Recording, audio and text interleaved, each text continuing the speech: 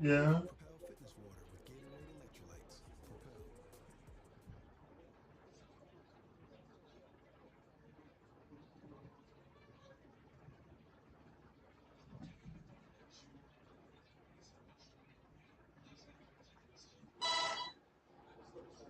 Propel. Ed is going to compete in the finals in James. Yeah, James is smart. James is strong as all hell, but his endurance isn't there. Yeah. Do you think that Mariah being attached to James is going to affect their vote? It might. And if it does, then it's between you and Ed. Mm-hmm. But do you think that those four girls would jeopardize their head over James to keep Mariah happy? Like when push comes to shove, where do they go? What's more important to them? I don't know. Ed and I are in the same alliance, and although we haven't talked a lot of game together, it's beneficial for Ed and I to remain in this game with the women we're working with. James is a distraction for Mariah. James is a liability for Mariah. And at the end of the day, I would love to see Mariah come back on our side. I need to figure out, like, what's in Michelle's head and what her priorities are going to be with this vote. Time is passing, and the closer we get, the harder it's going to be to get rid of some people. Yeah. It's very me here. Tonight, I did this belly cast, really spicy nippage. There's no place like Cribs for the holidays. Jesse Metcalf unwraps his fancy car collection. This is where I keep my babies. And Janelle Parrish gives the gift of magic. Abracadabra. Don't miss the season finale of MTV Cribs. Tonight at 9:30. Red Lobster's new Lobster and Shrimp Celebration. We got ham, shrimp, wings, potatoes, sausage, sausage, cheddar fish, stuffing, no nothing. 3 lobster and shrimp entrees for a limited time. Tomorrow. Anyone but you. Celebrate the holidays. She's a little sweet on you, hey? We call that with Sipping Sweet. What did Park Girl say? Not Park Girls fan. The most sensitive moment requires a sensitive test. First response, early result, tells you 6 days before your next period. First response, sensitive to you. Get in the holiday spirit with Check Cereal's 12 Days of Surprises. Learn easy recipes. Get festive freebies. And more. Shop specially marked boxes of Check Cereal today. I would never show my teeth. Never smile. And it forces you into this submission of silence because you don't think that anybody's going to take what you have to say seriously. Invisalign has changed my life forever.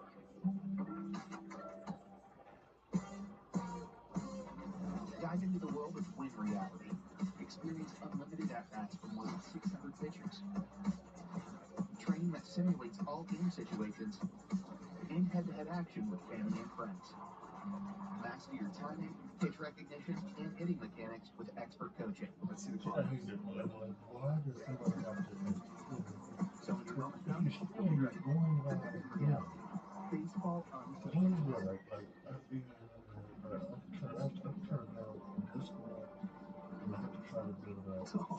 Dog.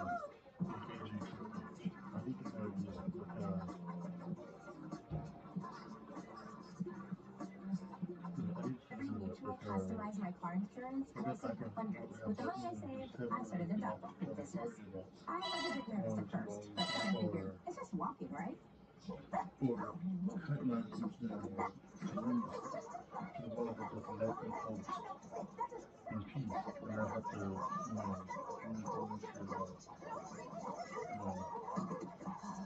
Feel lucky you're so cute. Only pay for what you need.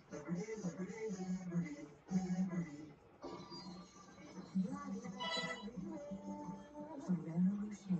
Smooth chocolate, crunchy hazelnut, lovingly layered and wrapped in gold. Revolution.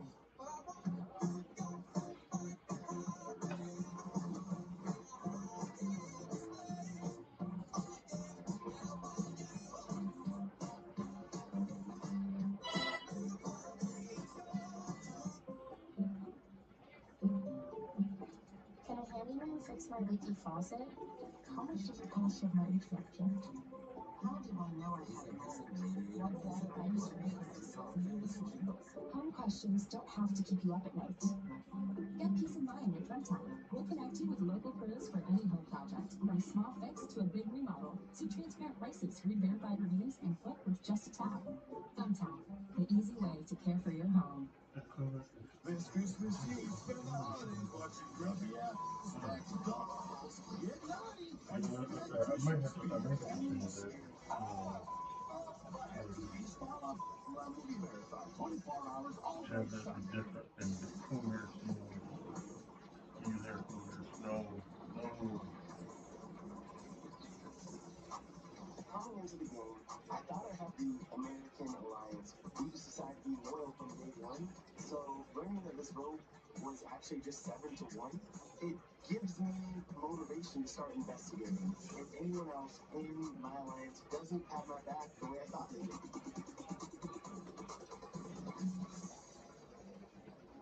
Anyway, first off, thank you. No, I wanted to check with you because I was like, you're 7-1. And I was like, that's definitely why I was so pissed off. Yeah. The biggest concern with me is Jerry, first off. Jerry, he was quiet. And he kind of waited for the vote to be heard. Yeah. To then pay attention to anybody else. I have to protect that. I think that's also Michelle getting in here. Because I know Michelle writes really hard for Ed. Silly gooses. It's becoming more and more clear to me that Michelle and Jay are at the center of everything. Jay, regardless of what you say, you showed me with your actions today that you're not a reliable or loyal ally. The fact that he broke trust, I don't know if I'd ever be able to overcome that. I would like to talk to Jay. I'm okay with you talking to him. I think Jay's move today, it might work once, but people are going to slowly realize what he's doing. I hate thinking that he might do that to me because I really do trust him. Moving forward, I know people are going to dump the time every single time if he doesn't win, and right now he feels probably vulnerable.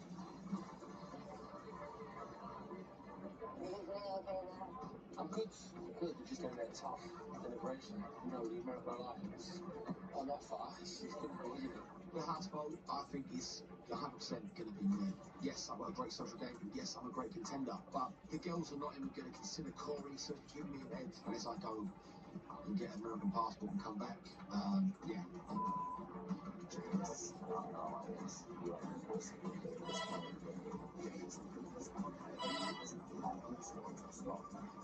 I've been working very hard to make sure that the options in this nomination are only Ed and James. I'm just trying to steer anything away from me.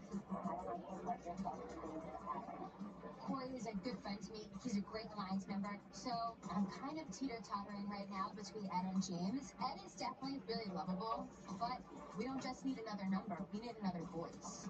You say your things. Nobody's going to He's not here. Should we include a program? It's always 100% cool for us.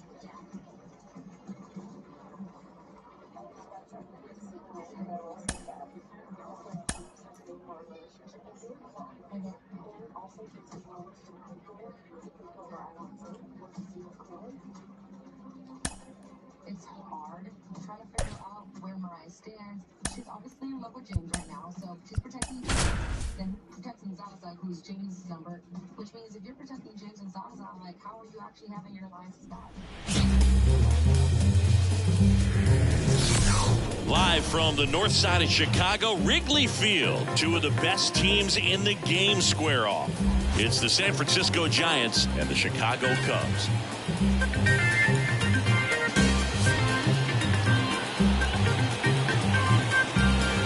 All right, we'll be back to get this one started after this.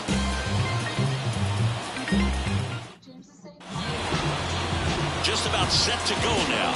And today's starting pitcher, Big Daddy Jordan. Chris, his strikeout rate this year among the best all time. He's truly one of the elite strikeout pitchers in the league. I mean, strikeouts per 9 off the charts. So the opposing team, they know they have their work cut out for them anytime they're facing this guy or a guy like this that's going to get the swings and misses. Pretty much in a class of his own when it comes to that category. Corbin Carroll stands in here. Tried to hold back his swing there, but went around. First pitch, 7:07.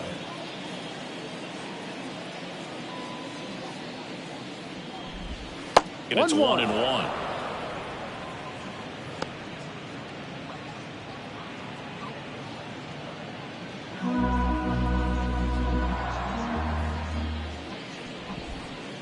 Inside, just missed. 2 balls, 1 strike. And another ball. 1 strike.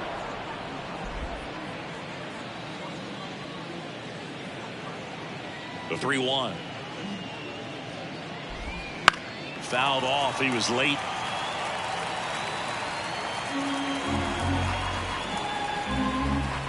Left-hand batter waits. The 3-2 is off the outside edge, and that is ball 4. Leading off John. On the north side of Chicago, John Sciambi and Chris Singleton digging in. I'm really trying to stay on the balancing beam of this game, but there's a lot that's required of me right now, and there's bigger fish to fry than this conversation with Bernard.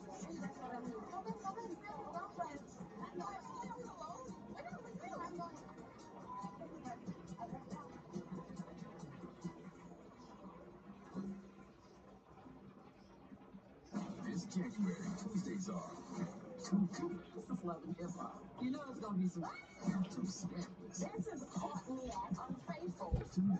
You might not know what to expect. MTV Tuesdays kick off with Love and Hip Hop Atlanta, January 9th.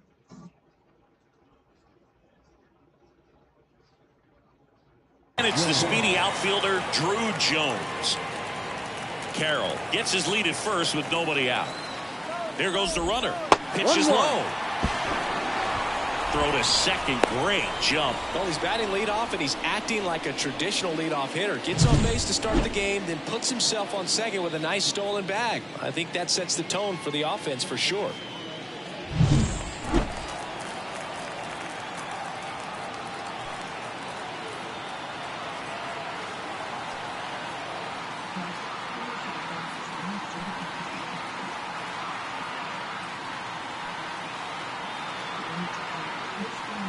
Oh, and they're going to tag the pitcher with a pitch clock violation. That's an automatic ball. The pitcher must begin his motion before the pitch timer runs out. We're looking for a little more urgency out there. Boog, that wasn't even close. You know, sometimes a guy will barely miss the zone and hit someone, but right there, he completely lost the handle, and that's when it gets a little scary. There's a swing and a miss. From a pitcher's perspective, that's a beautiful splitter right there. As a hitter, you don't like it. He's commanded his fastball out of that same tunnel. That splitter comes, and the bottom just falls out of it. And that skips into dirt.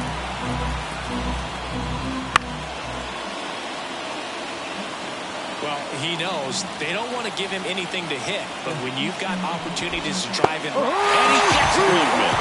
And that is a big first out. Wow, what a pitch for the strikeout right there. When he placed that screwball on the inside, man, that thing moves a ton. That's a unique pitch. So tough to throw. We don't see many guys throwing that pitch, but if you can put it right there against same-side hitters, almost impossible to handle. Nolan Gorman in the box now. Takes strike 1. And that one is inside ball 1. The last thing he wants is to hit the ball on the ground, but I wouldn't expect many pitches up in the zone. Maybe pitching for a double play in this spot. Runners at first and second with 1 gone, and we're just getting started here in the top of the first. That's a base hit. Here comes the runner. Here comes the throw. Save. Comes through with the RBI. Nice job of driving that pitch the other way on a line. You know, hitters, they take so many reps in the cages working on going to the opposite field, and it doesn't always translate into the game, but right there it did, and he did it perfectly. Next offering misses, and that's ball 2. Swing and a miss, and he was fooled. Well, the hitter shows the pitcher that he's willing to go after that pitch down in the zone. So perhaps he'll come back to it, still try to get that ground ball double play.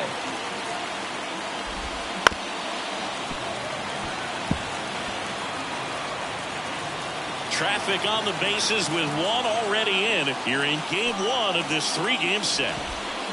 Swings through that, and it's a strikeout. 2 away. Well, he's got great strikeout stuff on the mound, doesn't he? I mean, double-digit strikeouts in his last start, and he's just racking them up again in this one. This guy can really dominate a game out there. Not a fun assignment for any lineup. Willie Adames stands in with 2 away as he takes a ball. The shortstop takes a ball. 2-0 the count. Here it comes. Wouldn't chase that time. 2 outs. Couple of base runners at first and second. That one finds the zone, and the count is 3-1. And it's strike 2. Full count. Swinging a foul ball at the plate. They'll do it again. And a pitch. Fouled off again, and it remains 3-2. 2 on, 2 outs. And a swing and a miss. Inning over, and it could have been worse. But they pick up 1 run on the RBI single. It's now a 1-0 ball game. It's Major League Baseball, and it's on the show.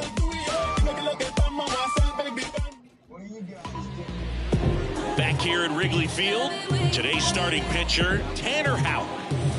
You can see his whip is a little above the league average. Not bad, but I think in this one, he's going to need to control that a little bit better. Try to limit hitters from getting on base. Stay in that windup instead of the stretch. And when he does allow base runners, be able to throw a pitch. He's going to get a swing and miss, get out of the inning so that a base hit doesn't do more damage and put his team behind the 8 ball. So up now for Chicago, number 32. The wind of the pitch. As a rookie, he's done a good job of stealing bases. Sometimes it takes players more time to build confidence to try it, but he hasn't been hesitant in the slightest. He just goes for it. Next offering is in for a strike.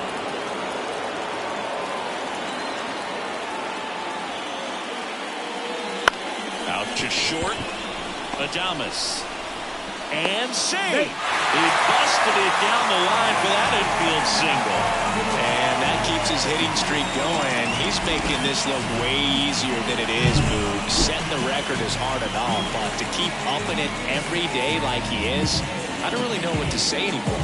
At this point, it honestly feels like it's never going to end. Absolutely remarkable. And now here's a speed threat. Outfielder Chris Jackson. That one finds the zone. It's 0-1. Jackson bats left, throws right. Batting second in today's lineup, a former first-round pick in 2024. Strike 2. This is one of those situations the infielder. When we threw Ed out there, everyone immediately was like, no. And I was like, I mean, this isn't going to change, so I'll just go with Colin for saying another name that gets me. When Melissa was around, you just more isolated yourself with Melissa. So I think you need to start merging yourself back into the game. Because that's the thing, too, with relationships is you start isolating. Like, if you look in Maurice and Horacio, right? Maurice used to hang out with all the girls all the time, all day, always there, getting information, finding things out, playing the game. Now she sits with Horacio on the couch for 10 hours. Listening to Jay talked his way out of how he had to pre-plan and understand that the ball's going to be hit extremely hard right at him if they're going to have a chance to go for another play. And that one is lifted in the air.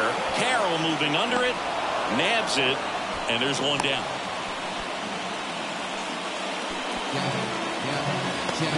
Time now for the Chicago Cubs lineup. And an important bat for them, batting 5th in this one, Keith Edwards. The second baseman. Right in the middle of this lineup, and that's exactly where he belongs. I mean, he's there for a reason, Boog. This guy, they know they can rely on him, and he's a force, a presence there that, you know, puts a little trepidation in that opposing pitcher. We'll see what kind of impact he has in this one. And a foul ball.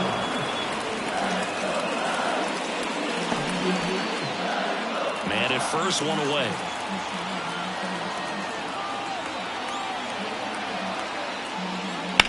Slice to right, and that should be extra bases. Rounds third, headed for the plate. He scores to tie it up. It's 1-1. Pulls him to third safely with a triple. And if you're the pitcher, you can't be frustrated. You know this is going to be the toughest batter that you face tonight, and you're going to have to face him a couple of times. So you just tip your cap and hope that you can get the next guy out.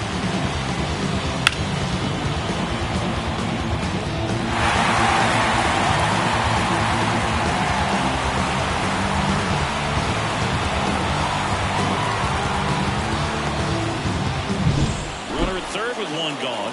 Now the Cubs' 4-hole hitter. Grounded to Gorman. To first. There for the out. Runner scores from third.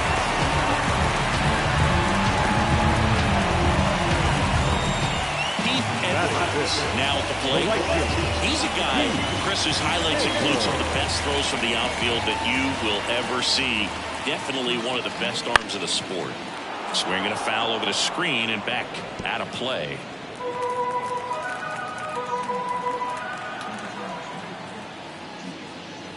Yeah, the infielders and the catcher can never give up on a play, because if this guy thinks he has a chance, he's going to throw it from the warning track if he has to. 0-2 now. And ball one.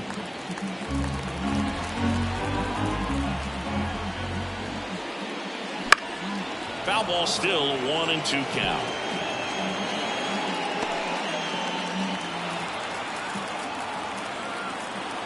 Two down, nobody on. Swing and a miss, and he struck him out. And that is the third out of the inning. But 2 runs for him, and they jump ahead. Second inning coming up here at Wrigley.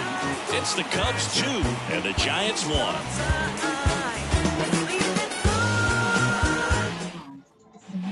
Top of the second, and now the center fielder, Jesus Sanchez.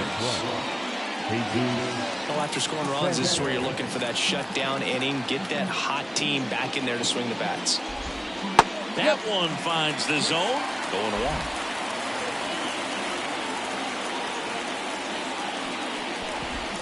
Right through there for a strike. Oh, now he may have not liked either of those first 2 pitches or agreed with the umpire's calls, but at this point, he's going to have to bear down and be ready to hit anything close to the zone. Right-hander kick steals. Gets a piece, and it stays 0-2.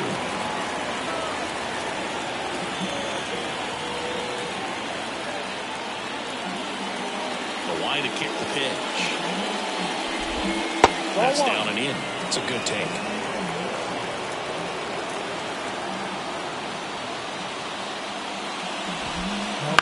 Now a pop-up on the infield. Harris makes the play. 1 up, 1 down. Kyle Teal getting ready to hit. That clips the zone. That's strike 1. The Giants trailing by a run here at the top of the second. That one's in there. And it's 0-2. Time to look at our umpiring crew in this one. Kenny Jansen behind the plate. Yeah, and expect a little inconsistency on the corners. He doesn't make any wild calls, but he does give and take there a little bit, so he doesn't have these. And look out. That one gets him. The second man he's plunked in this one. Tanner Houck, the next Giant to hit. It's been a tough stretch for him at the plate. Just 1 hit in his last 5 games. What about an umpire's height? How much of a role does that play in your experience and what the strike zone is like? Yeah, I think it pushes the strike zone up a little bit, which, you know, as a former hitter, you like that. You wanted the ball up. You didn't want to have to deal with stuff down in the zone consistently. Out on the sac ball. Well, just doing his part right there, trying to move that runner in a scoring position. Got it down successfully. Now we'll see if they can drive him in from second. This is Corbin Carroll. And he swings and misses at the initial offering. Once Buddy's a pretty nasty pitch. Explodes out of the hand. Looks like a fastball. The bottom just falls out of it. In the dirt. No advance. Good job behind the dish. Teal on at second with 2 down. Jet swing. He went. Down 1-2. And another ball. 2 balls, 2 strikes. And a pitch. It misses. It's a strikeout. Sometimes he wears the emotion on the sleeve, but that's okay as long as he's getting results. And right there, thrilled with the punch out to get out of a jam.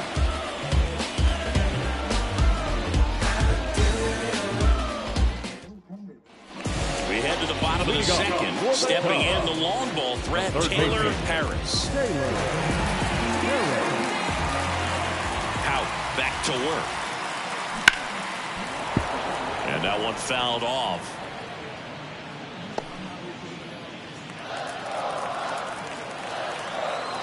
The wind of the pitch. Swings and pulls it foul to the right side.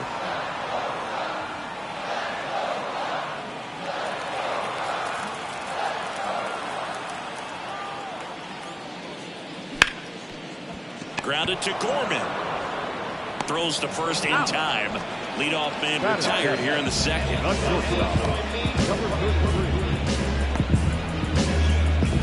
The batter will be the shortstop. He is quite an athlete. I mean, you look around the other sports, basketball, football, you feel like he could thrive in one of those sports too. And a foul ball. One out, bases empty.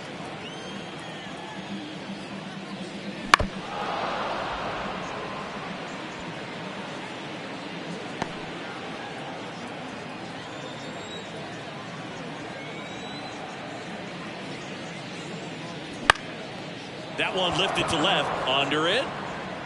He's got it, and there's two away. Yeah, I'm looking at his body language, and he just doesn't seem like things are in sync, and the ball's just not coming off his bat the way it did earlier in the regular season. And up next for Chicago, Andre White. Popped in the air, left field, and it drops in. And that keeps the inning going. Well, that started and ended pretty quickly. No messing around right there. That's a ball that a lot of times you'll see the shortstop or left fielder be able to get to if it hangs up in the air long enough. But right there, it just died and found a way to drop in on the green stuff for the base hit. Now, Big Daddy Jordan. And takes low for ball one.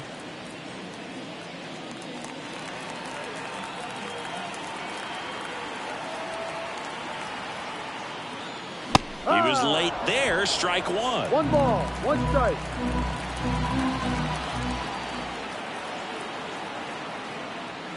Falling behind 2-1.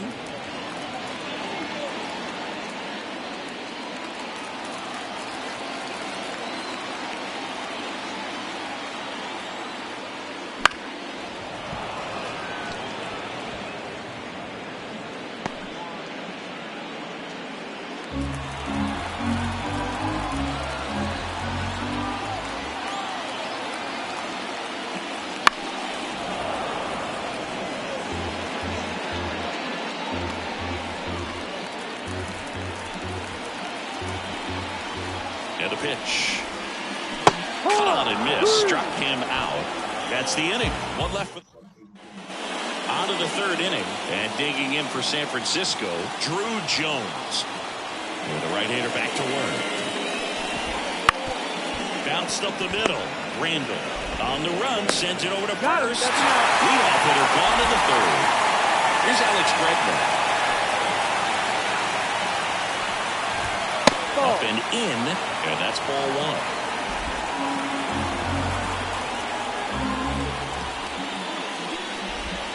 And that one missing low. Well, Chris, through the early stages, he hasn't been very efficient in terms of the pitch count. He's going to need to get some quick outs if he's going to get deeper into this game. The Giants down by a run. We're here in the top half of inning number 3. It is interesting, though, when you consider the way the game is run now. It doesn't even matter that much if your starter doesn't go that deep because teams are really aggressively building your bullpens. Here's Nolan Gorman. Singled and drove in a run his first time through.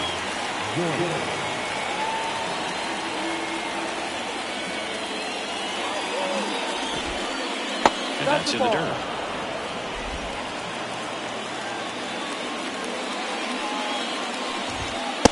Chase that time. When you get ahead in the count, there's no doubt that the success rate goes up, and that's what he's been doing. It's made a big impact for him in recent games. That one misses.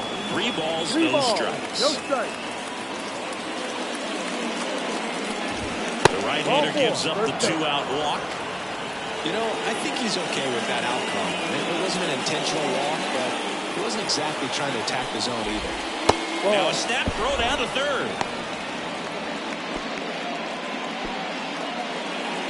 Gorman, the runner at first with 2 gone.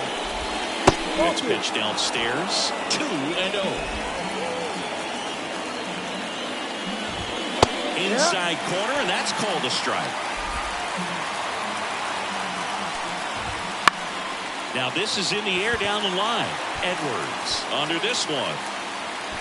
He's there. He's got it. And that is that. One left. Here at Wrigley Field. Now here is number 32. The pitch. Bounce to the right. Gorman. Tosses to first. 1 gone. Bottom of the 3rd inning.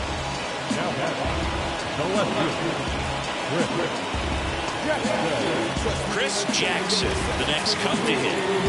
I think when you contemplate him as a player, the first thing you think about is defense, and you think about that great arm.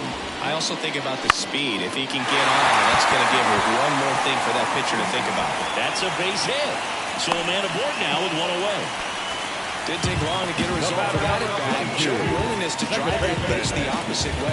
Didn't get jumpy, didn't try to pull the ball. He let it get deep, took the barrel right to it, and then extended through the swing for the line drive base hit. And now they've got some speed on first, so we'll see if they try to get him into motion. And a pitch out, but nothing going on.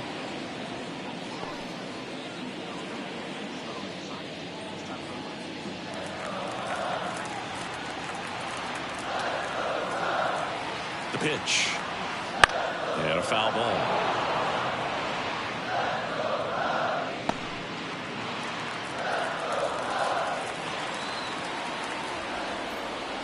And there's a ball.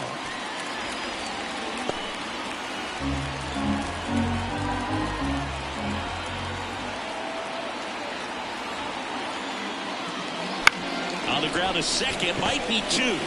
Throws to first in time.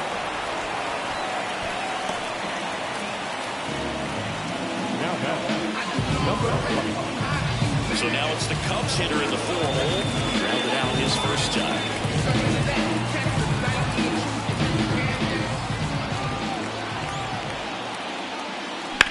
And that one lifted in the air center field.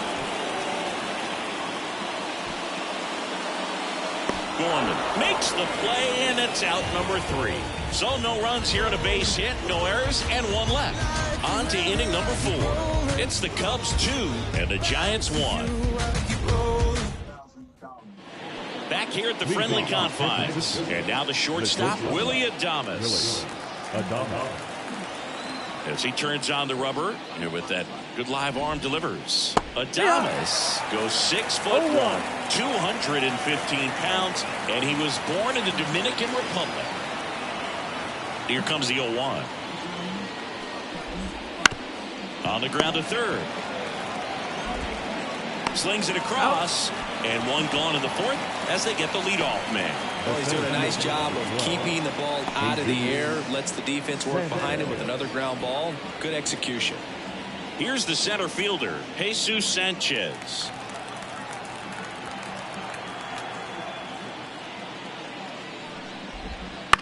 This one in the air. Harris drifts towards it, and he makes the catch. That's out number 2. The batter, the catcher, Kyle. And now it's going to be Kyle Teal. He was plunked in his first trip to the plate. Fastball for a strike. No ball, 1 strike.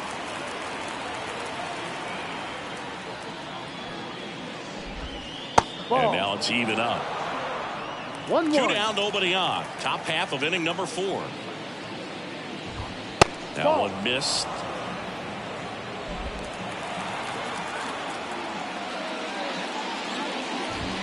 Next offering is in for a strike. 2 outs. Hit hard, that gets through.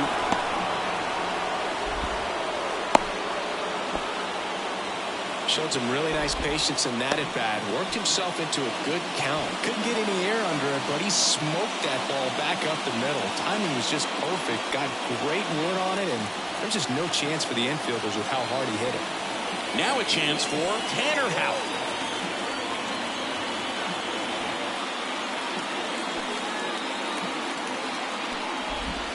First pitch just misses. Fastball for a strike.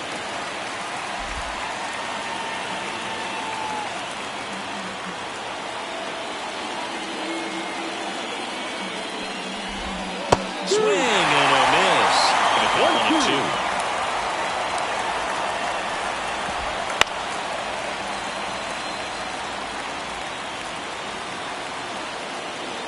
And the righty deals.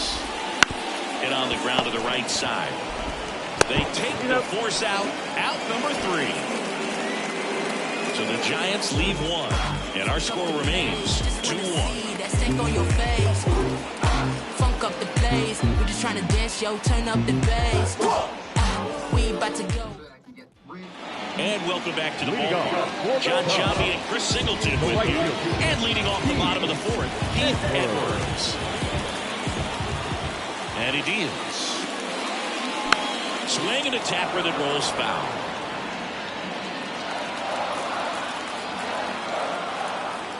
Here comes a pitch. 1-1.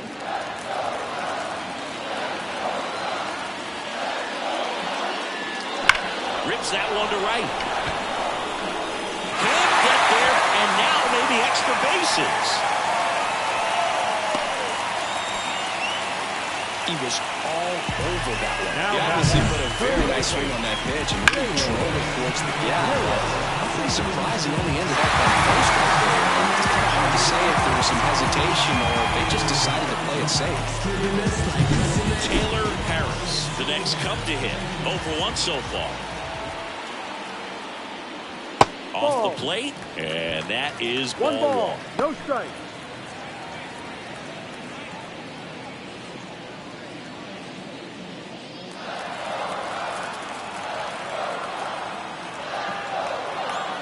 And a pitch. And another ball. Chris with that distraction and a speedy guy at first. He's in a favorable hitter's count. Well, if nothing else. Now a blast to left center. Way back there. On its way. Out of here. A massive home run. His 62nd home run of the season. And they add a couple more. It's 4-1. That one just sounded different. Man, might have been the loudest moment yet. Man, my ears are ringing. I can feel that swing from the booth.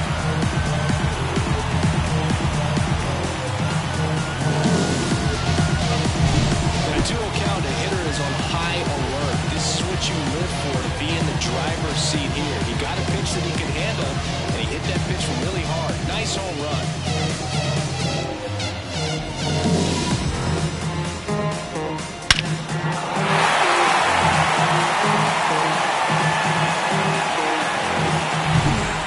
The shortstop flied to left his first time. And it's fouled away. It can be tough to bounce back after a big home run, but nobody on, nobody out. You just have to treat it as a fresh inning.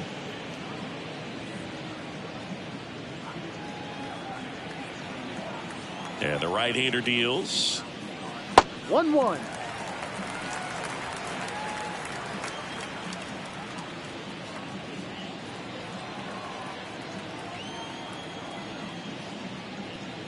That misses the zone, and it's 2-1. You know, these Cubs doing a great job, Boog, of just waiting for the right pitch to come their way, and I'm seeing very patient at-bats out of them. Pitch count is pretty high, and they've played 4 runs already, so I think it's safe to say their game plan is working out pretty well right now. Adames, the throw to first.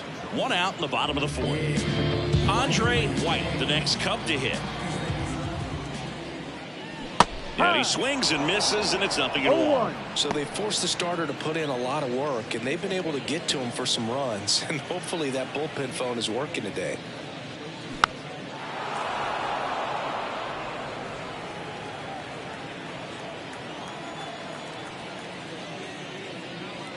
And that's down and away.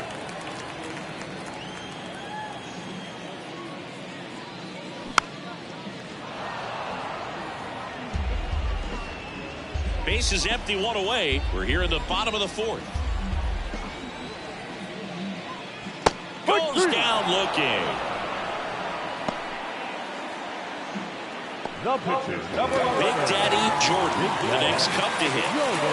This kid picked up in a trade. A lot was offered and given to get him, but he's got a real high ceiling. First pitch misses.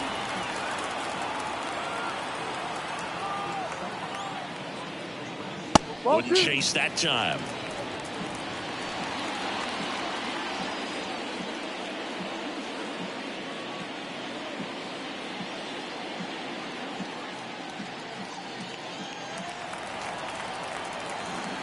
Two down, nobody on.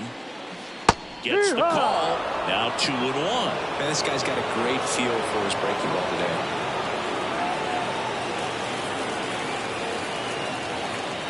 The 2-1. No, this is inside. Number 32 to bat next.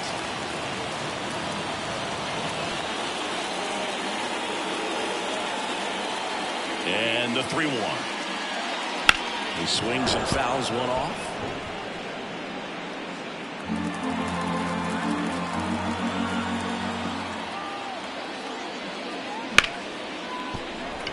And that one finds its way through. So now back to the top of the order.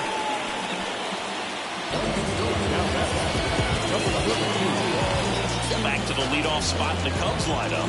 Digging in is the switch hitting outfielder. This guy, one of the best contact men in the sport as well. Outstanding on the defensive end.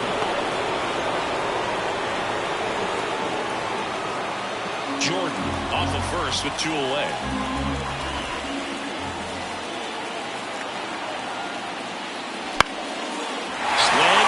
Hit. Throw in holds the lead runner at second. 2 on now with 2 away. 2 consecutive base hits for this team. Anytime you rip a line drive the other way, you feel really good about what you did at the plate. You trusted your hands, you let the ball travel, and you took the barrel straight to it. That's great work right there. And now Chris Jackson. And the first pitch misses for ball 1.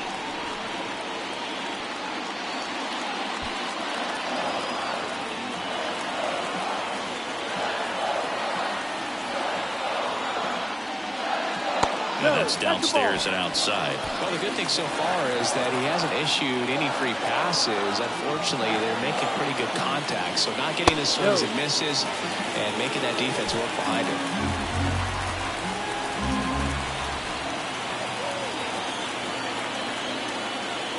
And there's the automatic. The Cubbies trying to break this one open here in game 1 of this 3-game set.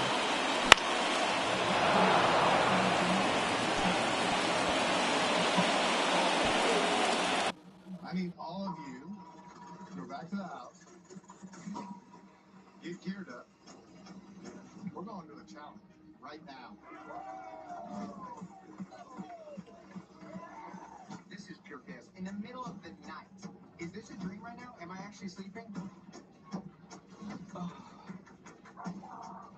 I am so tired. I am not prepared for a challenge tonight. I'm super tired and I'm hungry. The pitch.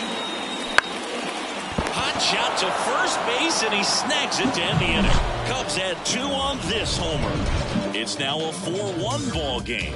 You're watching Major League Baseball exclusively on the show.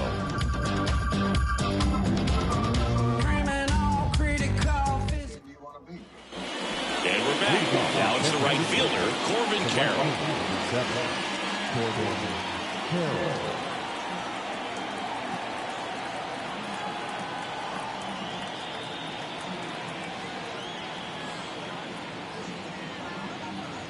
The pitch. just missed. Well, these Giants looking to string together better at bats when they have runners on, but it just hasn't happened for them yet. They only have one hit with runners in scoring position, so a lot of squandered opportunities. It's tough because those are moments you just can't get back.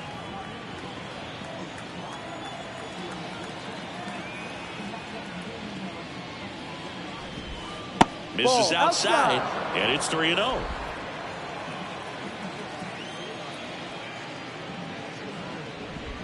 And that's too high, ball 4.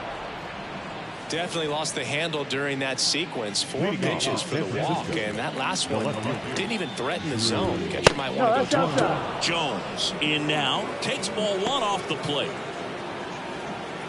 This guy who grew up in big league clubhouses, got to be a nice feeling, Siggy, when your father played in the big leagues and he passes down all that wisdom. Can't find it here. That's 6 straight balls. Yeah, and beyond that, all the other men in those clubhouses that sort of take you under their wing as a son or a nephew.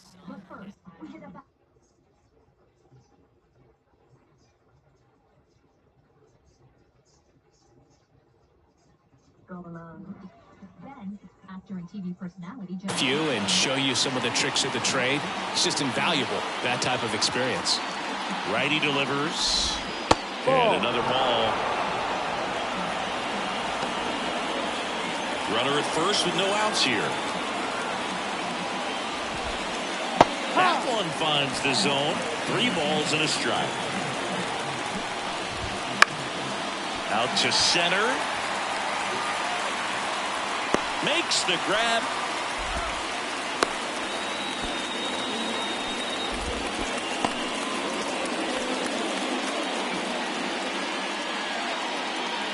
And now it's Alex Bregman, who's 0 for 2 with a pair of strikeouts.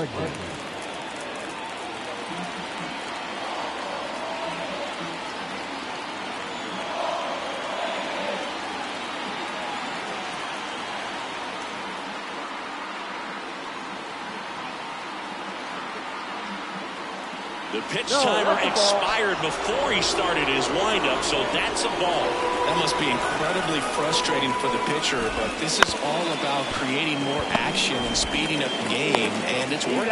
Whips it to first, and they get Bregman for the out. So now it's the 4-hole hitter, Nolan Gorman. Swinging a foul straight back. Runner at second, 2 down, and we're at the top of the 5th. And it skips in the dirt.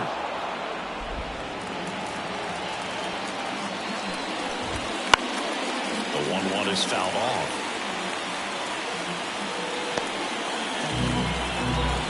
And on second, 2 down. 2-2.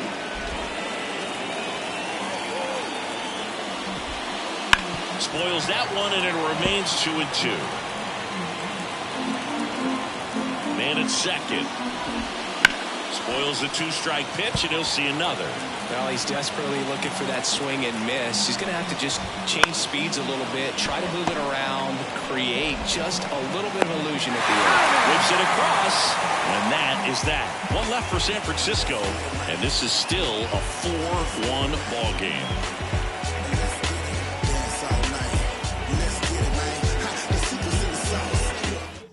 Back now to start the bottom of the 5th, and taking over on the mound, Adam Kolarek. Going to be a tough matchup for him right here. Right-handed hitters have been having a lot of success against him so far this season. And stepping in is the speedy Marvin Randall. 1 for 2 in the game. He tripled and scored in the first. And here it comes. Line drive to short and caught. That swing right there tells me he's seeing the ball pretty well. I know it didn't produce a hit, but he made solid contact, and that's all you're looking to do anytime you're at the plate. Next is the speedy first baseman. This guy with big-time power and an elite defender. And there's the strike. Signs of movement in the Giants bullpen. Andrew Vasquez getting ready to come in for Bob Melvin. Curtis warming up as well.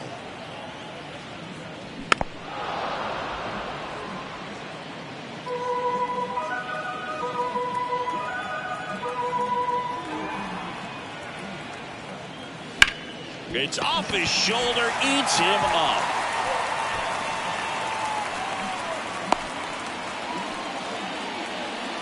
Everything came together for him. Really good swing, man. He didn't just push it the other way to the infield. He drove it that way. And it kind of makes me think he was thinking opposite field as he stepped into the box. Got a pitch he liked, and he got it done.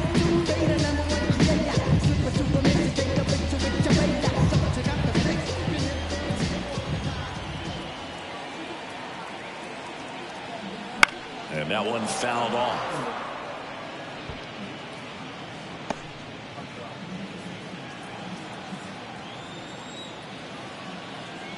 The 0-1. Fought off foul.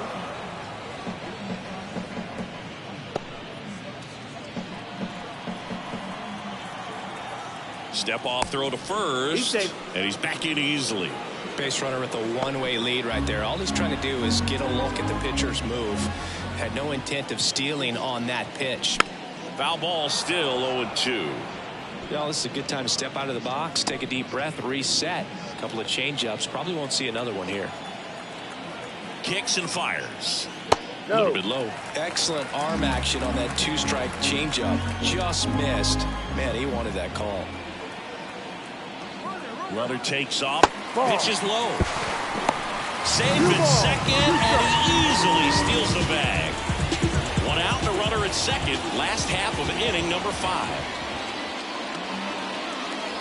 That just misses, and the count's full. Really good take, especially with 2 strikes. Outside, and that is ball 4. I don't think he really wanted to pitch to him right there anyhow. Third base, number 1. One down. And next for the Cubs, Taylor Harris.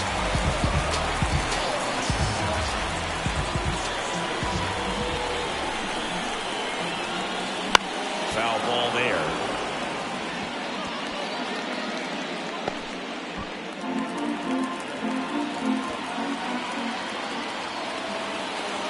Two on, one out.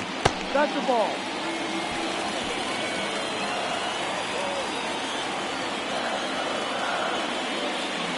There's a strike.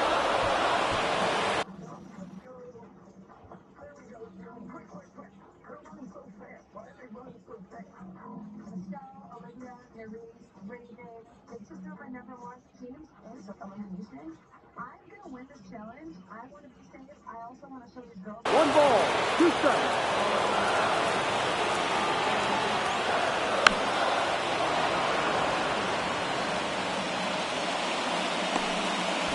Runners at first and second with one gone here in game 1 of this 3-game set.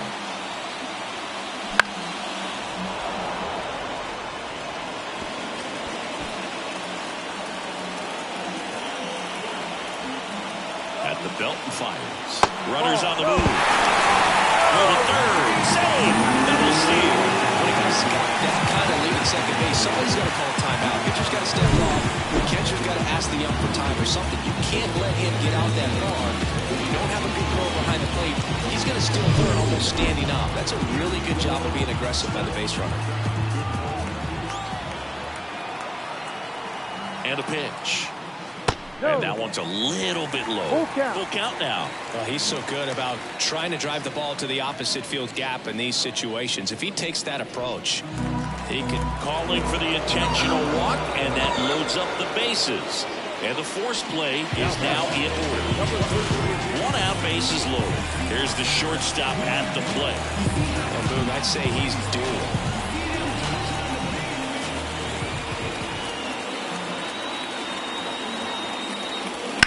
Double play ball to second. Gorman. Off balance speed. There's one. I promise you, there are guys that get a little bit faster when they can smell an RBI. That was a possible inning double play. Great hustle, and he gets rewarded with the RBI because of it.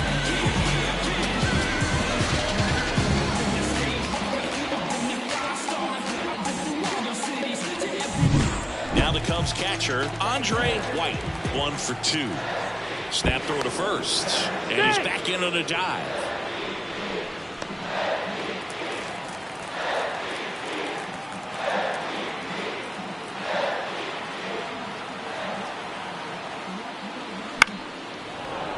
This one chopped on the ground, but foul.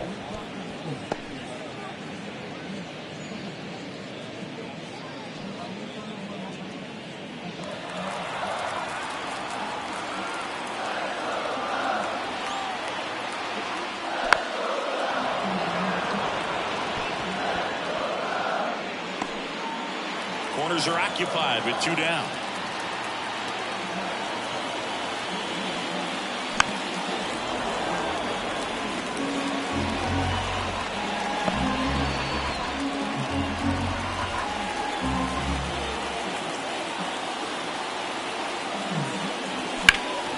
Foul ball. It stays 0-2.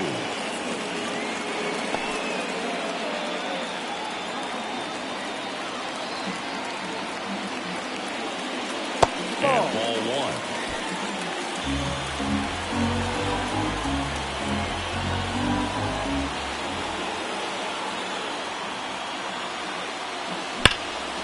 And a foul ball. He stays alive.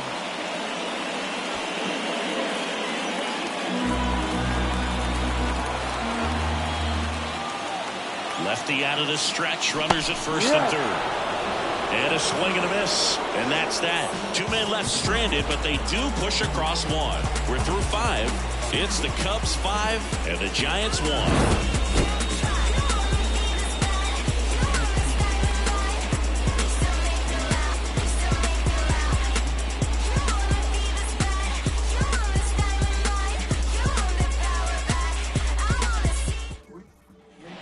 Back here at Wrigley Field, all set for the top of the 6th. And now it's Wilmer Flores.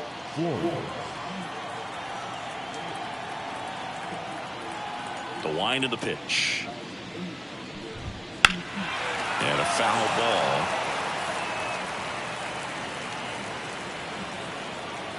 The pitch. Swing and a foul straight back.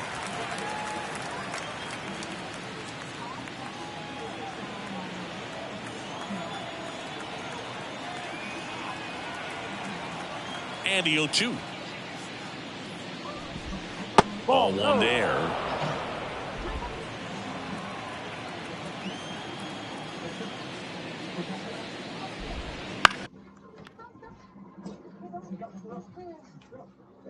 Having to say, hey, it's Ren. I was second place is right there on my job. I hate to play games, but I think it's obvious. But I'm not physically solid as I as myself.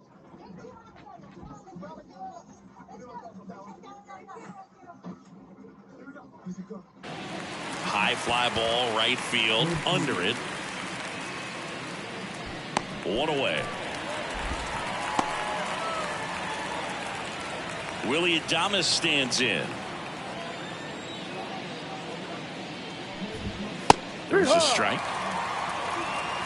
0-1. The Cubs leading by 4, and we're the top half of the 6th.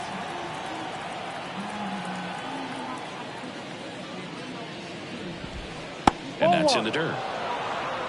1 ball, 1 strike.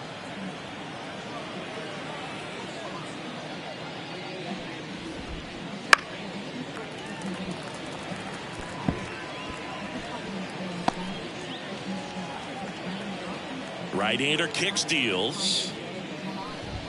Swing and a miss, struck him out. Came inside with that 2-strike fastball nicely and just punched him up on the inside part of the plate. Couldn't get around on it and catch it out front. Many times if you do, it's a foul ball. And you know, a lot of pitchers, they really don't like working inside with 2 strikes because they do not want to hit that batter. And when they've got him up against the ropes, got to figure out a way to put him away. Did a nice job right there.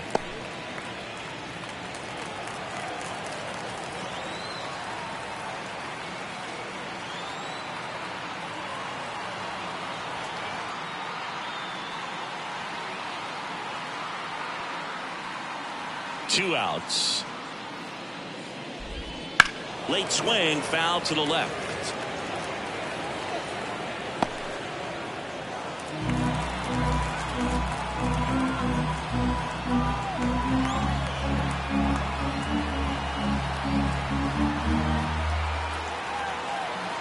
Righty to the plate. Fights that one away, and the count remains 0-2. 2 outs, base is empty. And that one ripped into right, and that's a fair ball. Takes the turn. He's digging for second. The relay, not going to get him. He's in there. Seems like he got exactly what he was looking for right there. Just a really nice job of turning on that pitch and smoking it down the line. And there's no one playing there, so once it drops in fair, you're on your way to extra bases. Could be a chance here for them to start clawing back into this ball game. Man at second here with 2 away. And here's the catcher, Kyle Teal.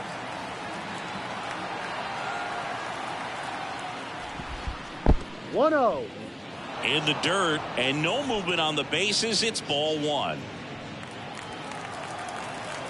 Man on second, 2 down. On the ground. Gets it to first, and the inning is over. So the Giants leave 1. They're down 5-1. Never knew the outcome, but I played it down. I just kept on grinding on my paper rap. Support the whole fan, put the music.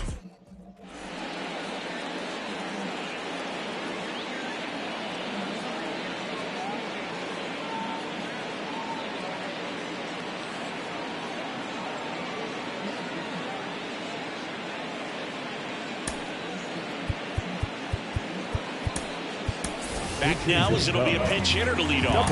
Number 15. Well, with this speed, he can really make some things happen leading off.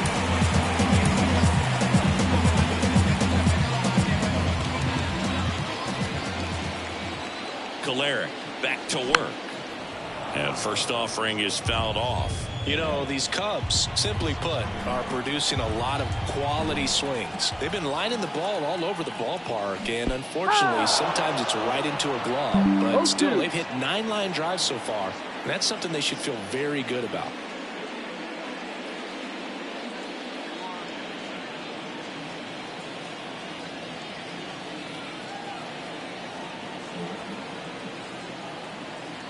The 0-2. Ball. 1-2.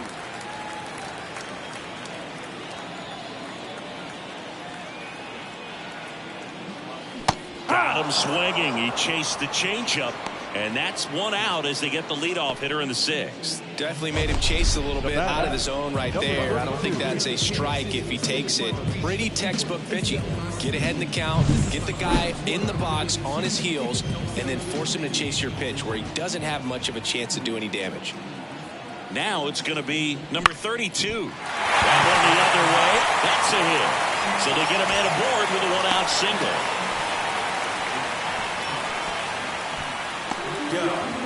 Now who is this? Ringing my phone at 3 in the morning. I'm in the zone. Leave me alone, please. So up now for Chicago, Chris Jackson. Maybe expecting a bunt here. Third baseman playing in on the edge of the grass. 1-0. Pitch out, but no action.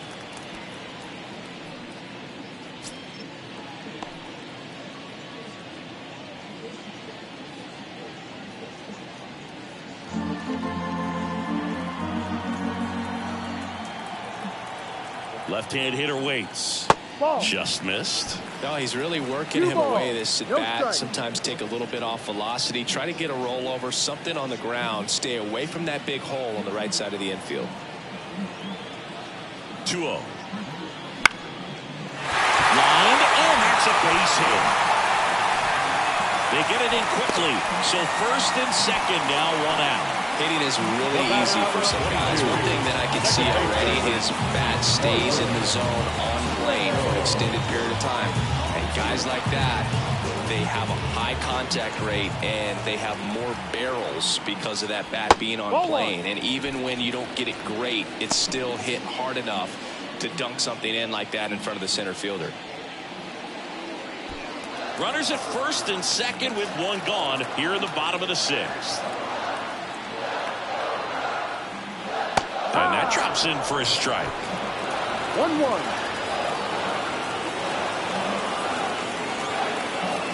Right through there for a strike.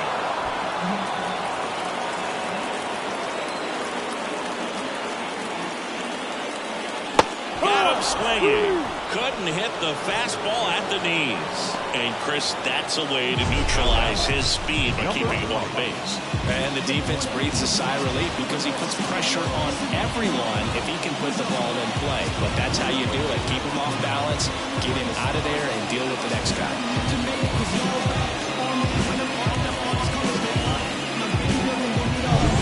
So first and second with 2 outs. Now the Cubs 4-hole hitter.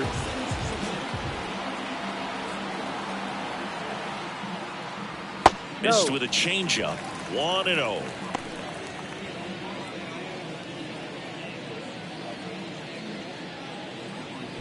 First and second, 2 down.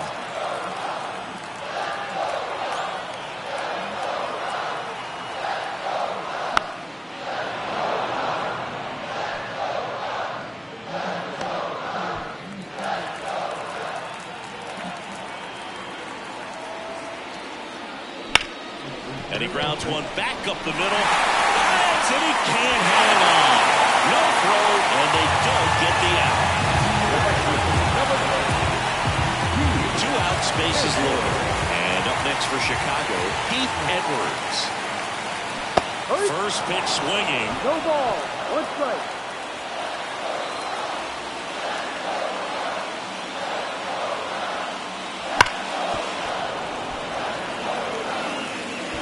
Bases loaded, 2 down.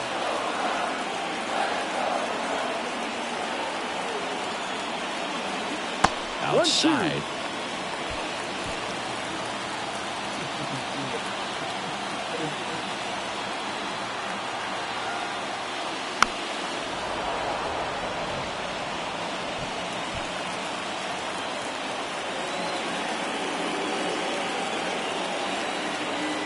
All loaded up, dangerous hitter at the plate. Fouls it off, still 1-2.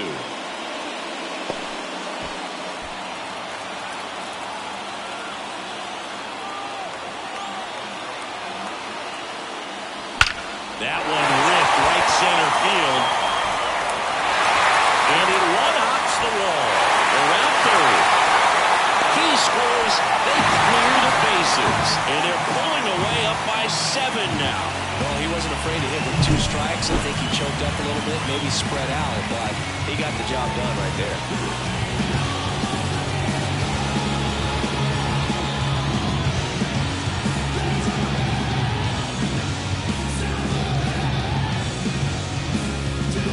So the Giants with a new pitcher on the hill, John Curtis. I think it's got to be a little tough coming in out of the pen when your guys are trailing so big on the scoreboard.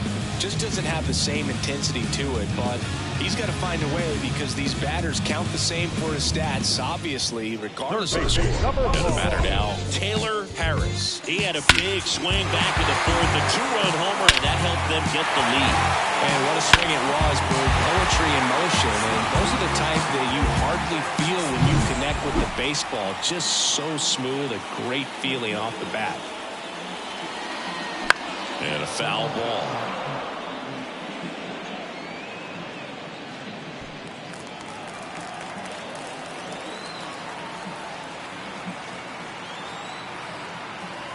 Man at second. Foul ball. He's got one already tonight. I wouldn't be surprised if he pops another one here. And a pitch. And there's a ball.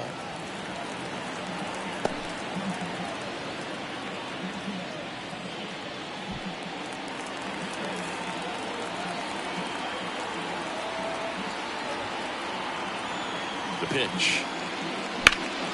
Up the middle. Makes a sliding stop. The throw. In time. Got him. And that'll do it. 3 runs on 4 hits. No errors. And 1 left on. 7th inning coming up. It's the Cubs 8 and the Giants 1.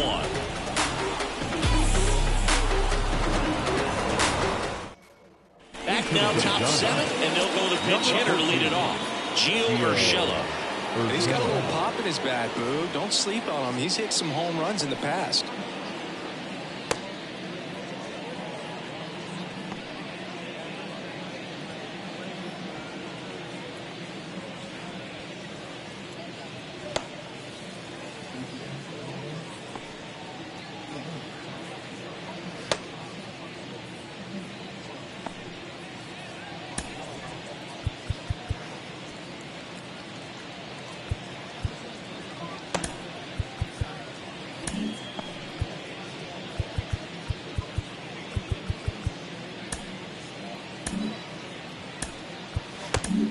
They bring a young arm out of the bullpen in this spot, number 16. And you know, bullpen guys can struggle sometimes when they're called upon with big leads because it just doesn't have the same intensity as a tight game. So we'll see how sharp he is. Your mental toughness matters in situations like this as well.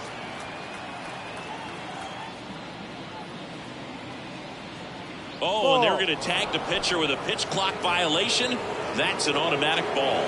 The pitcher must begin his motion before the pitch timer runs out. We're looking for a little more urgency out there.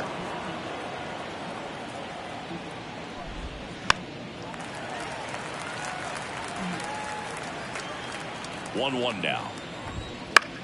This one in the air, center field. Long run, tracks it down. And a quick out, number 1. Digging in, Corbin Carroll. He's 0 for 1. They've got a potent lineup, and when you think about teams capable of rallying from this kind of deficit, they're right at the top of the list. First pitch, and he just misses. 1 ball, no strike.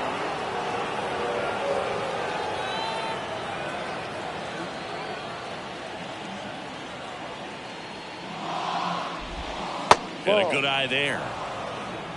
2-0 to count.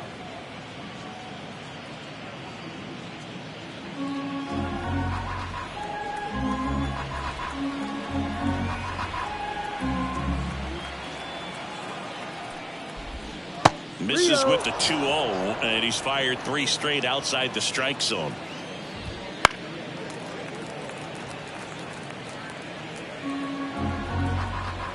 And the pitch. Comes up empty. That's strike 2. Full count. Bases empty, 1 away. Here in the top half of inning number 7. Foul. We'll see another payoff pitch.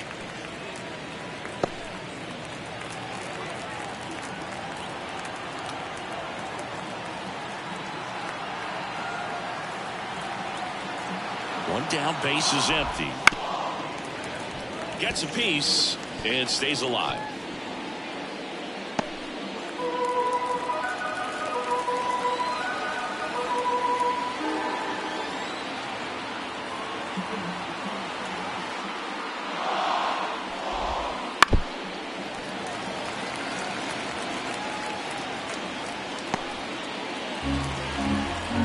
The pitch. Hit in the air, right field. And makes the grab. And there's 2 down.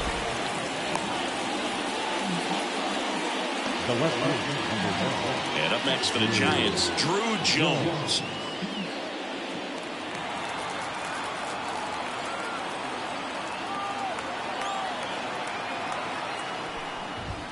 Just off the outside edge. Ball 1.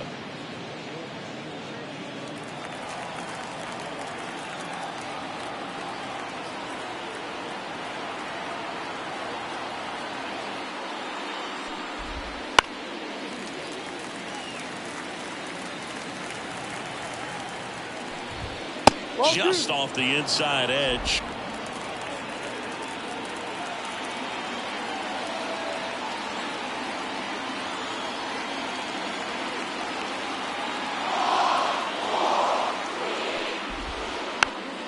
Swing, and this one's bounced on the ground. And they put the tag on him. That's the 3rd out, inning over. Nothing doing there for San Francisco.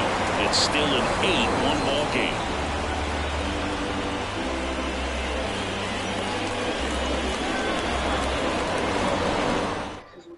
We're back in a new pitcher here to start the bottom of the 7th. Josh Sborz. Well, they need someone to stop the bleed and keep the score right where it is.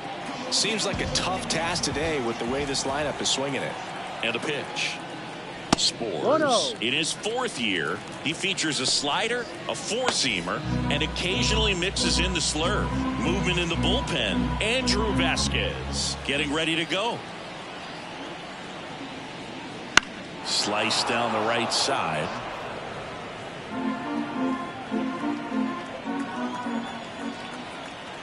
Here comes a pitch. Back up the middle and a base hit.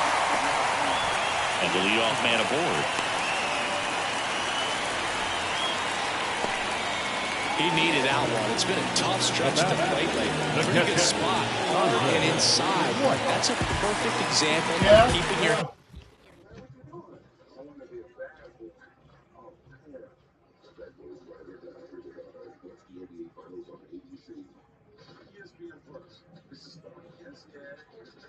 MLB, UFC, 30s to 30s, all your favorite teams, and any screen. Anywhere you need, ESPN Plus. It's in the ESPN app. Even ready to run down.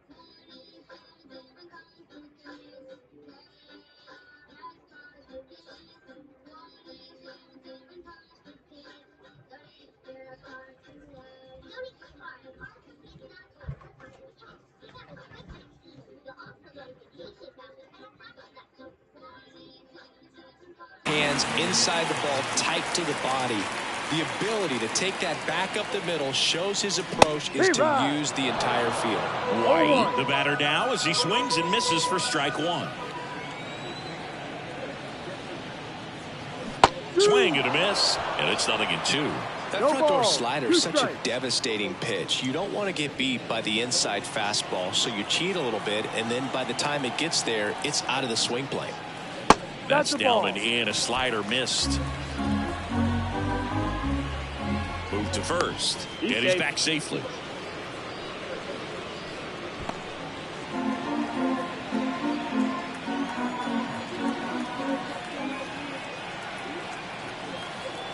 And the righty deals.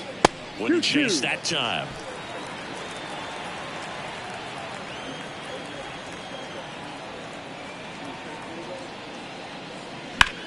In the air, right field. Carroll moving under it. He makes the grab, and there's one away.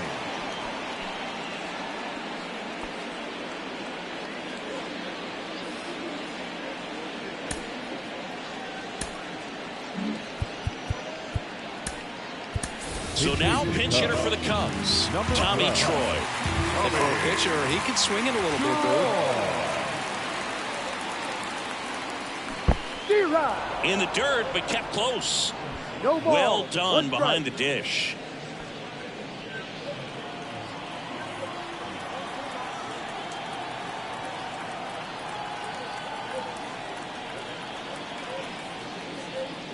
And that's outside. And the count even 1-1.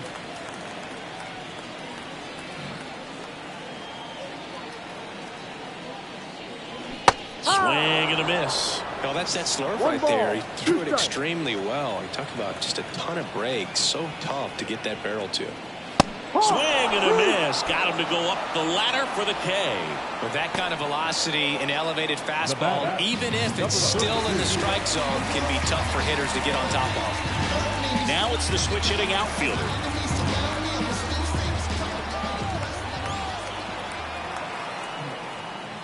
First pitch doesn't find the zone. Well, if he's going to steal second, you want him to go early in the count. That way he's not a distraction to the hitter at the plate. Go ahead and get it out of the way so the hitter can focus on the pitch. And another ball. The Cubbies up big in this one. Here at the bottom of the 7th. Check on the runner, and he's back in there.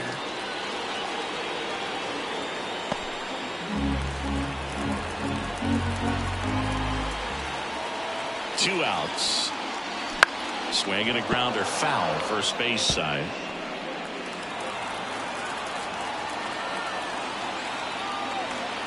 The pitch. That one misses. And now 3-1. Chris Jackson on deck for the Cubs.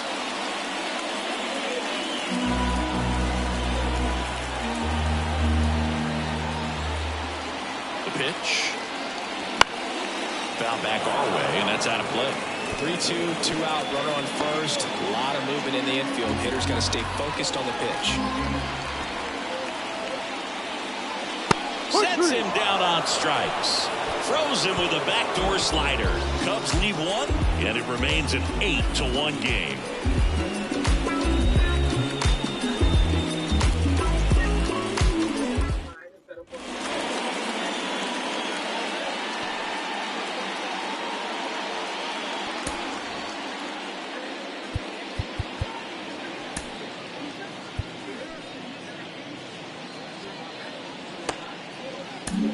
Welcome back, and a new arm on the mound to start the 8th, Tristan Garnett.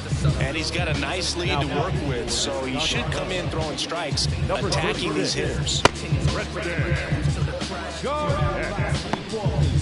walking dead, hanging from threads, marionettes with talking heads, going over the dome with one shot, but leaving floor, even the score without pulling the tech out the drawers.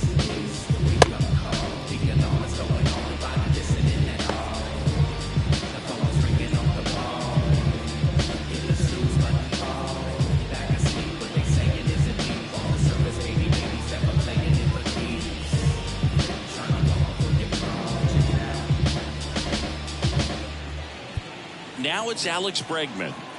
The wind of the pitch. The bit behind with that swing. It's strike one.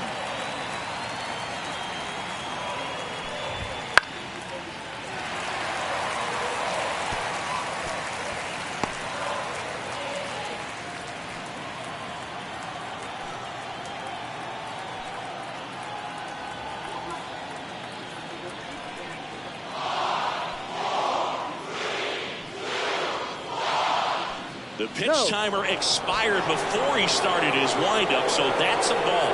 That must be incredibly frustrating for the pitcher, but this is all about creating more action and speeding up the game, and it's working.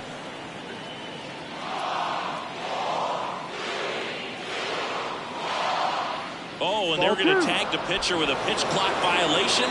That's an automatic ball. The pitcher must begin his motion before the pitch timer runs out. We're looking for a little more urgency out there. Here's a 2-2. In the air, left side. Hauls it in for the out. One down. Now back. Second base. So here's the cleanup hitter, Nolan Gorman. He provides a surprising amount of pop from the second base position. Listen, that's not something to take lightly. Getting that kind of production from the guys up the middle, it's not a strength of most lineups. And what does that do for a team when you get power from unexpected spots like that? When you're in the dugout and you see a guy come up big like that you don't necessarily expect it, it just energizes that entire team.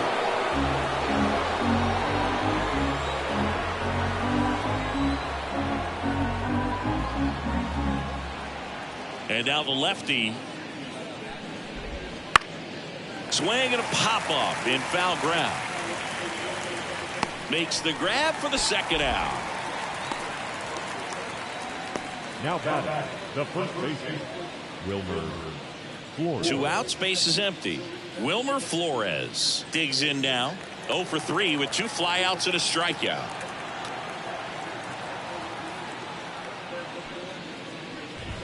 That one at triple digits. That was absolute gas. Triple digits on the gun. It's just a different experience as a hitter watching that go by. And a swing and a miss there. He finds himself in a tough situation early. Just got to try to simplify it. Take a knock the other way if you can. Hacks and misses. It's a strikeout.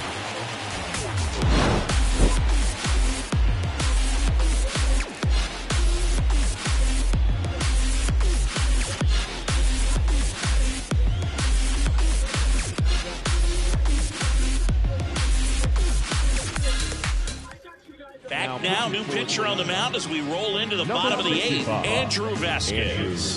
And one thing on him, he's been really good this season at keeping the ball in the park. Not an easy guy to take deep. So digging in, Chris Jackson. Chris, baseball today, so many strikeouts, and they are available to pitchers. But this is a guy that puts the bat on the ball and is kind of different from the players that we see day in, day out. Hauls it in, and there's one away. As good as he's seeing the ball out of the pitcher's hand, you cannot hang a breaking ball right there. Lucky and stay in the ballpark. So up next, Marvin Rangel.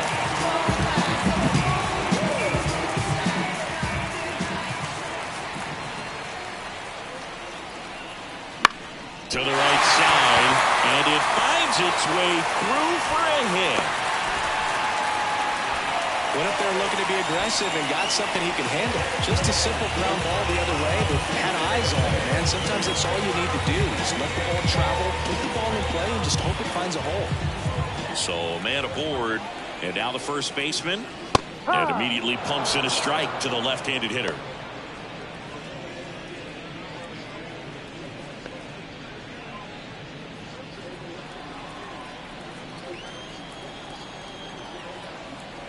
The 0-1. And there's the strike.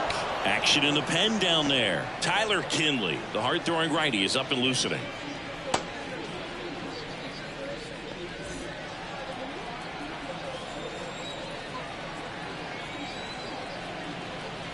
The 0-2. Keeps the at-bat going with a foul ball.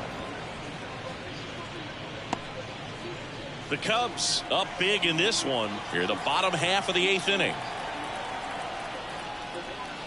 Wouldn't chase that time.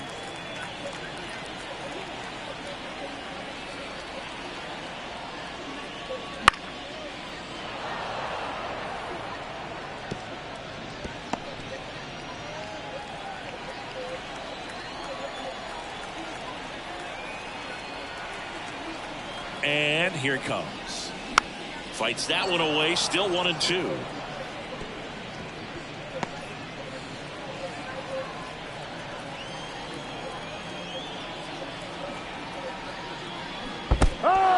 Swings through it for the K. And the runner stays where he is. Well, that slider was way out of the zone. And for me, it just comes down to not seeing the pitch out of the hand, not tracking it into the zone, and then also being a little bit anxious, not confident in your two-strike approach. And so when a guy's in that position, you get him to commit early, and a lot of times you get the swing and miss, as you did right there. Edwards stands in now and watches strike one.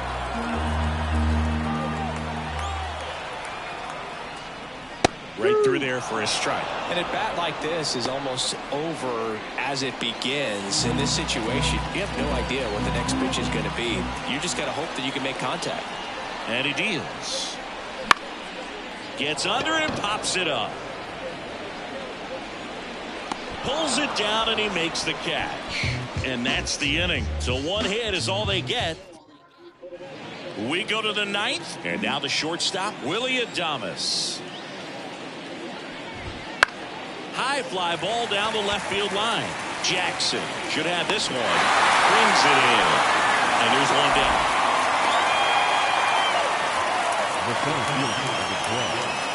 He's 2 outs away. Jesus Sanchez, the next Giant to hit. 1 for 3.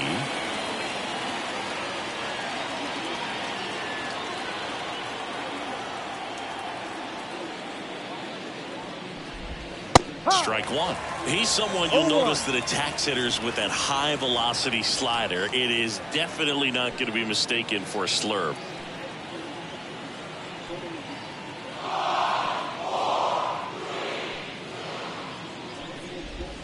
Try to get him to chase on the changeup that time. When the velocity is living in the upper 90s and maybe even touch triple digits, then you're throwing a slider in that same range. Very difficult because the hitter wants to hit the fastball first and foremost. And when you put that little wrinkle in it like he does, it's really devastating.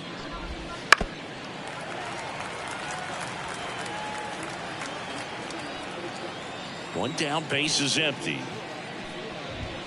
And another ball.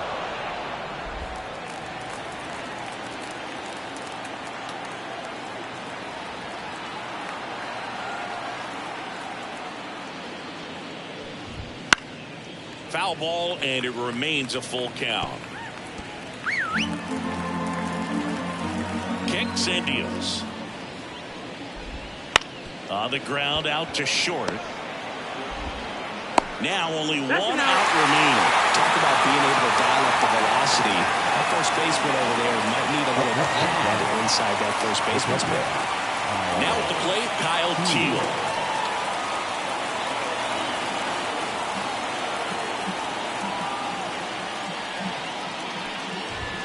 Fastball for a strike.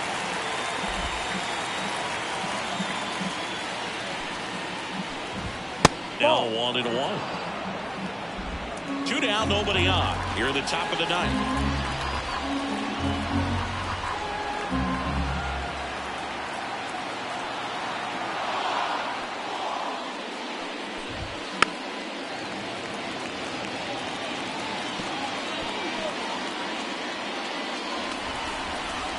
The Giants down to their final strike.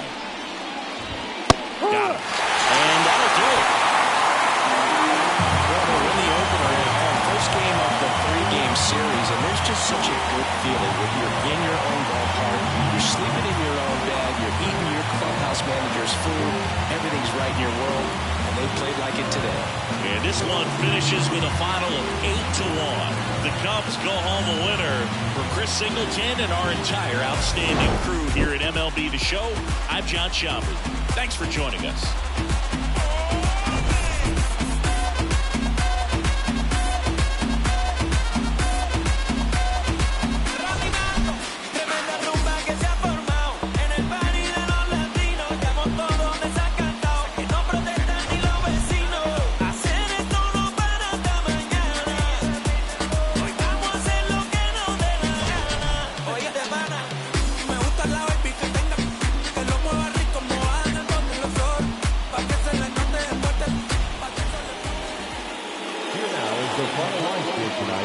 First for the victorious Chicago Cubs, 8 runs on 15 hits.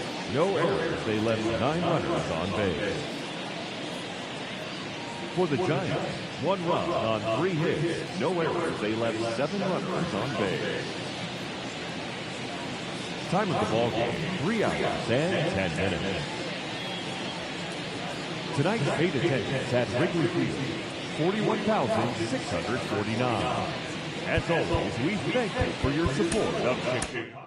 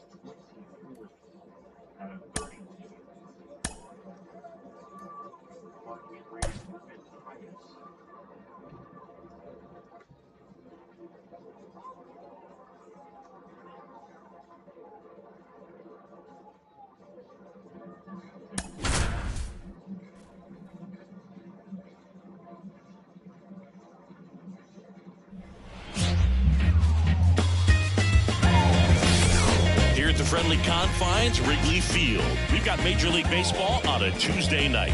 It's the San Francisco Giants and the Chicago Cubs.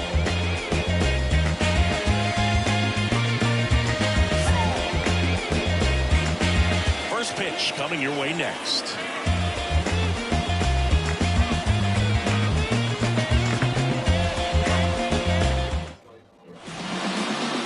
Just about set to go now. And our pitcher in this game, Cedric Harper. And Singy, that may be his name, but the strikeout is his game. Well, boy, I can tell you've been working on that one, but yes, you are right. This guy strikeout for 9, over 11. I mean, that's just getting it done. There are a lot of strikeouts in that other lineup, and when you look at what he's able to do, man, it's going to be a fun one to watch today. And digging in for San Francisco, Corbin Carroll.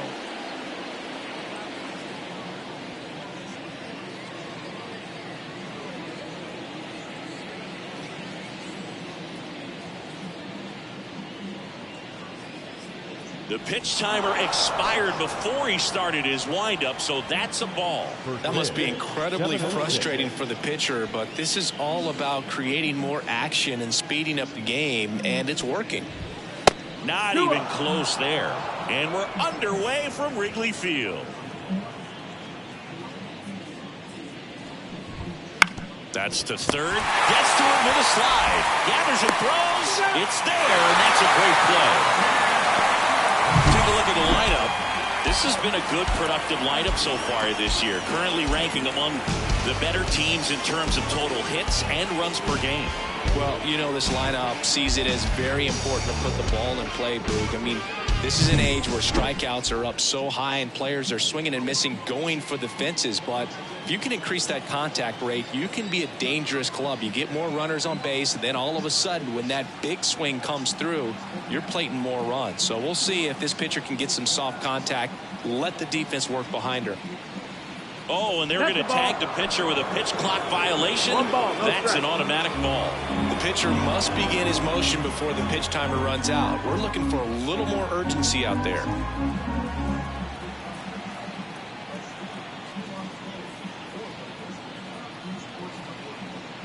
The pitch timer expired before he started his windup, so that's a ball. That must be incredibly frustrating for the pitcher, but this is all about creating more action and speeding up the game, and it's working.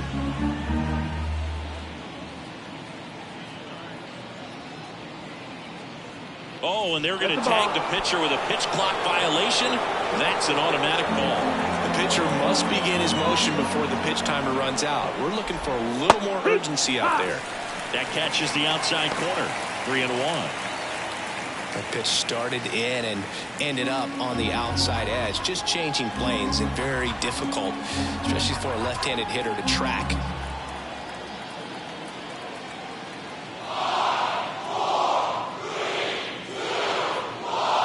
That's an automatic ball because the timer ran out. And a free base with the walk. Not exactly a confidence-boosting play on the mound. One gone, runner at first. Here's Alex Bregman. Runner on the go. Swing and a miss. And that's a stolen base. Not even close. Good steal a second right there. And now the table is set for the middle of this order to drive in the first run of this ball game. I like that they're trying to manufacture some offense early on. Driscoll over at second, one down.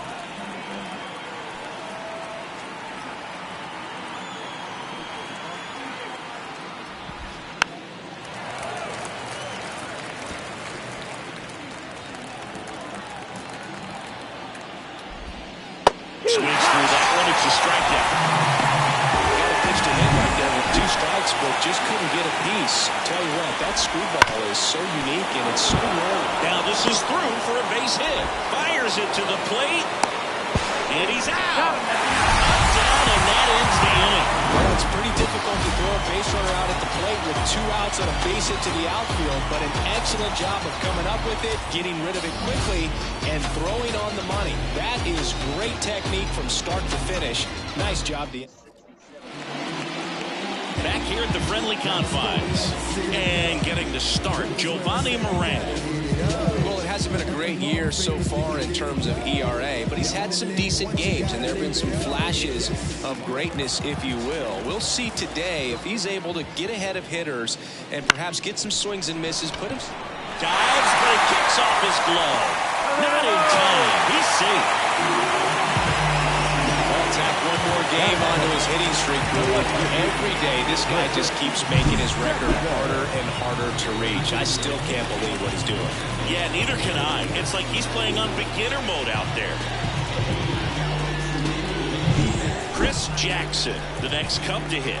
What a season it's been for him. He has supplied a lot of power and that average. On the ground, right side, Gorman whips it to first on the run. Awesome play there. Here's a look at the Cubs lineup. It features one of the sport's true superstars, Cedric Harper. Yeah, Boogie's on pace for a monster year. I mean, this guy's got a good shot at hitting 50 homers on the season. I mean, 50, that's a lot. I didn't hit 50 in my whole career. So I'm looking for him to be a big part of their offense in this one.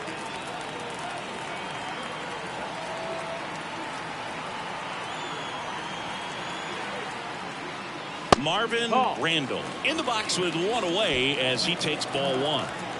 One out, a runner at second here in the second game of the series. Next pitch in for a strike and a count 1-1.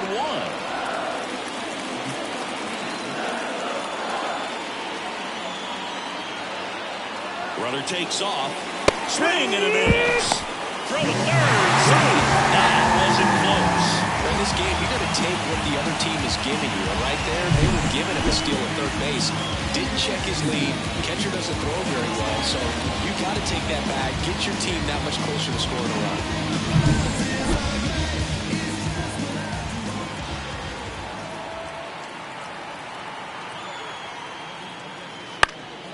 Foul ball still, a 1-2 count. No score here, but a runner at third with one down.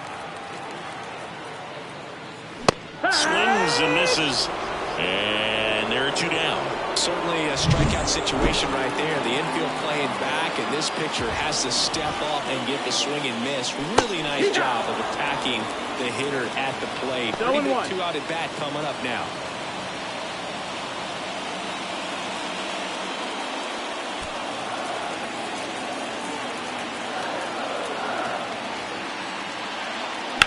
Swing, and that ball smashed out of line. Carroll makes the catch, and that'll do it. So nothing on the scoreboard through one.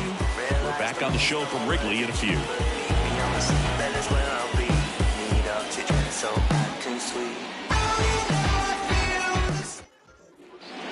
Here at Wrigley Field, here's the veteran first baseman, Wilmer Flores. For whatever reasons, this is a hitter that performs better in night games. We'll see what he brings in this one.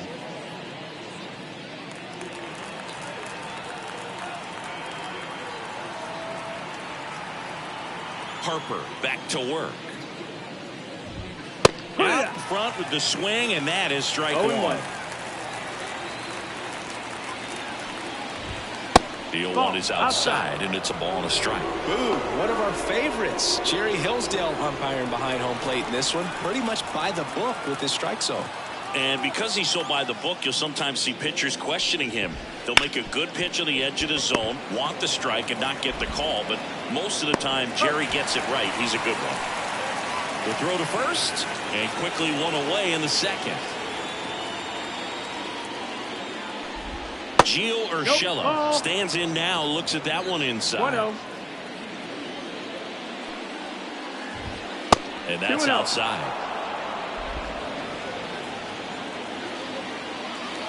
One down, base is empty. And that is cut on and missed. And it's 2-1 now. 2-1's the count.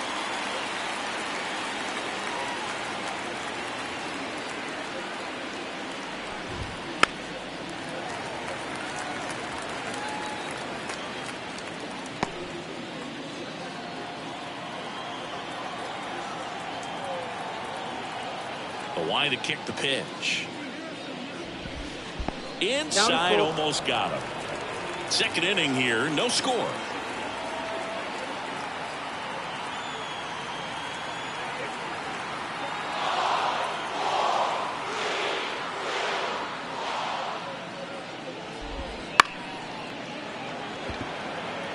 Two down. This lineup's going to have to find a way to make him work a little harder out there on the mound. I mean, he is just mowing him down. He's settling in. You got to make him uncomfortable. Maybe step out of the box, call timeout, do whatever it takes. Hunter Renfroe at the plate now. That's ball one.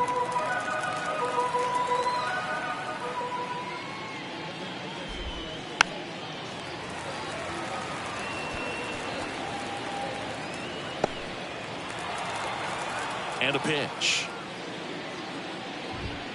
Swings and misses. And that is strike two.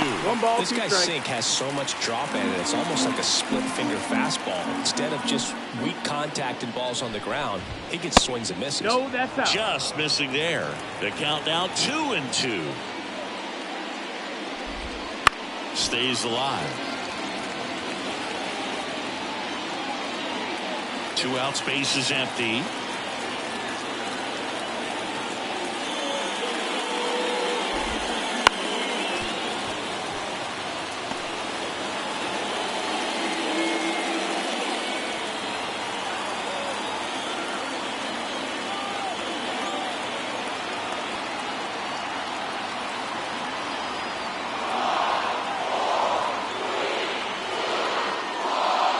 The pitch timer expired before he started his windup, so that's a ball.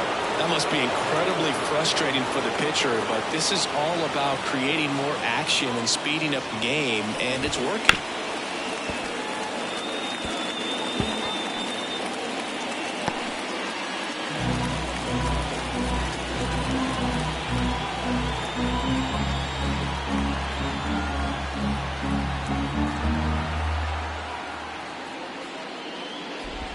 Good plate appearance there. Able to take the walk. It wasn't easy, but he earned that walk after a long at bat. On the north side of Chicago, John Sciambi and Chris Singleton. And now the catcher comes up to hit. Nick Fortes. The 0-1. And that one is inside, ball 1. 2 gone, but the go-ahead run is at first. Here at the top of the second.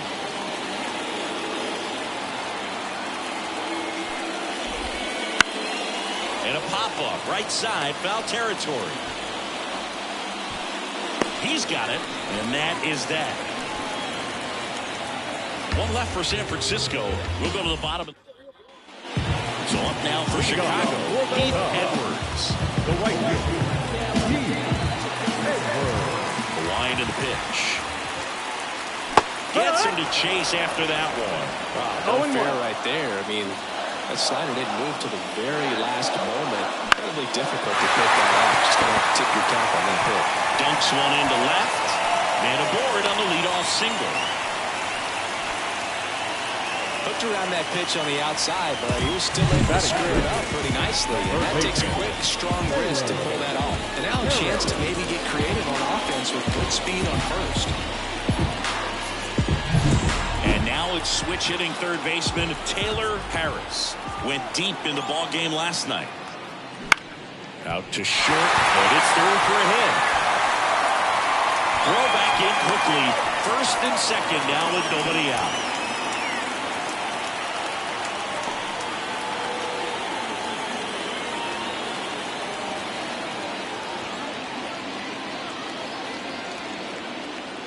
So out of the pen comes the right-hander, Tyler Kinley. And he'll feature a hard slider to work off his fastball.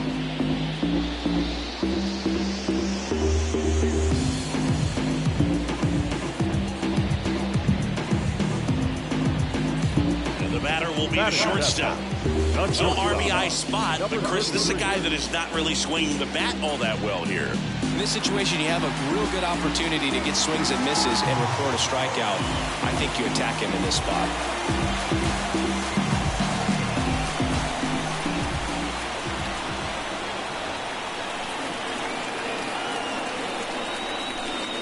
Swing and a miss. Looked off balance that time. He knows they don't want to give him anything to hit, but when you've got opportunities to drive in runs, you've got to expand the zone. He's capable of going out there and doing damage with it. Edwards over at second. Harris at first with no outs.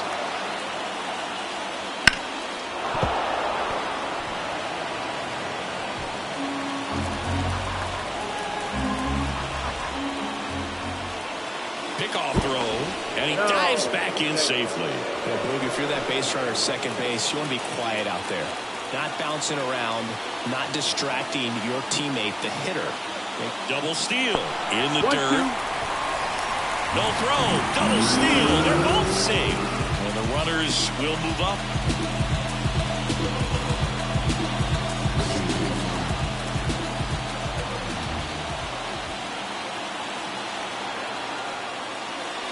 And that one gets past the catcher. And the Wild gets one played away.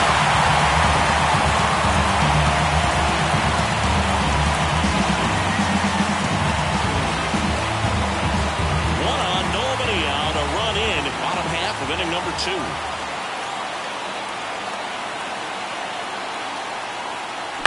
Swing and a pop-up. Has this one sized up. And there's one down. Well, that's a frustrating into the at-bat for the hitter right there. I mean, that pitch was right down the middle. I think he got a little too excited, came out of his mechanics. Instead of driving that ball somewhere, he popped it up. Unfortunate for him.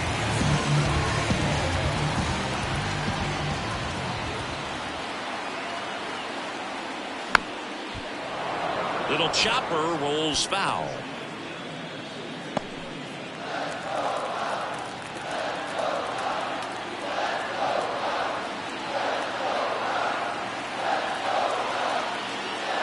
Swing and a miss. 0-2. Two really good back-to-back sliders. Now in an 0-2 count. He's feeling real confident about finishing this hitter off. He can go anywhere he wants. Foul ball, still 0-2.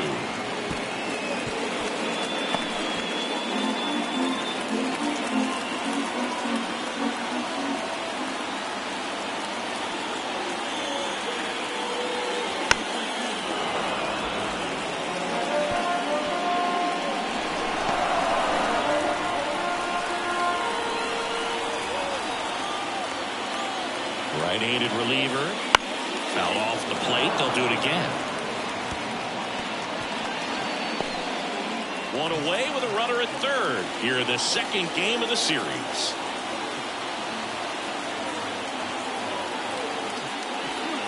And that skips in the dirt. Well, this is a guy that can be frustrating for pitchers because he fouls off so many pitches and grinds out the at-bat. I'm sure there's some times where a pitcher would rather just give up a first pitch single than have to waste 6 or 7 pitches on one hitter. Battling here as he fouls it away.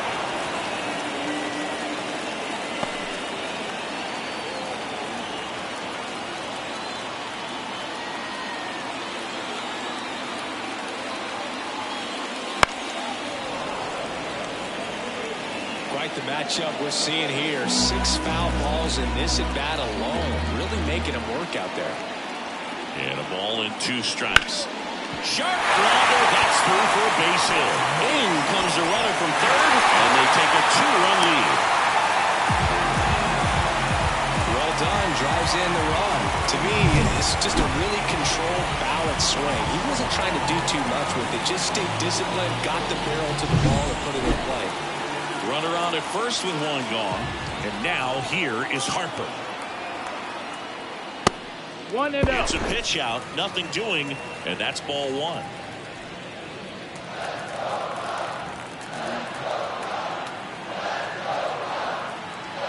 And the right-hander deals. Base hit. That was smoked through the infield. And the pitcher with a base hit. They fired it quickly. So it's first and second with only 1 away. So the lineup flips over. Here's the Cubs leadoff man. Reached on an infield single his first time. Tried to bunt his way on. And he grabs it in foul ground.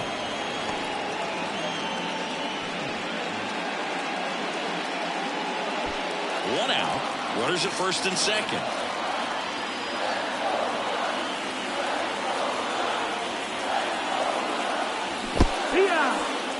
In the dirt, blocked. Nothing happening on the bases, though.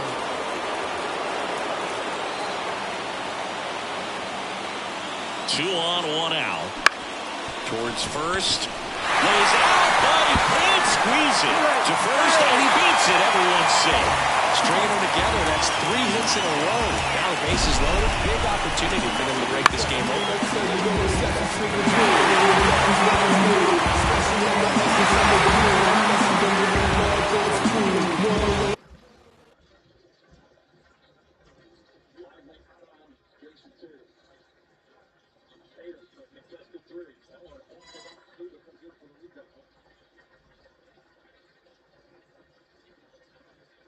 Gets the line inside, dribbles right there, and contested.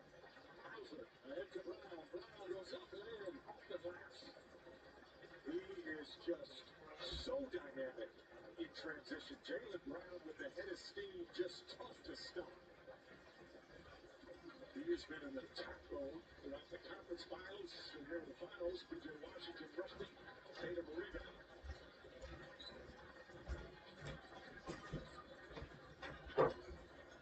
Tatum tries another 3 and gets a nice soft bounce. And now it's Jason Kidd's time to call timeout.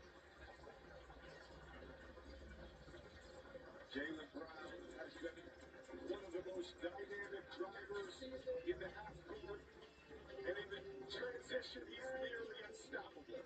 Good night, that your night's good. Good night, that your night's good.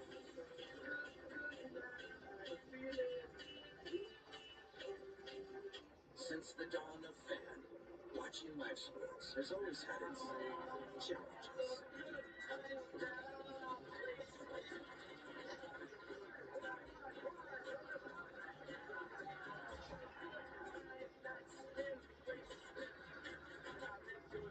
With YouTube TV, you can watch up to 4 live games at once. So missing a play is a thing of the past. How's that for progress?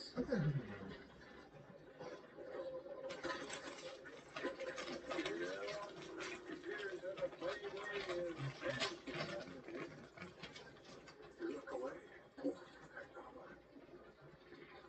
Some say sold off for parts, stickers, and ice. Oh, well. It's a mess. I mean, it's fine, right? What can you find yourself?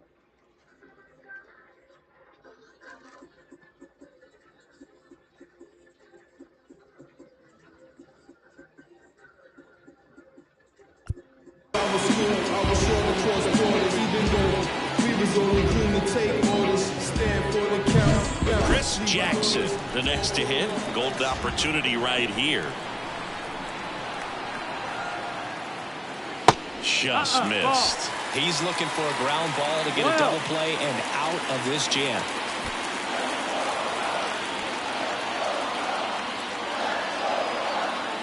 The 1-0. That's a ball. Pressure's on right here. 2-0 count, bases loaded. You don't want to fall to a 3-ball count and then walk in or on. He's got to challenge the hitter right here.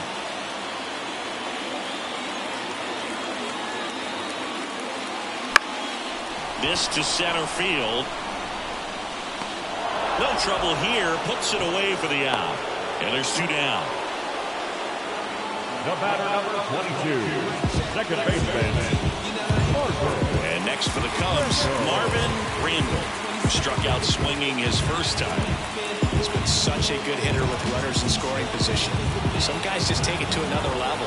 For him right now at the plate, it's like everyone else is in slow motion, and he's in full speed. On the ground to third, and he gets by. One runs in.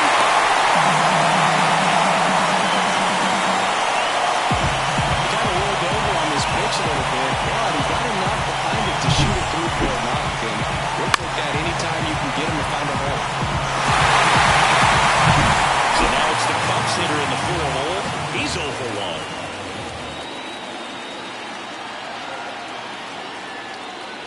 Splits the plate. That's strike 1. Big moment in this game. 2 outs, 2 runners in scoring position, and could really break this thing wide open early. All loaded up. Dangerous hitter at the plate. And fouled off.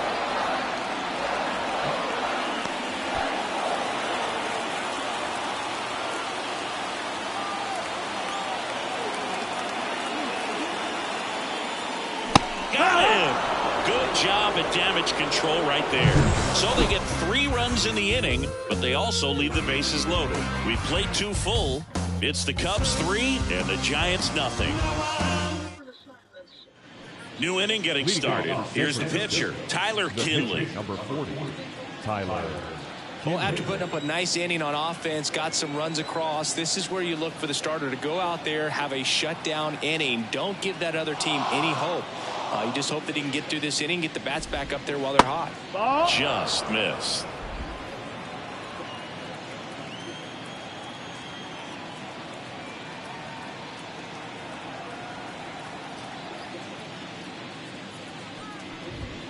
And now 2-0. Seems like it can be really hard at times for pitchers to throw the ball right down the middle. They're so used to working on the edges, but then you have a guy up like this. He can't hurt you. Just throw it down the middle. Swing and a miss. 2-1 now. 2 balls, 1 strike.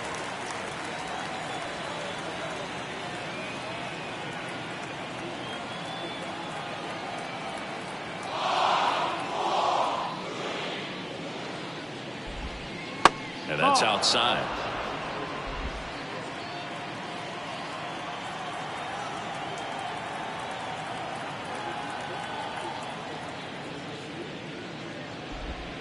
Edge of the zone for a strike, and it's 3-2.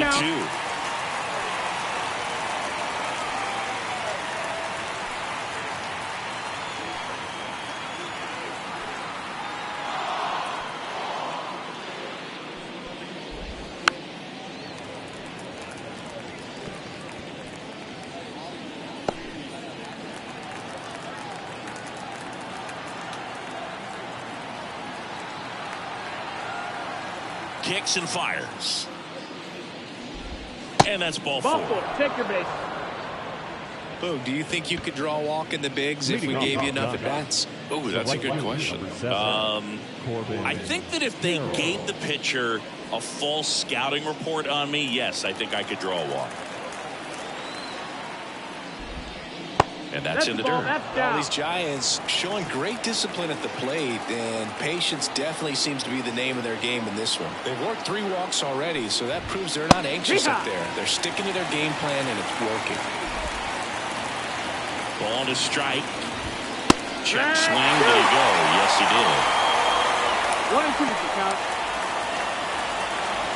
The Cubbies leading by 3. We're here in the top half of inning number 3.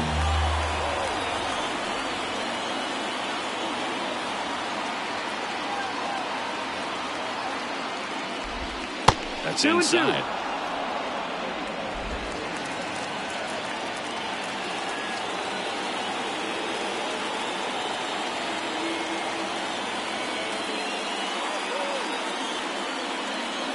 The 2-2. Gets a piece there. We'll do it again.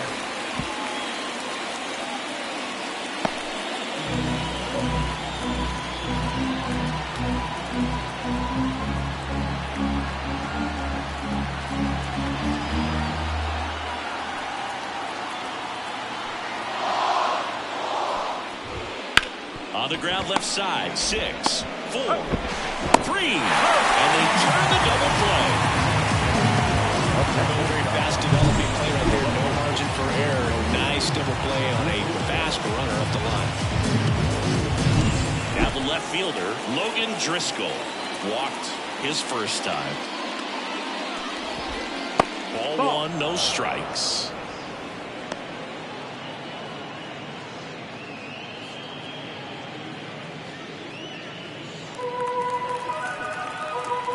Left-hand batter waits.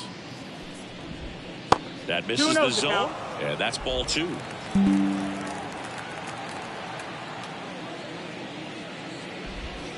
Right through there for a strike. Well, this is the type of hitter you want up in this situation. Some sluggers coming up behind him. He's so good at moving runners, but also getting on base. See if he can be patient here. 2 down, nobody on. Swings through it, and that's a strikeout.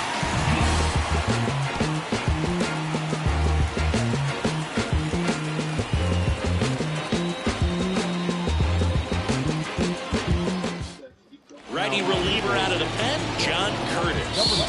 Pretty tight game, so they're looking for quality pitches out of him right here. Got to do his best to keep the score right where it is.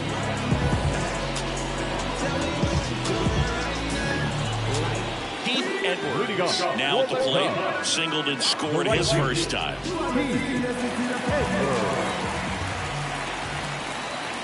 The pitch. And first offering is fouled off.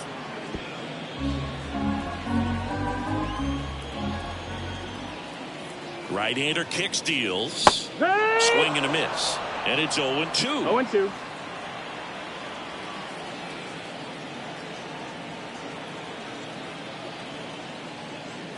Next offering misses down and away.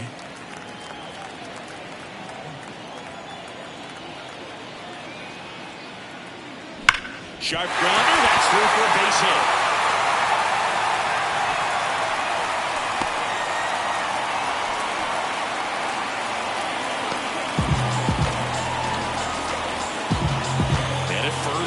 Down the third baseman, Taylor Harris. 1 for 1 with a single and a run scored so far. Tied him up inside with that one. No balls, 1 strike.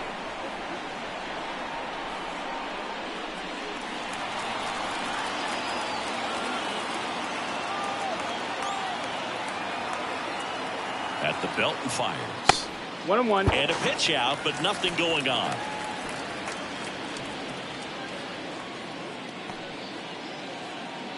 Nobody out. Runner at first.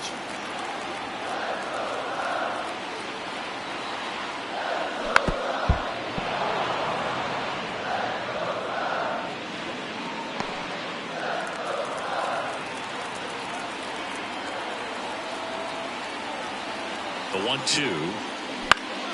Spoils the 2-strike pitch, and he'll see another. Very dominant with that fastball inside. Hitter's going to be conscious of that. Now you have the outer half of the plate to work with out there on the mound. 2 and 2. The 1-2 misses to even the count.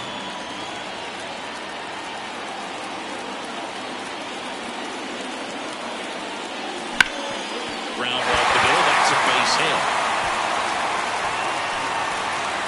Renfroe with a quick throw back in, and it's now 1st and 2nd to start the inning. 2 consecutive base hits for these guys here. Really nice job staying up the middle with his approach. He didn't try to do too much with the pitch, just shot it through the infield. Now it's the shortstop. First time up was a pop out. Runners on the move. Strike in there.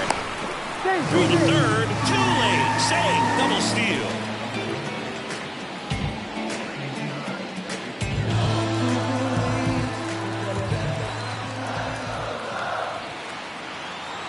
The pitch. Ground ball right side. That's out for the 1, and a run comes in to score. Well, you're definitely looking to do more with that opportunity at the plate. 2 runners in scoring position, but at least he puts the ball in play. They bring across 1 run. Still went out there to pick up. Here's the catcher to hit. Davis Webb singled and drove in a run his first time through. Swing and a miss. Slider right there.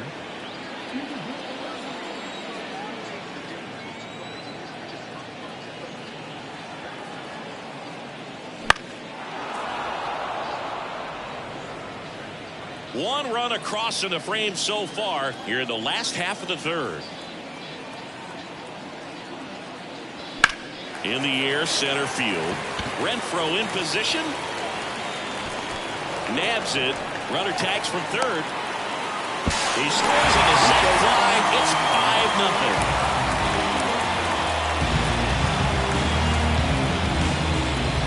5-0. Here's Harper now. And he's already singled in this game.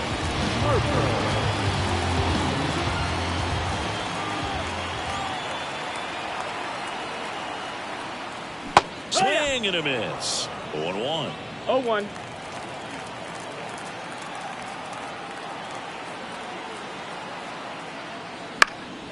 And there's a foul ball.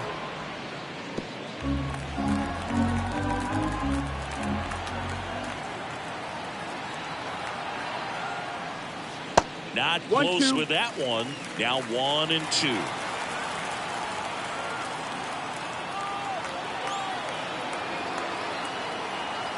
And the pitch. Fouls it off. Still 1-2.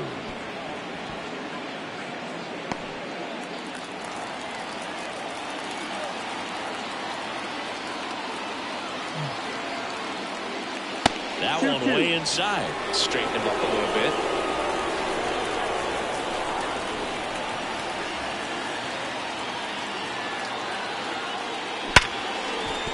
And that's a base hit into left field. It's a nice hitting from the pitcher. Extends the inning. Well, he wasn't afraid to hit with 2 strikes. I think he choked up a little bit, maybe spread out, but he got the job done right there. So the batting order turns over, and now the center fielder. First pitch misses.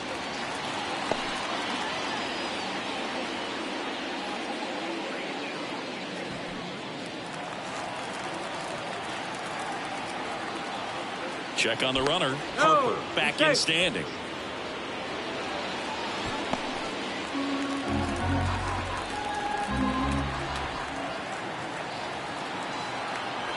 The pitch. In the air, right field. Carroll moves towards it. Squeezes it. And that's the 3rd out. They get 2 runs on 3 hits, no errors, and 1 left. On to inning number 4. It's the Cubs 5 and the Giants nothing.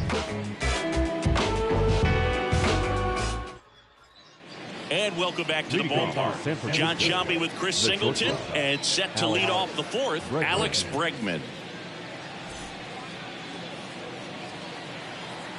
As he turns on the rubber, and with that good live arm delivers. In there at the knees for a strike. Bregman measures 6 feet even, 30 years old now, and he's a former All-Star Game MVP. Jump throw, and they get Bregman for the out. First of all, that's just a nice job to even get to that ball, and then even more impressive was the throw. Off balance, had to try to, in the air, get his shoulders turned and make a strong throw. Does show off the strength of the arm. We're usually used to seeing that kind of arm strength from the shortstop.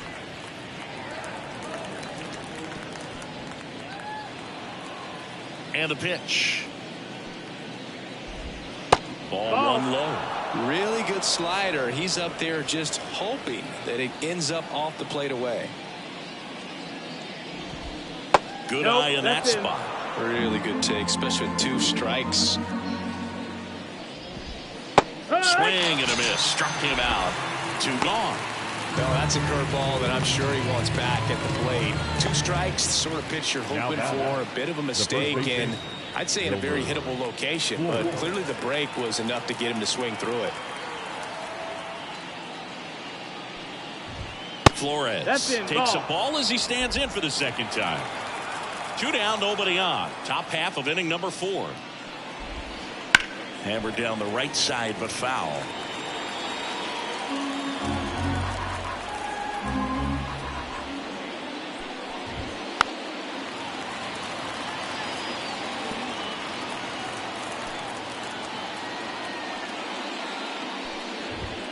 That one misses, and it's 2-2.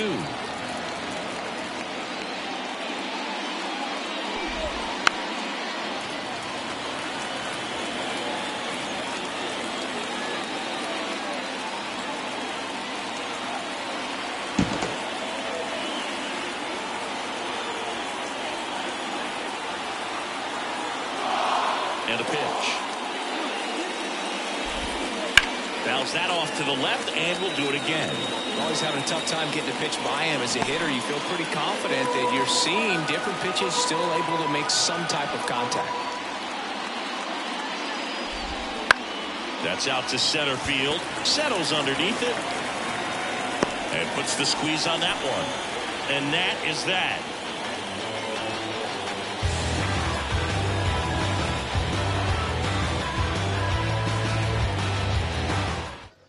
Here's a new pitcher from the pen, Lucas Sims. And he's had a really hard time throwing strikes so far this season.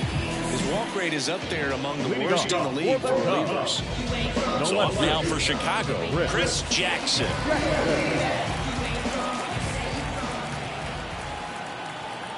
The pitch. Up the middle, and that one handled. Boom, that's staying within his game right there. I mean, this speedster gets the infield single, and now he's on base to possibly do some damage. I love seeing what guys like this can do to disrupt the game once they get in a position to do so. So, man aboard. Here's the second baseman, Marvin Randall. 1-0. Pitch out, but no action.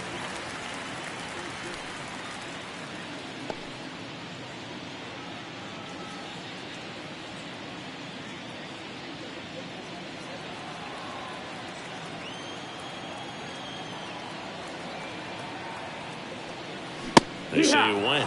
You know, these Cubs really impressing me with the quality of their at-bats in this one. It's been fun getting a chance to see them go to work. 5 of their hits have come from at-bats where they were behind in the count, so they're really battling up there. 2-1. They try another pitch out.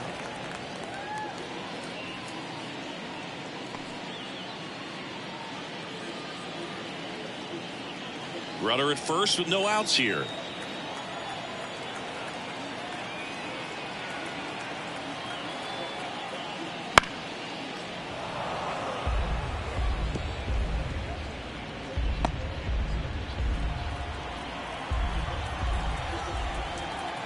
Pickoff throw, and he's back in standing.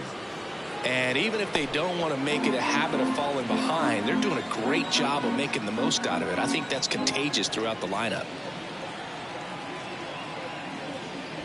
Swings and misses, struck him out. He had him out in front, which isn't easy to do against a hitter like this, known for using the entire field. Just couldn't sit back long enough on that one. And here's the first baseman. 3-pitch strikeout last time up. Got to put up more of a fight in this one. Swing and a foul back. That's out of play. This is one of those situations defensively where you can't try to do too much. You got to make sure that you field the ball cleanly and get one out first. It's going to be tough to get two with this kind of speed in the batter's box.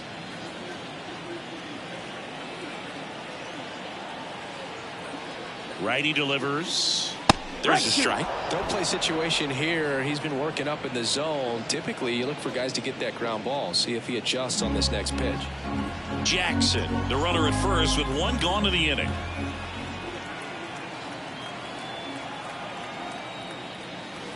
Way inside.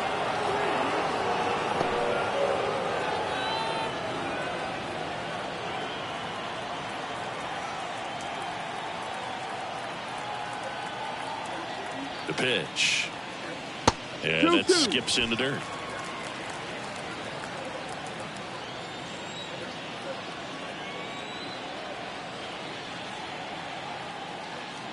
That misses the zone, and that's ball 3. Good purpose pitch right there. Trying to tease him, get him to raise his sights, pop something up, and make it an easy out. Runner on the move, inside ball 4.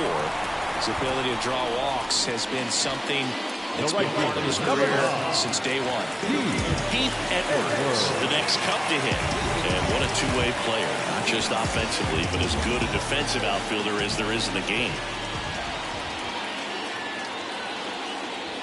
Swing and a miss, chased it out of the zone. 0-1. Good pitch right there. Anytime you can get one by a bat of this caliber, especially with runners on, it's got to give you some confidence out there on the mound that you can win this battle.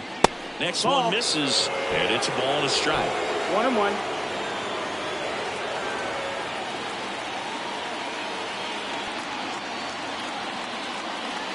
Wouldn't chase that time. Tough spot right here. A couple runners on. 2-ball count. You can't nibble, but you have to execute and finish your pitch. If you leave something out over the plate, it's going to bring in some runs. And another ball. First pitch strike from the pitcher, but then no panic at all by the hitter. Very patient, showing good discipline. Now he's in the driver's seat with the 3-1 count. And the righty deals. Right through there for a strike. Count is full. Runners at first and second with one gone. We're here in the bottom of the 4th. Grips one to right. Nice grab on the run. And there's 2 down. Up next to the Cubs, third baseman. Here's some real power at the plate. Taylor Harris.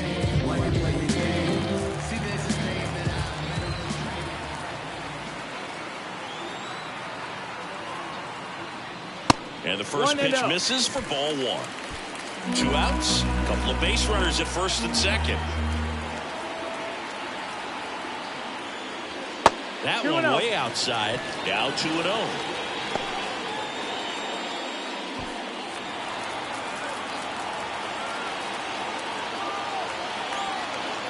Two on, 2 outs.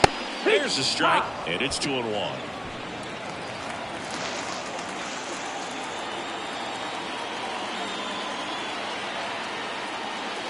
And a strike in there.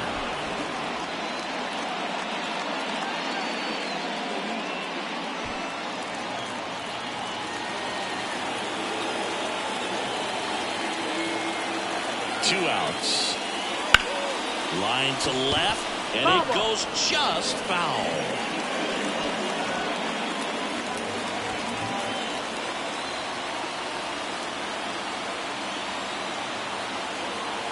Here comes a pitch.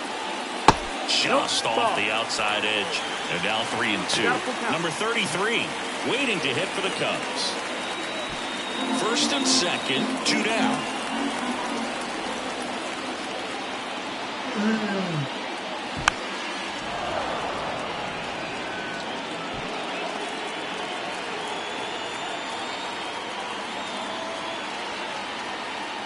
That one is inside ball 4. And I mean, oh, so close. That's a great at bat. He saw a lot of pitches and earned a walk. So 2 down. Here's the shortstop at the plate.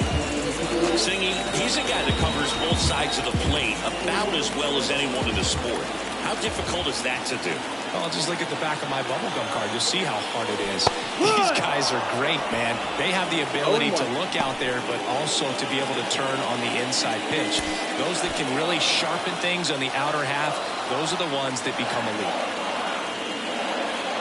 Up and in, and he gets out of the way. 2 walks in the inning already, and he just doesn't seem comfortable out there. Like he can find the right mechanics and then repeat them. Righty to the plate. Swing and a miss. And the count is 1-2. Just a really nice slider down and in there. He wants to get the hitter thinking fastball, speed him up, and just subtract some velocity and add a little movement. 2-2. Miss.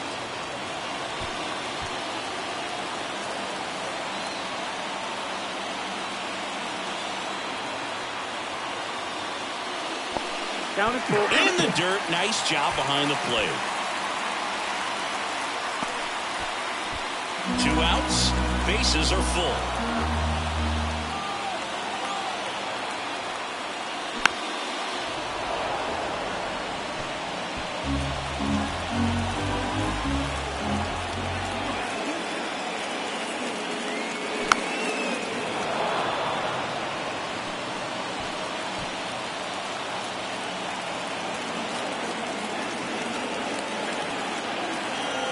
Payoff pitch. Got him looking, and he did not like the call. Cubs wind up leaving the bases loaded as they are unable to add to their 5-0 lead.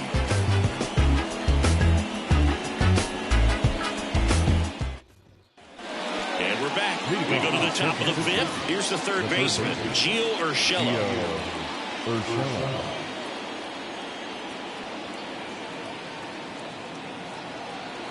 Harper back to work.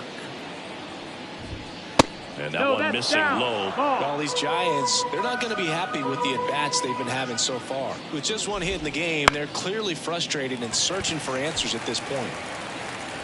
Corrals it. And there's 1 away. The thing about frustration, though, it gets you nowhere as a hitter. It's easy to get there, but the best thing you can do is simplify the approach and take things 1 pitch at a time. Base is empty, 1 away, and we're at the top of the 5th. Nope, ball. That's a really good take right there. Slider down and in. Very difficult to get on the same plane and do anything with. That misses. 2-1.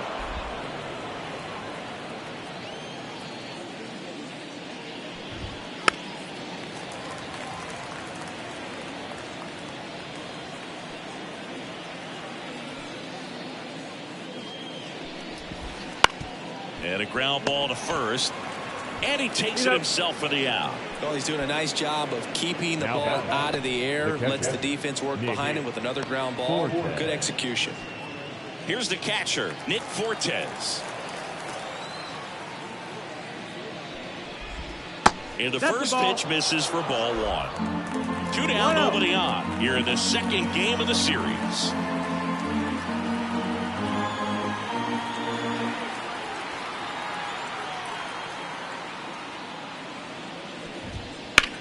Worm burner into the outfield for a knock. So a 2-out knock keeps the inning alive. So now pinch hitter for the Giants, Willie Adames. The runner on first with 2 gone for him. That's in there. Strike 1.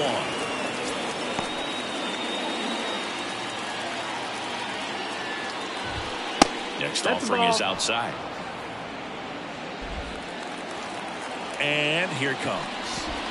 And Adames swings through that one. 1 ball, 2 strikes. Breaking ball inside. 2-2. Fortes off the first with 2 away.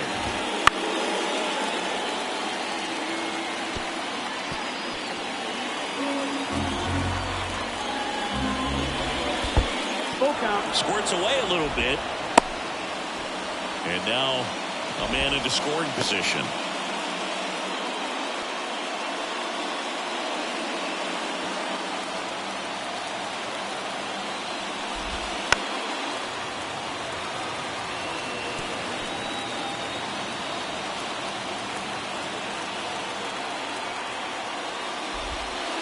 Swing and a miss. Struck him out. He didn't make it easy for him on the mound, but they still get the strikeout. So the Giants leave one. It's 5-0.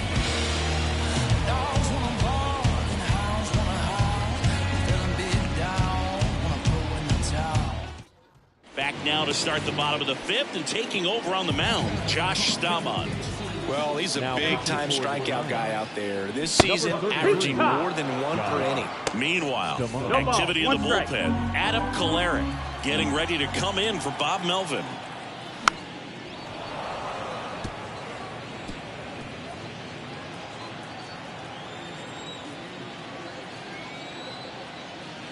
That one not close. And the count 1-2.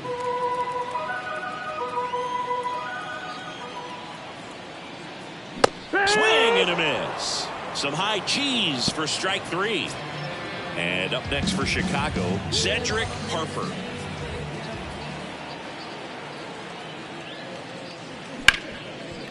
Ripped to short. Safe. And that's his 3rd hit.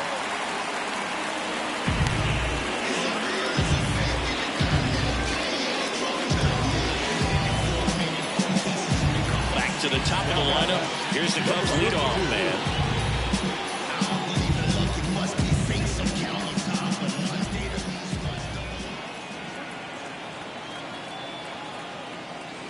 Missed inside with the curve. This guy absolutely flies. The defense wants to turn 2, but they've got to get a ball they can do it with. Make sure you get the first out before you try to rush and get 2 and end up with nothing.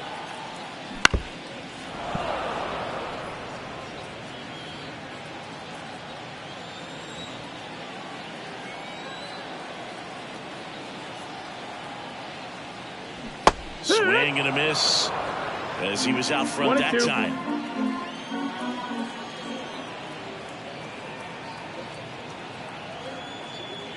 Got him swinging.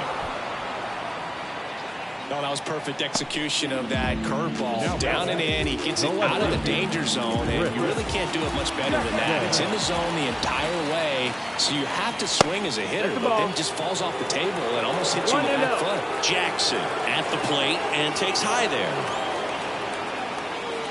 That missed by a lot, and the count is 2-0.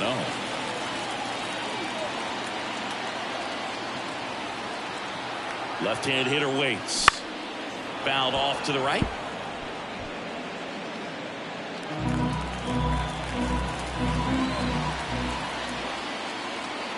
Kicks and deals. That one down the line, and he picks it up, and he'll put it in his pocket.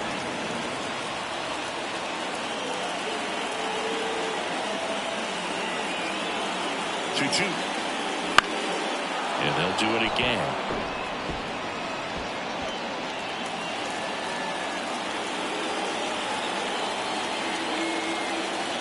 Two outs. Lifted in the air, right center field. Carroll moves towards it. Makes the catch. And that ends the inning. One left for the Cubs. They hold a 5-0 lead.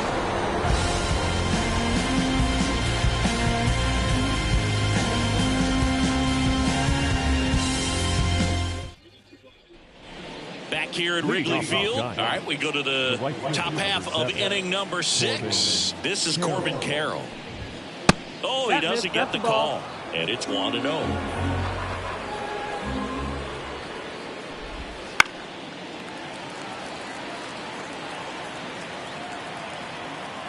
And he deals. Bounced up the middle. Randall. On to first. They get him, but it was pretty close.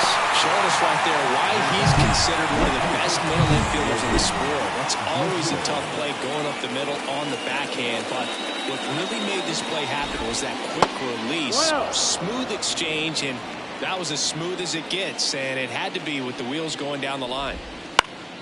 And that one pulled foul.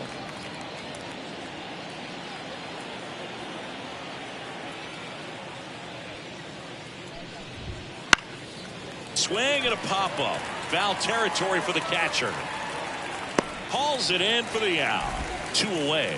That was a good pitch to hit right down the heart of the plate. Had pretty good timing on it. Just got underneath it a little bit and popped it out. Bregman up to the plate for the third time as he looks at one down low. The Cubs leading by 5, and we're in the top half of the 6th. Pitch misses there, and it's 2-0.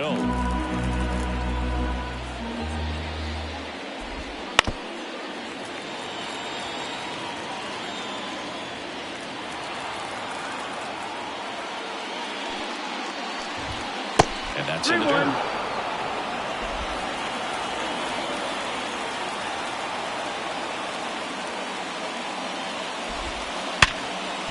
Hard hit left side. Over to first, and they get Bregman for the out. And it's a 1-2-3 inning. Make it 6 shutout innings for him out there now. It's the Cubs 5 and the Giants nothing.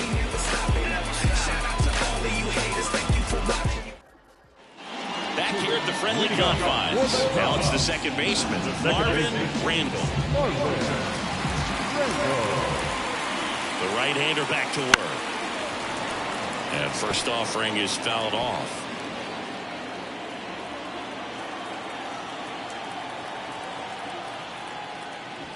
Good eye right there.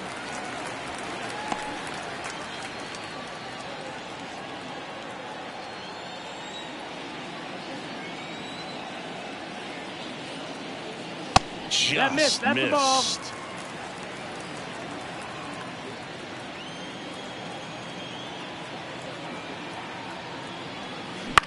This one lifted in the air, left field, and that'll fall for a base hit.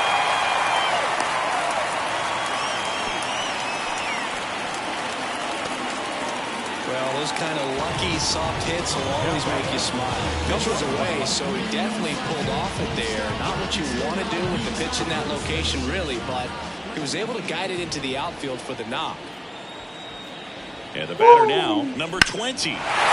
Is that one deep left field, and forget it.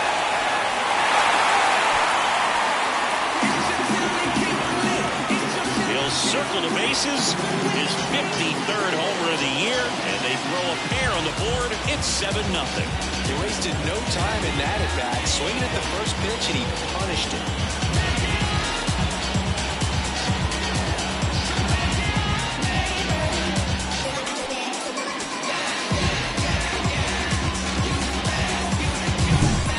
Scary for a pitcher when a guy can take a fastball down the middle and hit it to the opposite field. No holes in a swing like that, and that time that ball was hit hard.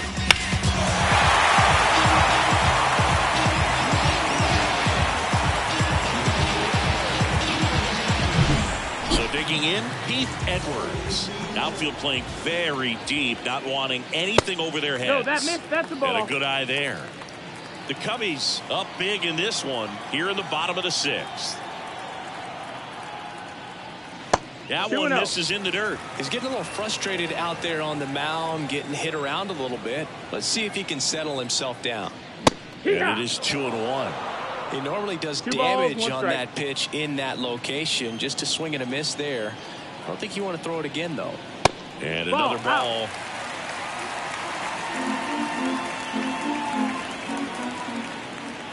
And a 3-1 on the way. 3-1, and he couldn't come up with it. Third base, number 1. And at first, now here's the switch hitting power threat, Taylor Harris. This guy is one of the best athletes in the sport. Pitch misses inside, and that's ball 1.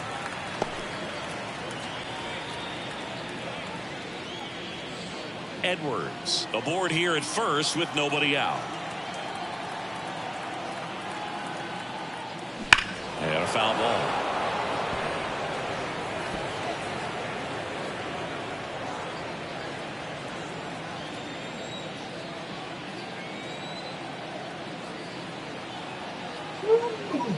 Scorched to center. No doubt about it. That is long gone.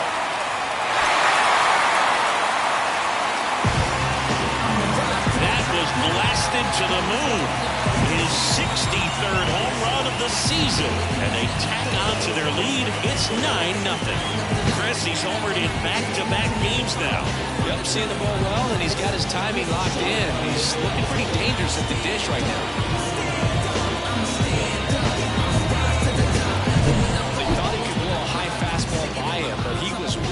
for it. Look at how quickly he jumped on that pitch. Rebel against the dying of the light, and I will not go gentle in tonight. Find a path, find a journey, find a purpose.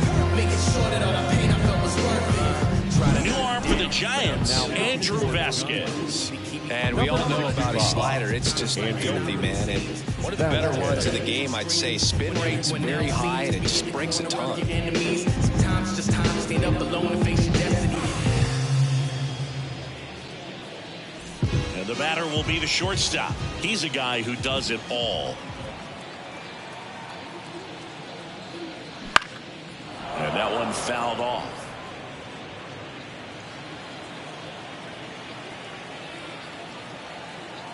Here's your 1. And that's in for a strike. Oh, this guy's so comfortable hitting with 2 strikes. Even a good pitch early in the at-bat. If he's not ready to pull the trigger, he's not worried if he gets to an 0-2 count.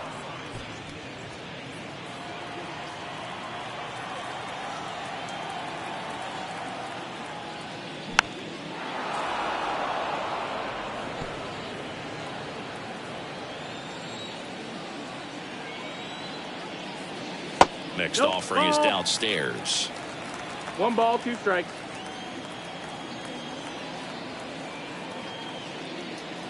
Now a check swing, but he held up.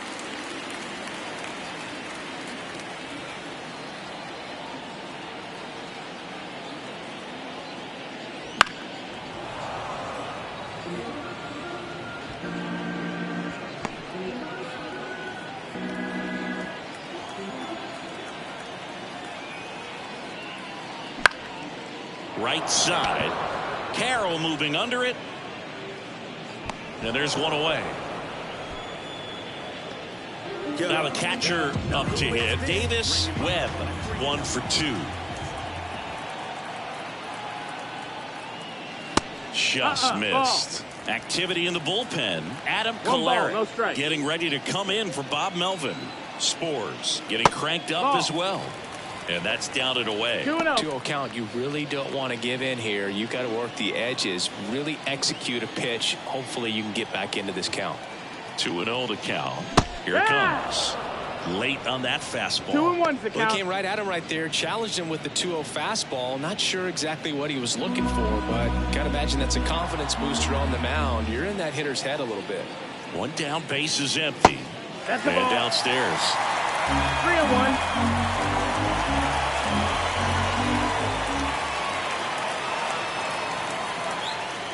And it's ball 4. He missed down low. You get a walk, and you get a walk. Everyone gets a walk, Boog. Man at first with 1 gone. Cedric Harper, the next cup to hit.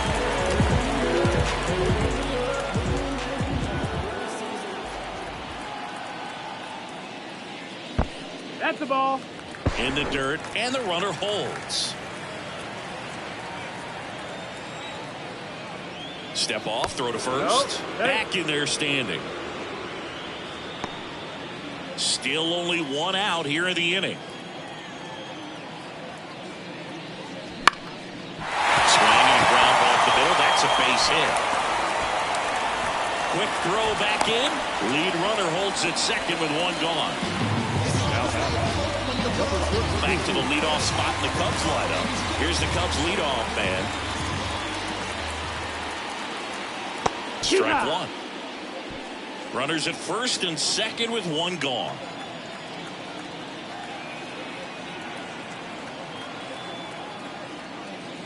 Comes up empty. 0-2. And no, that's low. 1. Ball.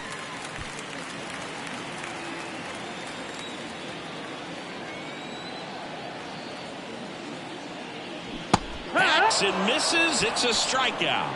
Stood absolutely no chance on that slider right there, and I don't mean to laugh, but that's a tough one. I mean, pretty much a perfect strikeout pitch. I mean, it looks like a fastball middle in, kind of has cutter action, and it just bunches you up to where you can't get your hands through and the barrel to it, and not much you can do unless you recognize the spin early and you spit on it.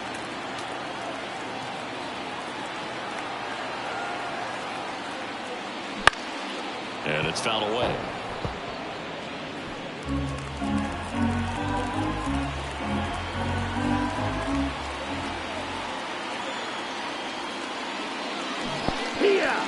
In the dirt, but kept close. No ball. Throw, save.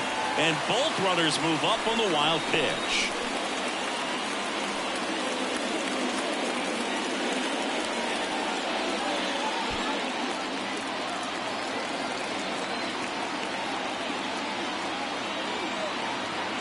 Kicks and fires. 1-2. In the dirt, but no advance from the runners.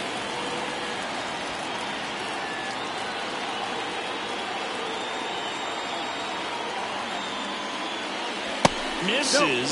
Now 2-2.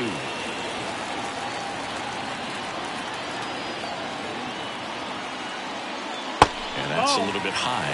Well, he's not afraid to fall into a 2-strike count. Knows the strike zone very well. So much so that I think umpires will look at him and determine whether it's a ball or strike, if he swings or not. 2 on, 2 outs. Swinging a foul ball at the plate. They'll do it again.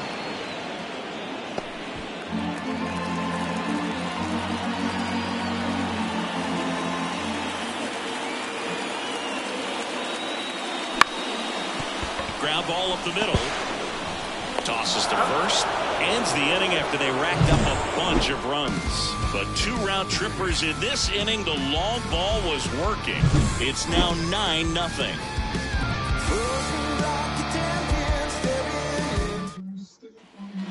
All set for the start of the inning. And now Nolan Gorman.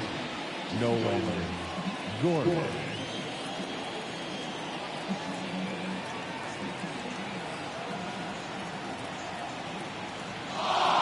The lefty fires. That's in there. And that's strike 1.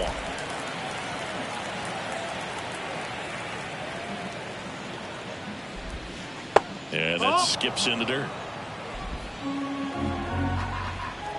And a pitch. Swing and a miss. 1-2. Just an outstanding job of spinning the baseball, moving it around, doing what he does. Swing and a ball lifted in the air, shallow left field. Jackson makes the grab, 1 down.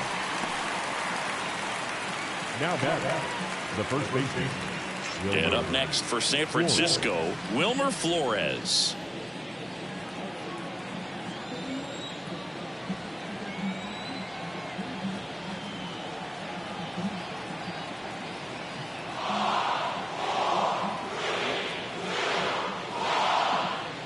And they're going to tag the pitcher with a pitch clock violation. That's an automatic ball. The pitcher must begin his motion before the pitch timer runs out. We're looking for a little more urgency out there. That misses the zone. Ball 2.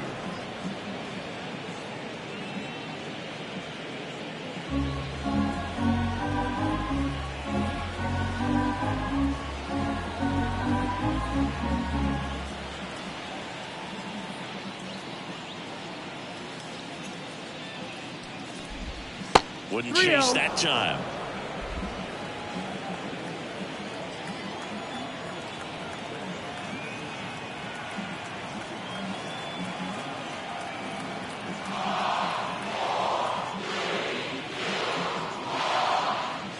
Let's see if he gives him anything to hit here. And there's the automatic.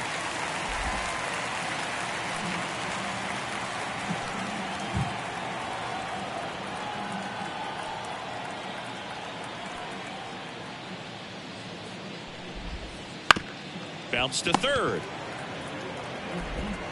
Throws to first in time. The third baseman, number 13, Gio Urshela to the plate.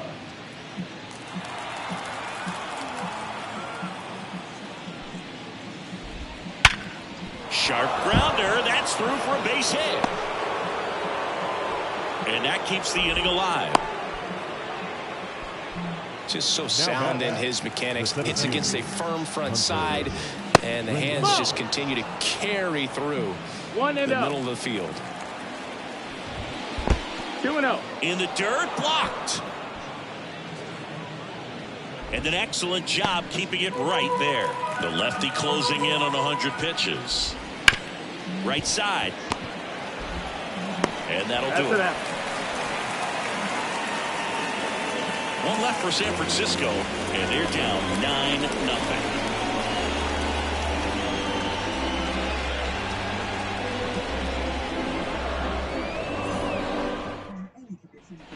Bottom of the 7th. So up now for Chicago, Marvin Randall. The pitch. Now a high fly ball out to left center. Settles under it. Makes the grab, one away. And next will be the cleanup hitter. He's already homered here in this one.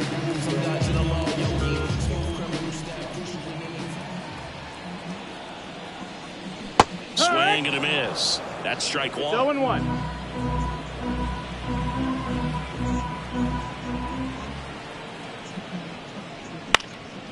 Lifted in the air down the left side. Driscoll snags it on the run. A little drop and drive on that swing. Backside collapsing just a little bit, trying to put the ball in the air. Edwards, the next to hit, takes ball 1. The Cubs up big in this one. Here, the bottom of the 7th. And a foul ball.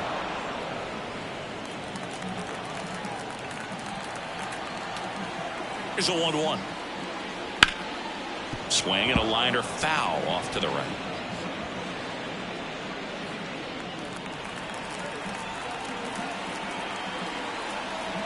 And a pitch. Swing and a miss, struck him out.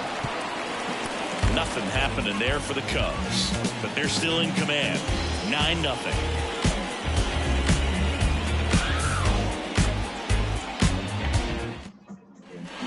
And welcome back to the ballpark. Stepping in, Nick Fortes. Nick Fortes. The wind of the pitch. Here's a high chopper. Tosses to first. Gets the catcher by a step. Now Bob Melvin going with a pinch hitter. Drew Jones looking to start something with one gone. Hard on the ground to first. He takes it on his own. 2 up, 2 down. Back to the leadoff spot in the Giants lineup. And up next for the Giants, Corbin Carroll. Up the middle, Randall. Fires over to first. And they go down fast. 3 outs on 3 pitches. Giants are down 1-2-3. Steep hill to climb. It's a 9-0 deficit. Don't let drama faze me. Stay on my grind heavy for my babies. So the Giants with a new pitcher on the hill, Josh Sborz. This guy's a strike thrower. He's done an excellent job of avoiding walks so far this season. And now it's switch hitting third baseman Taylor Harris. 3 for 3, 2 singles and a homer. The pitch outside, and that is ball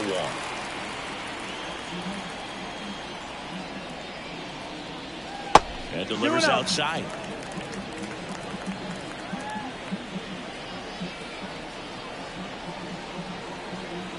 The pitch. That one fouled off.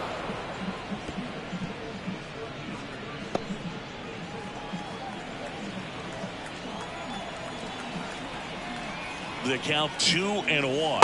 3-1.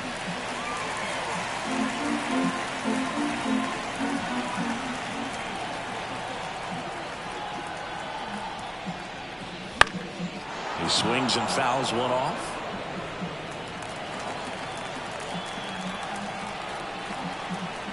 Right-hander kicks, deals. Keeps the at-bat going with a foul ball.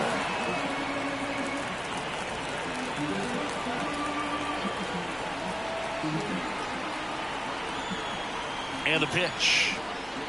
Goes down looking for the strikeout. Throws him with the heater at the knees. Now it's the shortstop.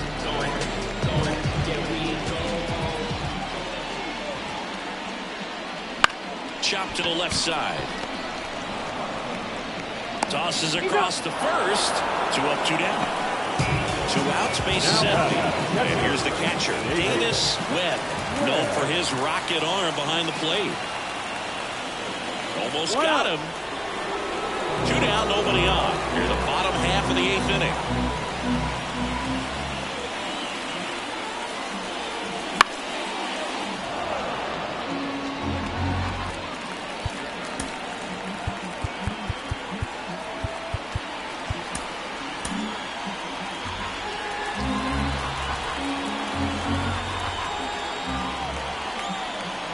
2 outs. Way out front for strike 2. 1 and 2 the count. Scorched to center. No doubt about it. That is long gone.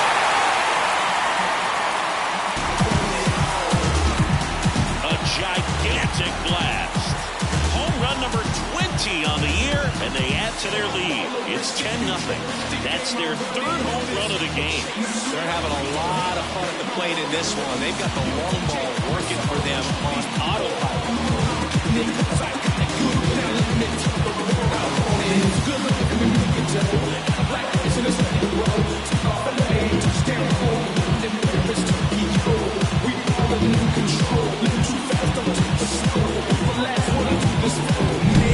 Guy's got a real hard fastball. You can't overswing. All you got to do is get it to the spot. If you do, he supplies the power. You get to jog around the bases like he did right there.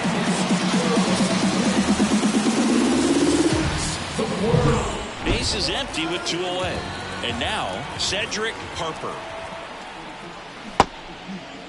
Tried to check his swing there. Now an appeal to first. And he held up.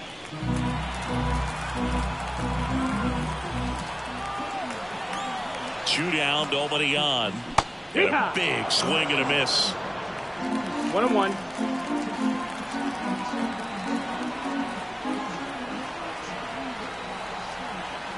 The pitch. And he swings over the top there. All sliders so far in this at-bat to get ahead in the count, and it clearly shows there was a game plan in mind for how to attack it in the box.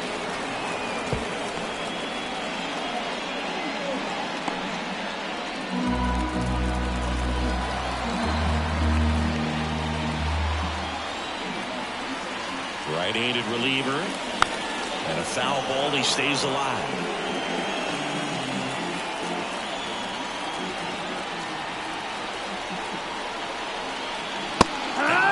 Inning over. Cubs get one on the solo shot. Last chance coming up for the Giants.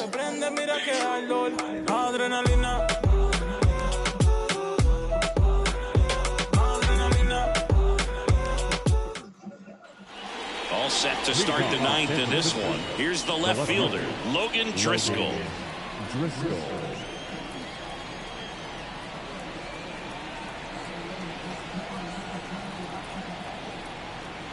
Harper back to work. In the dirt, 1-0.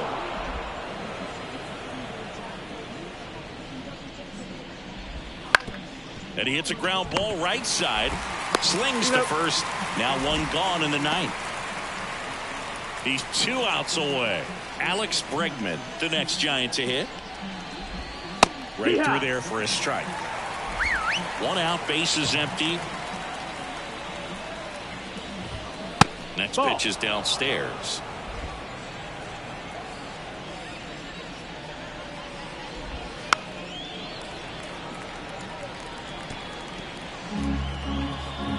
One down, base is empty. Fights that one away, still 1-2.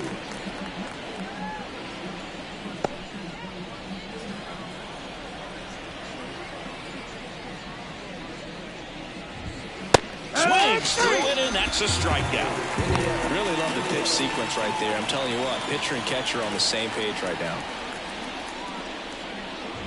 Gorman in the box now. No balls and a strike.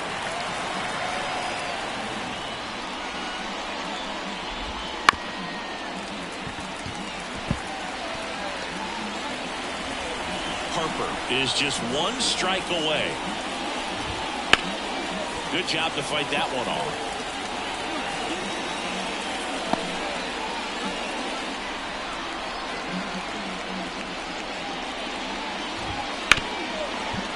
Ripped on the ground to second. Throw to first. And the Cubs slug their way to a win in this one. It has become increasingly difficult to throw a complete game shutout because of all the offensive prowess that these hitters are showing around the league today. But he had total command of this game, and he saw it all the way through to the end. Nice win. 10-zip your final in this one. For Chris Singleton and our entire outstanding crew here at MLB The Show, I'm John Shambi saying so long.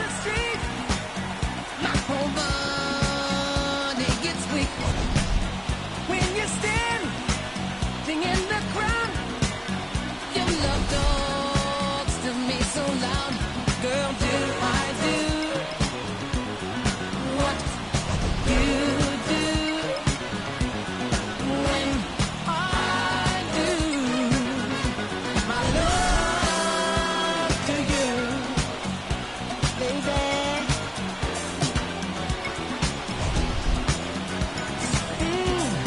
Yes, I got some candy kisses for your lips. Yes, I got some honeysuckle chocolate dip and kisses full of love for you. Here now is the final line score tonight. First for the victorious Chicago Cubs. 10 runs on 16 hits. No errors. They left 11 runners on base. For the Giants, no runs, 3 hits, 1 error. They left 4 runners on base. Time of the ball game, 3 hours and 14 minutes. Tonight's paid attendance at Wrigley Field, 41,649. As always, we thank you for your support of Chicago.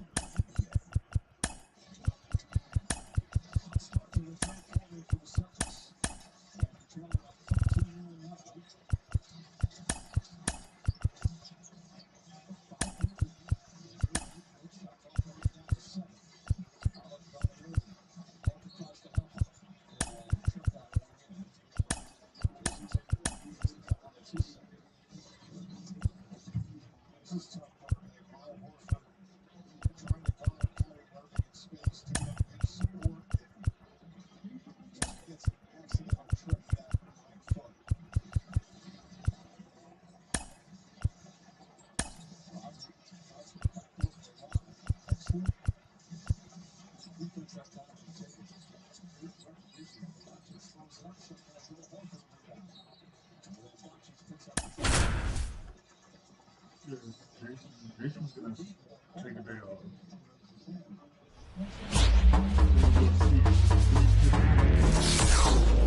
And welcome into the ballpark. Happy to have you with us. We've got a perfect day for baseball. It's the San Francisco Giants and the Chicago Cubs. John Shambi and Chris Singleton with you.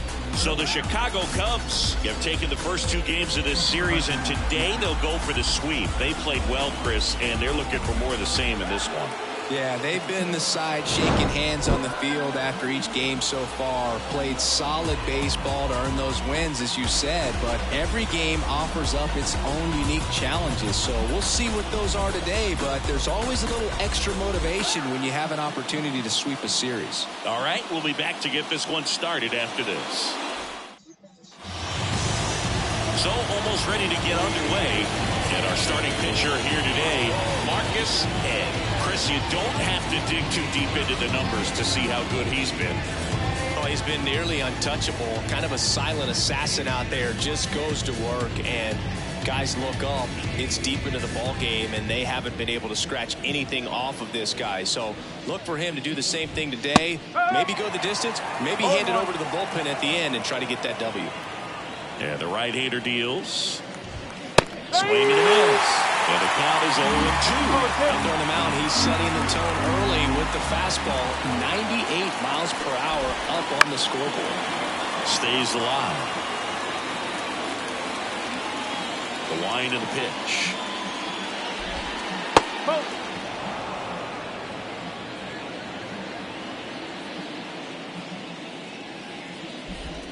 That misses the zone, and the count's even at 2. And another ball.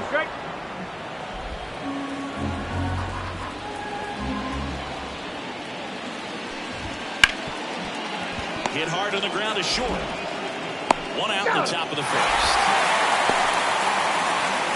Here's the Giants lineup. And one to watch, of course, their 3-hole hitter, Alex Bregman. Yeah, definitely someone I always enjoy. When I get a chance to watch him, whether he's hitting a game or even taking swings during batting practice. Man, this guy is always so focused on what he's doing on that task at hand. He's got so much attention to detail that when he steps in the box, his success rate is really high.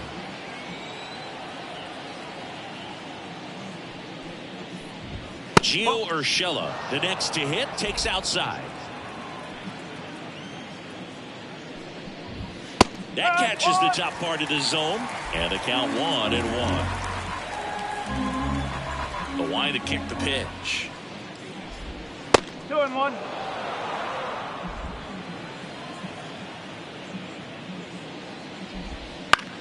There's a swing and a drive. Johnson flying after this one.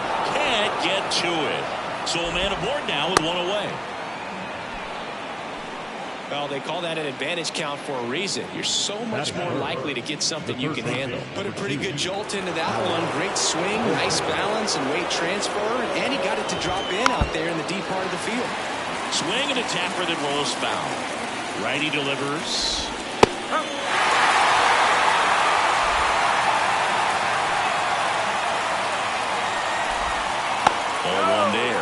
He's not afraid to fall into a 2-strike count. Knows the strike zone very well. So much so that I think umpires will look at him and determine whether it's a ball or strike, if he swings or not.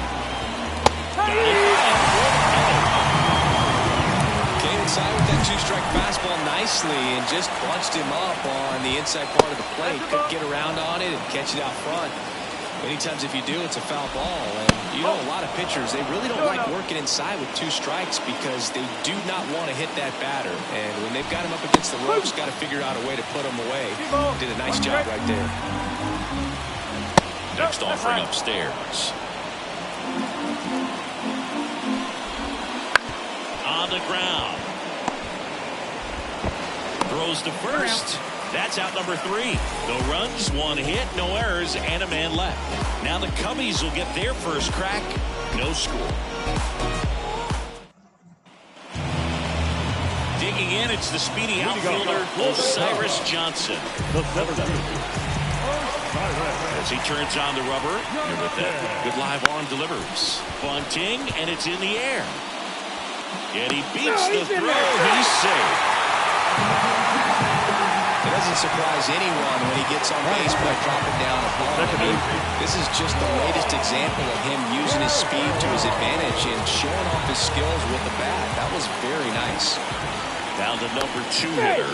Over to first, and he's saved. Base runner with a 1-way lead right there. All he's trying to do is get a look at the pitcher's move. Had no intent of stealing on that pitch. Now a drag bunt, third base side, and foul ball. Hill, 44 years old, and they went out and made a trade for him last season. Johnson on at first, nobody out. Next offering is foul back. This is one of those situations the infielders have to pre-plan and understand that the ball's got to be hit extremely hard right at them if they're going to have a chance to go for it on the play. Swings through that one. It's a strikeout. Well, that pitch wasn't even close to being a strike, and that just goes to show you how defensive hitters can become when they're up against an 0-2 count. He's hoping for a mistake somewhere near the zone that you can get the bat to, but right there he was clearly anxious. He was swinging when the ball left the hand. Now it's the rookie first baseman. Homered in the ball game yesterday afternoon. Fought off foul. Man at first, 1 away. Check swing, tried to hold up. Now an appeal to third. And yes, he offered at it. The pitch. Well, with the amount of pitches that can end up in the dirt, a good secondary lead doesn't have to get away from the catcher, but if you're anticipating based off the trajectory, get yourself into scoring position. No trouble here, puts it away for the out, and there's 2 away. Let's take a look at our lineup. One thing these players do very well is stay out of the double play. They've hit into the fewest of any team in the league, Chris. But we don't see situational hitting as that art as much as we used to, because hitters are slugging the ball, they're hitting it over the fence. But when you see a team that has the runner on the go, there's a ball. Throw to second, and great jump. Nice lead and a nice steal there to get into scoring position with the heart of the order for plate. That might just lead them to pitching around these hitters a little more because of the open base, but it's early in this ball game. Can't imagine it'll change the attack plan too much. Man on second, 2 down. In there at the knees, and 1-1. One of my favorite stats all time, 1997, the Hall of Famer Craig Biggio played in all 162 games for the Astros on AstroTurf, and he never hit into a double play. Under gets him easily, ends the inning. Nothing for the Cubbies in the opening frame. On to the second down for Wrigley with no score. And we're back. Willie Adames stands in.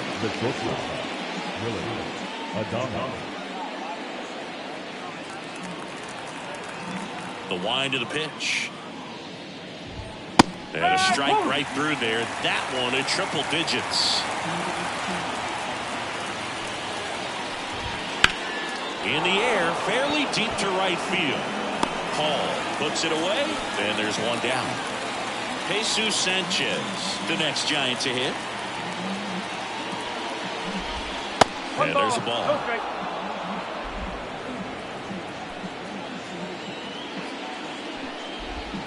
Just missed. Rusty Valentine doing the umpiring behind the dish for us. Maybe the best name in the league.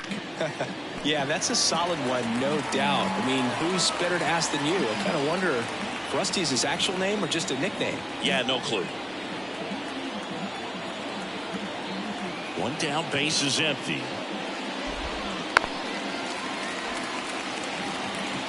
No score here in the second. Just inside, and now it is filled up.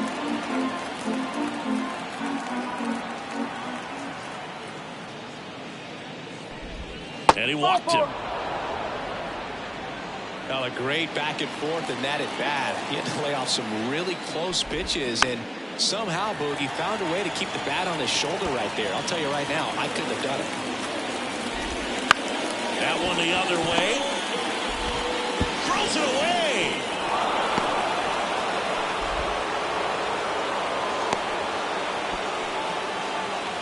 Well, every double play turn starts with getting one, and even though these players work on these plays during batting practice over and over again, sometimes at game speed you can still mess it up. Could have been 2 outs, instead they get nothing. On the north side of Chicago, John Sciambi and Chris Singleton, and now the catcher comes up to him, Nick Fortes. If you're going to be a championship type of ball club, you've got to hit with runners in scoring position. And after last night's struggles, I'm sure this team is chomping at the bit to have this kind of opportunity here early in this game. 0-2 now. 1-2. This one in the dirt. Runners hold tight. It's a ball and 2 strikes. 2 on, 1 out. Grounder might be 2. Quick feed to second for 1, and that's 2.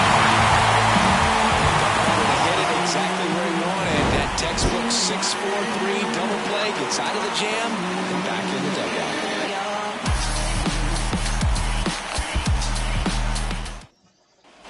And now the switch hitting catcher, Davis Webb. It's interesting he plays kind of a power spot defensively, but runs pretty well. So when you're looking at that position, you're not expecting someone that has maybe above average speed, but he does. Kicks and deals. And a swing and a line drive at a right field. Pulls up on it, and that's a base hit. He's been swinging it really well lately. Nice job of driving that pitch the other way on a line. You know, hitters, they take so many reps in the cages working on going to the opposite field, and it doesn't always translate into the game, but right there it did, and he did it perfectly. And now, let's see if they force some action with good wheels on the bases. And next for the Cubs, Taden Hall. Swings through that one. 0-1.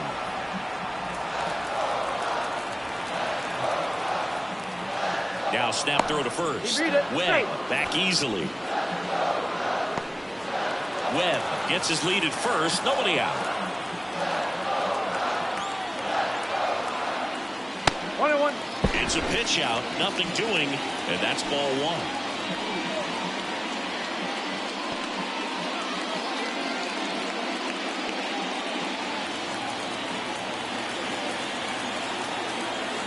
The 1-1. Late with the swing there. I think he was sitting off speed there.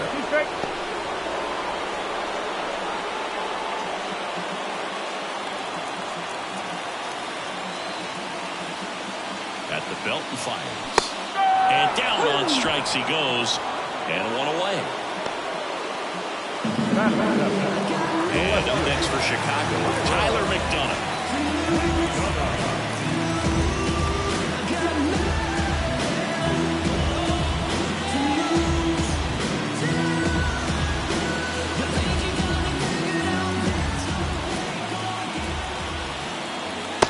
Chase that time.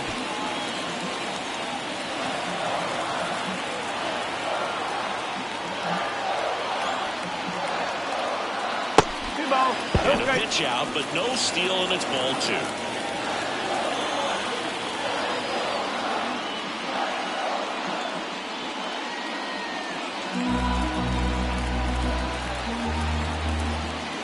Good hitters count the 2-0. Oh.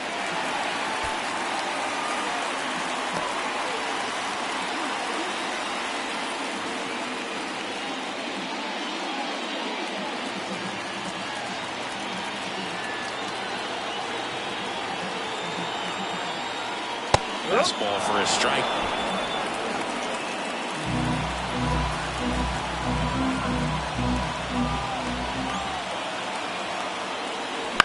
In the air, right field. Carroll makes the play, and there's 2 away. Batting it, the shortstop, And now the shortstop, Tommy Troy, trying to pick up his first knock in the big leagues.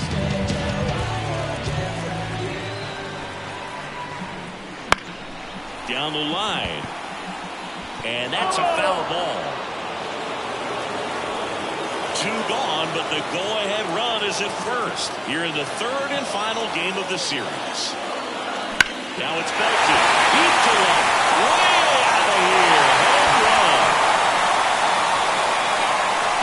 You want to talk about kicking off your major league career with a bang. His first big league hit leaves the yard. He'll remember this trip around the bases for the rest of his life. Wow. He ought to. Usually guys are squeezing the bat so tight, trying to get that first hit out of the way. They can't get the ball out of the infield group, but not him. Maybe a glimpse of what's to come from him in the next few years. Good job. A good hitter gets pitch recognition early. He saw exactly where that was going to be. The challenge, not get over anxious and come out of your swing. He stayed on it and got all of it.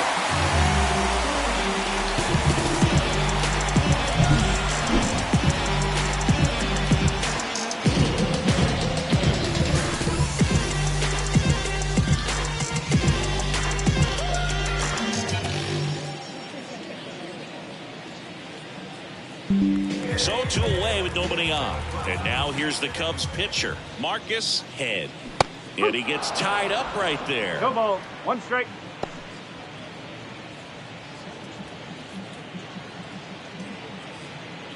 Bases empty, 2 away, but 2 runs are in at bottom half of inning number 2.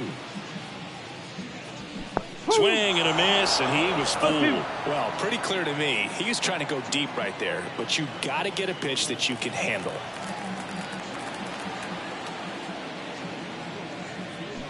And a swing and a miss. And that's that. But two come across to score in the inning, courtesy of this two-run homer. And it's 2-zip. You're watching Major League Baseball on the show.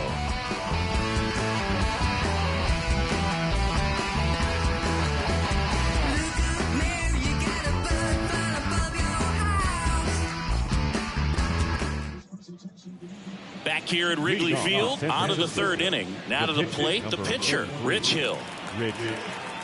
And here it comes. And a foul ball. Well, after scoring runs, this is where you're looking for that shutdown inning. Get that hot team back in there to swing the bats. Swing and a miss. And it's 0-2. Boom, that's cheddar, baby. 99 miles per hour to finish him off. Gosh, here it is headed. 3-pitch strikeout, all fastballs. Man, he's got a lot of confidence in that pitch right now.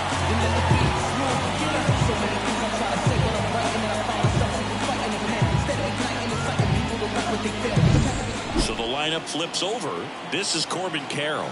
Grounded out his first time. Clips the corner. It's 0-1. Corbin Carroll was an easy choice for Rookie of the Year in 2023. Voters made him the unanimous choice after he put together a consistent season that took a lot of drama away from the announcement. The world of baseball knew he was going to win it.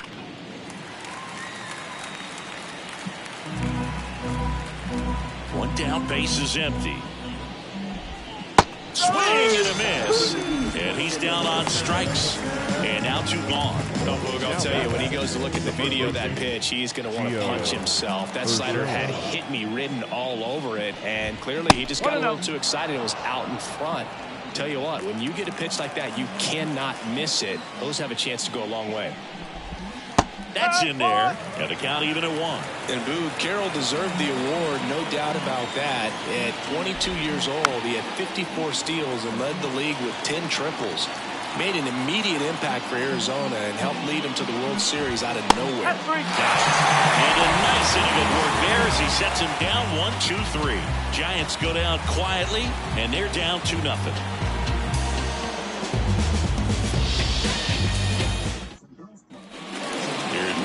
Field. Here's the center fielder, Osiris Johnson. I think when you contemplate him as a player, the first thing you think about is defense, and you think about that great arm. I also think about the speed. If he can get on, that's going to give one more thing for that pitcher to think about.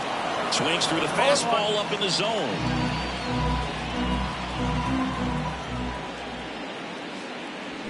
That breaking ball is in for a strike, and quickly it is 0-2. Just off the inside edge. It's a good take.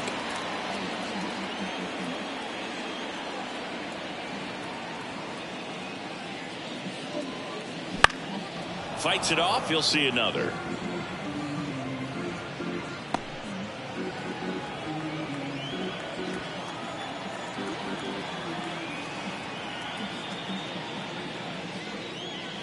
Hacks and misses. It's a strikeout. Very frustrating right there as a speedy potential base runner. With 2 strikes, you just struggle to put the ball in play. You don't even have to get a hit at that point. You can help your team just by reaching on an error, but some way you got to find a way to shorten up the swing and put the ball in play next time. The lefty, the 1-0. Swings through that. 1 ball, 1 strike. 1 out, base is empty.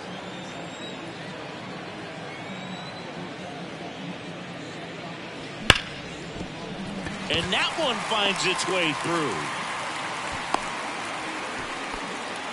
Well, a swing like that can help you come out of this struggle. We saw the numbers coming into the ball game, but all he's trying to do at this point is help his team win. Next is the speedy first baseman. Kind of a throwback. No batting gloves. Swinging a foul over the screen and back out of play.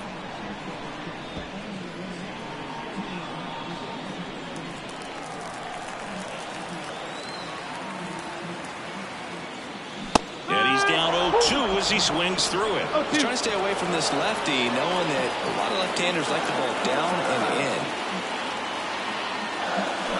Swings and misses, struck him out. We'll take a look at the 3-pitch sequence here. Pretty simple in terms of putting away the plate. Once you're ahead 0-2 as a pitcher, you can really expand the zone and see how aggressive that hitter's going to be trying to protect and battle. Right there, clearly he was in swing mode, but all you can do is hope to foul that off. Here's a big power threat. Taylor Harris. Swing and a miss. And that is strike one. One strike.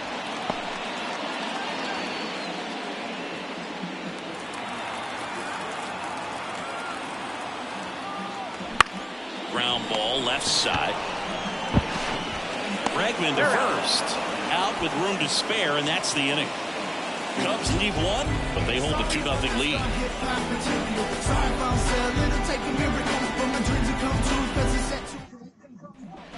Back here at the friendly confines. And now it's Alex Bregman. The right-hander back to work. Chop to third. Harris. Zips it across, and they get Bregman for the out. Up next is John. The second baseman, Nolan. Here's Nolan Gorman. 0 for 1. He grounded out in his first at bat. That's in there. 0-1. Gorman goes 6'1", 23 years old, and he's driven in 8 runs over his last 10 games. And the slider just misses.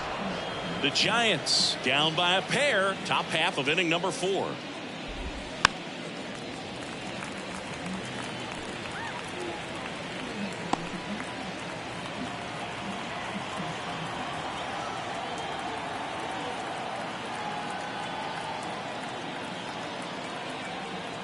One down, base is empty. Swing and a high fly ball out there towards left field. Brings it in, and there's 2 away.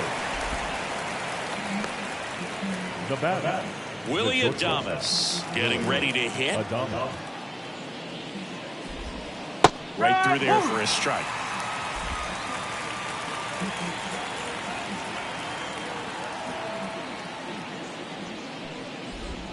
That one's in there, and the count is 0-2. Well, he didn't like those first 2 pitches. Now in an 0-2 hole, he's going to have to battle. Hope he gets a mistake.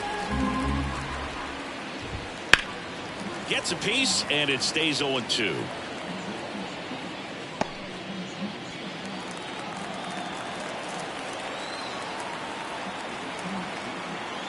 Two outs. The shortstop takes the ball. Really good take, especially with 2 strikes. Gets a piece there. We'll do it again.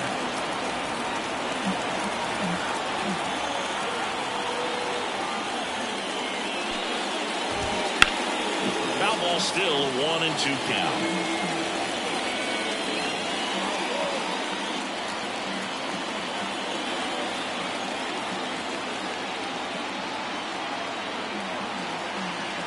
Here comes a pitch.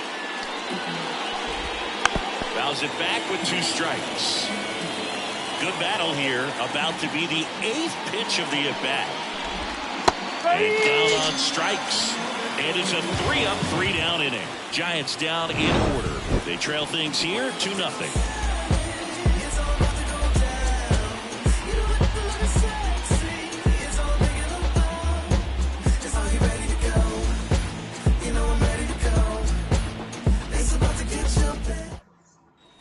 Bottom of the 4th, now the Cubs catcher, Davis Webb. This is a true 5-tool guy. Not very many of them out there, but when he's on the field, you can't take your eye off of him. Ball 1, no strikes. Fans come to the ballpark to watch him play. And in baseball, to have such a talented player going out there every day and putting on the show that he does, just a joy to watch. And a pitch. Ripped to short. Adames the throw to first. Leadoff hitter retired in the 4th. Wow, singing, what a throw. We got to take another look at it, but this time with the numbers from StatCast. Yeah, Boog. That's about as good as it gets. You'll see the hardest throwing infielders reach 90+ on throws across the diamond. So he's pretty much right there with the best infield arms in the game. That was a rocket of a throw right there. Hall batting for the second time, and that's strike one. Hits for average power, the ability to field the arm, and then the speed. Really impressive. Left-hand batter waits. And there's a foul ball.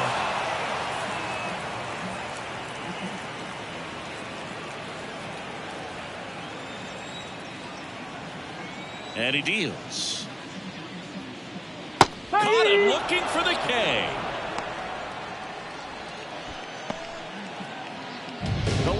Two outs, base is empty. And now here is Tyler McDonough. Flied to right his first time.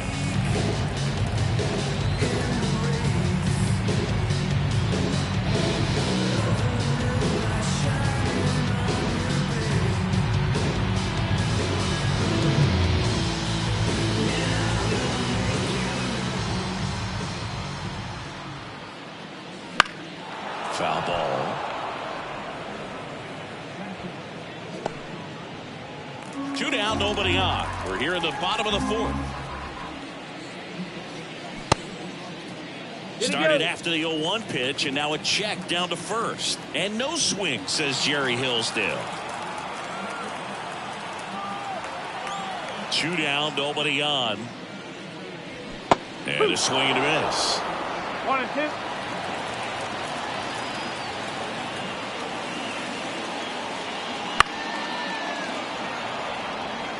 Really great change of speeds. He goes off the off speed to the fastball, and the hitter doesn't know what's coming next. Cuts and misses. It's a strikeout. 3 up, 3 down for the Cubs, but they're on top. And welcome back to the ballpark. Top 5, John Shelby with Chris Singleton. And leading it off, Jesus Sanchez.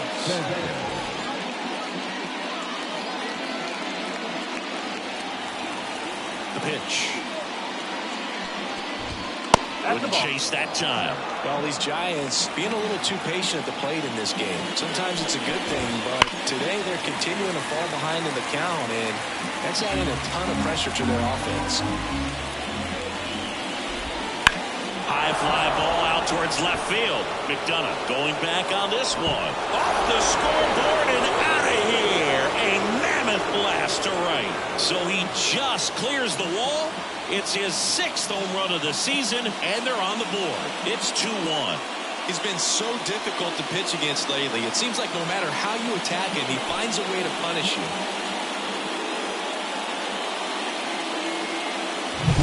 Anytime you have a pitch down the middle of the plate, the percentages go up for the hitter to do damage, even if it's a pretty good sinker like that one. Nice piece of hitting there at the plate. Logan Driscoll, the next Giant to hit. There's a strike. 0-1.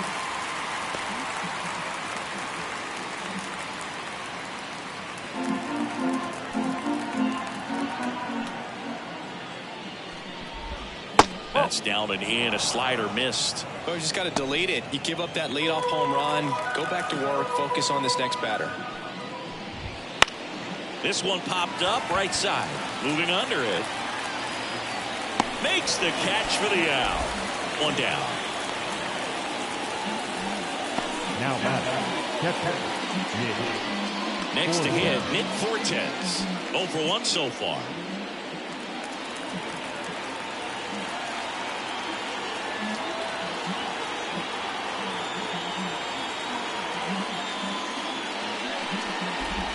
Close one, doesn't get the call. Ball 1. Close pitch there, and he's kind of wondering where it missed. You know, getting a feel for each umpire's strike zone is something that pitchers and hitters really have to think about and work on from game to game, and sometimes from at bat to at bat. Next offering is in for a strike. Goodness, I think he just took the best pitch he's going to see in this at bat. You don't get many like that in that location. I don't know if you take that pitch against any pitcher out there in the mound. Steps on first for the out. Next to hit will be the pitcher, Rich Hill. Swinging a foul straight back. 2 outs. Strike 2.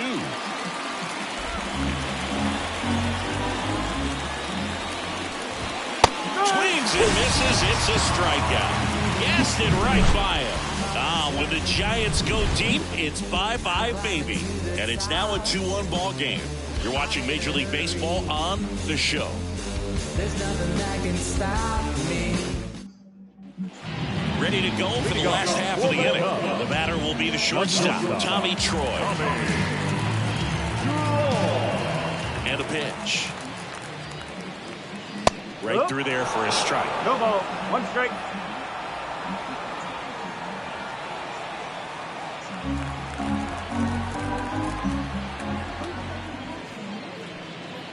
Good eye in that spot.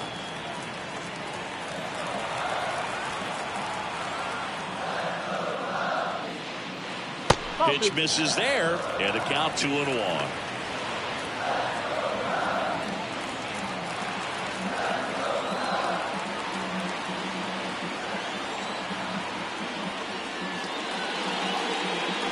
That's hard hit on the line. And it's caught for the out. Man, that's one of those at-bats where you have to remind yourself it's about the process. He did everything right there. Nothing to show for it, but in your mind, you have to convince yourself that it was a very good at-bat. Head, batting with 1 down, takes a strike. Well, on the mound, very efficient, able to produce an outcome, it seems like, within the 3rd or 4th pitch of just about every at-bat. Clips the outside corner. No balls, 2 strikes. Well, he's gotten ahead with 2 pitches down in the zone. He has plenty of options right here. He can go up, he can go away, he can add velocity, he can subtract. Next offering upstairs. 1 ball, 2 strikes.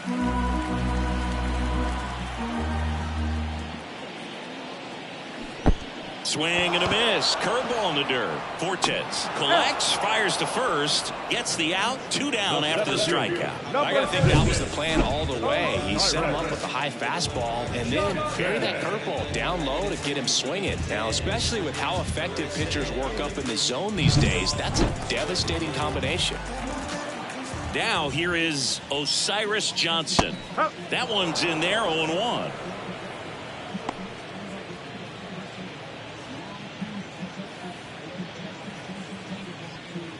Two outs, base is empty. Strike 2. More and more guys are looking to slug regardless of the count. In this situation, we'll keep a close eye on his approach.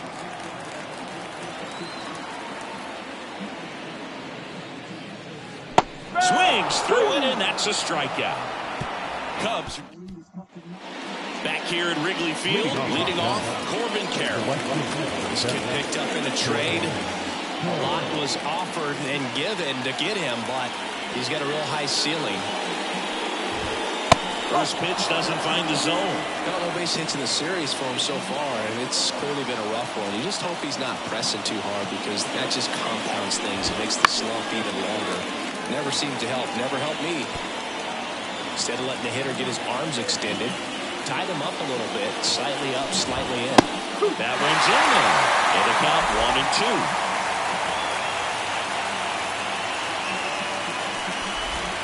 And a swing and a miss. 1 out. And Chris, that's a way to neutralize his speed by keeping him off base. And the defense breathes a sigh of relief because he puts pressure on everyone if he can put the ball in play. But that's how you do it. Keep him off balance, get him out of there, and deal with the next guy. Giorgella steps in. 1 for 2. Misses just off the outside edge. I think that was a strike.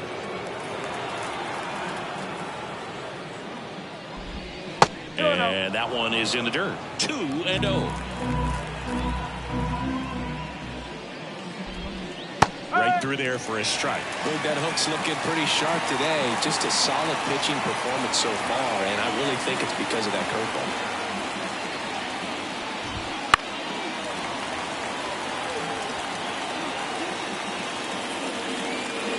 The Cubbies Rockies up by a run, and we're in the top half of the sixth.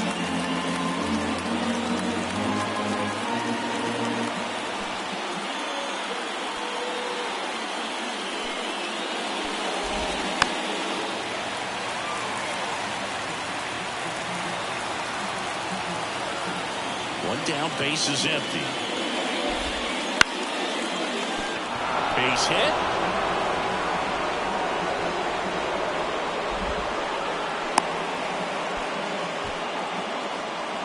Now batting the third baseman, Alex Bregman. In the air, left field. Makes the grab.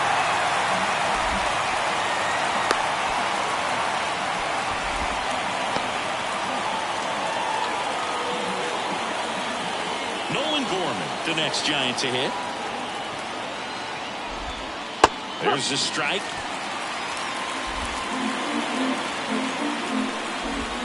That's in there, but it's not even two. And that just misses. Too close for me, Parker, to take that 0-2 fastball, but for whatever reasons, he let it go by. He's still in the at-bat. I don't think he'll let the next one go. Back foot slider ties him up, struck him out. So no runs here on a base hit, no errors, and we're back. Here's the second baseman, number 15. The line of the pitch. And first offering is fouled off.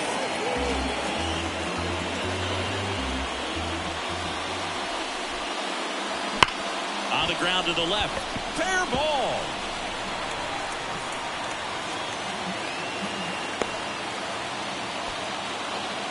Man, he just absolutely burned on that one. Ripped it down the line. Nice job of standing with mechanics. In the dirt. Nice job behind the plate there.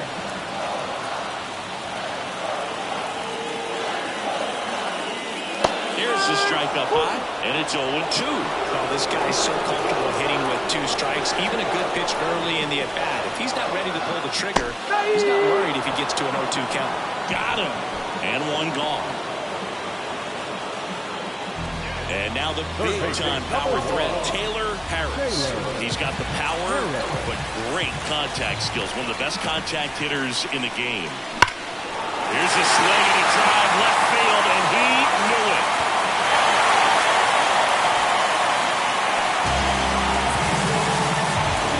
That one felt good.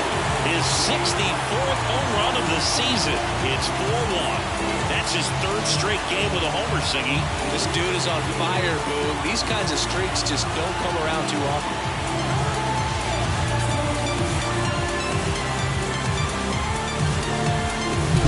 When you're lacking velocity, it's so critical that you move the ball around, change speeds, even try to trick the hitter at times. But when you give up a home run right there, the manager doesn't have a lot of patience because the velocity is not there to overcome and get the swing and miss.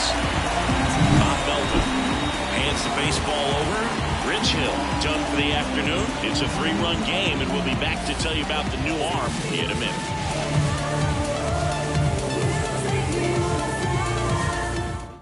Adam Kolarek gets the call from the pen. Just trying to keep this one close here, and this is where a bullpen can give their players a chance to fight back into the game. And here is Davis Webb. Swing and a miss, strike one.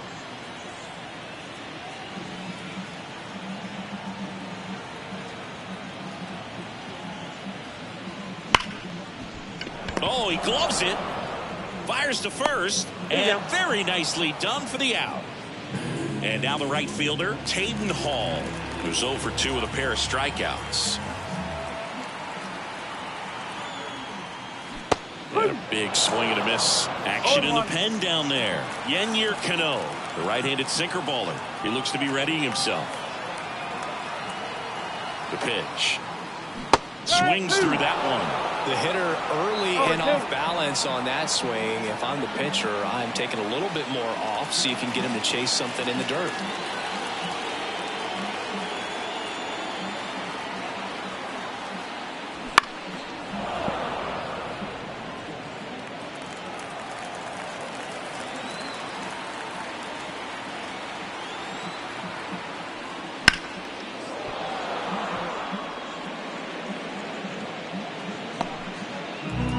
comes across in the inning here in the bottom of the 6th.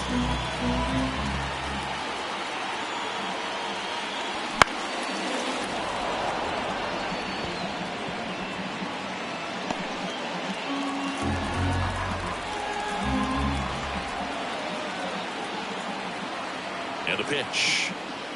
Just misses with that one. Really nice slider right there, sweeping across the dish, but just couldn't hang the edge. Swing and a miss, and he got him. 3rd out. Cubs had 2 on this homer. It's now 4-1. You're dialed into the show.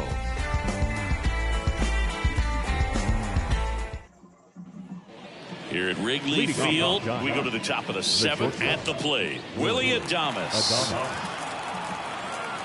Head back to work. Well, they've kept him pretty quiet in this series. Still doesn't have a knock. I know you want to get that first knock out of the way. Maybe more will come, but you got to give some credit to the pitching staff. They've had a great plan against him. 1 strike.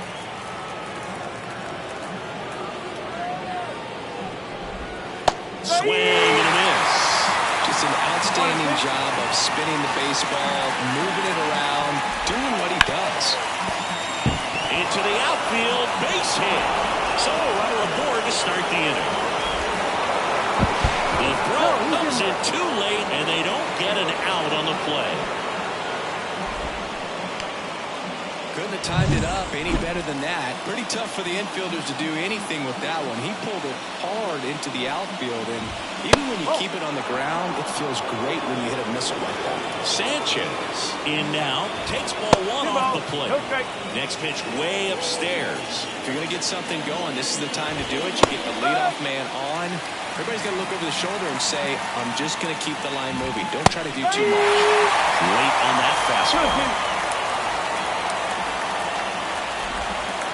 That one drilled left field, and that's a base hit. I'm sure he feels really good about that one. Really good swing right there. He got a pitch that he knew he could handle, allowed himself to stay back just a tad bit longer, and he hit the ball on the screws. And maybe they've got something going here, trying to get back into this one.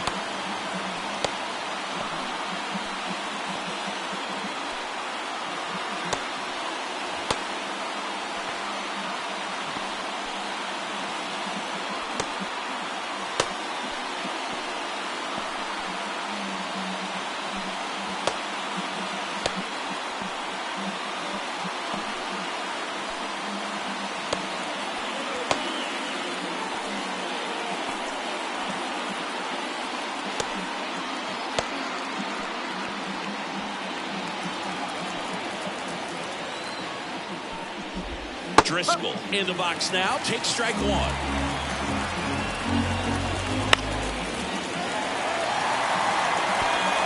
With the tying run at the plate, here the top half of inning number 7.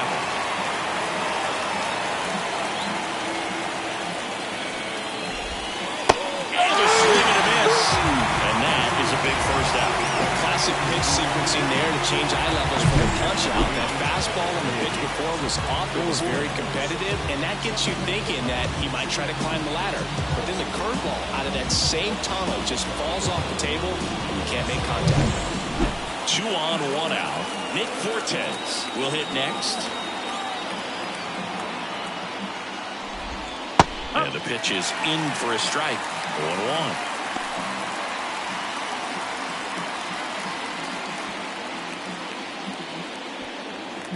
The tying run at the plate. And that's in there at the knees.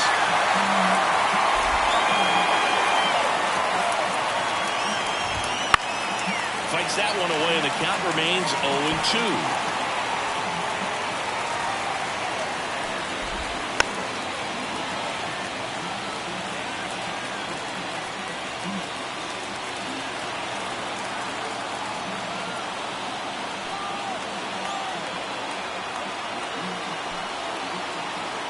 Tying run at the plate. Gets a piece and stays alive. The 0-2. Knocks that one away, and we'll do it again. Also really good at bat. What I like about this guy, his bat stays in the zone for a long time. Gives him the ability to foul off tough pitches.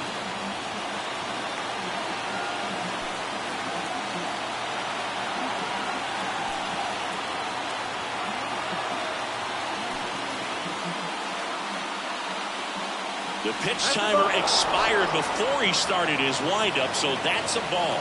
That must be incredibly frustrating for the pitcher, but this is all about creating more action and speeding up the game, and it's working. 2 on, 1 out. That pitch just misses the inside corner. 2-2.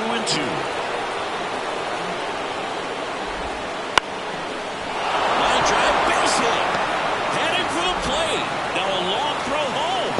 It's off the mark, and he scores. And they cut the lead to 2. Now Bob Melvin going with a pinch hitter, Nick Gordon. Well, we're going with the lefty bat here, Boyd, trying to improve that matchup for a very... They're minus 12 without Luka. Let's hear from Mark Davis. Replay has determined that Doncic does not establish a legal guarding position at the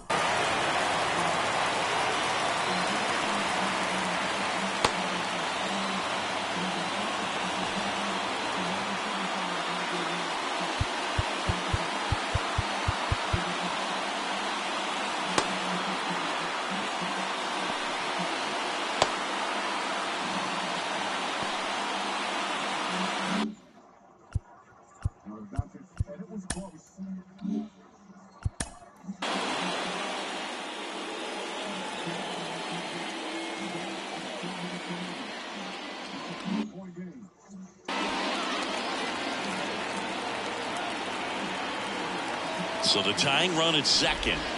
1-1.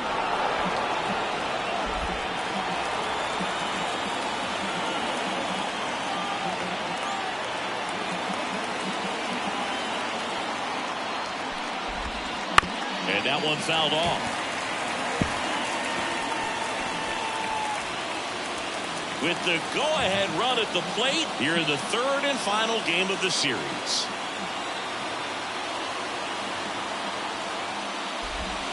Got him swinging.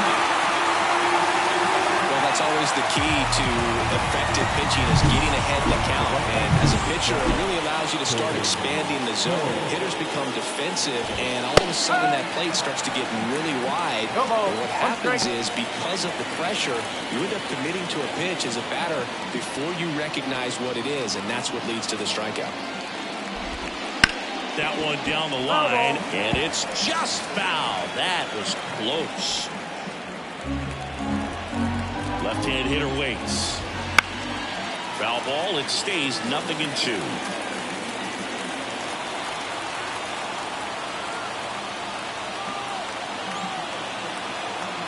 Two on, 2 outs. Waves at the ball for the strikeout. So 1 run in the inning on this base hit. It's now 4-2. Back after this on the show.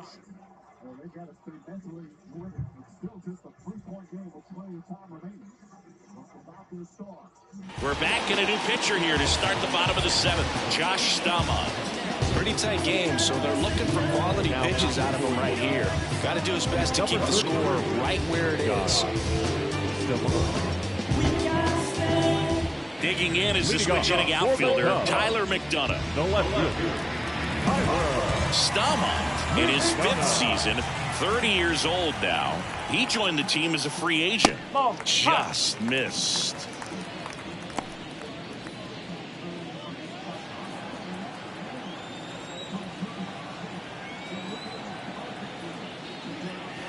And another ball.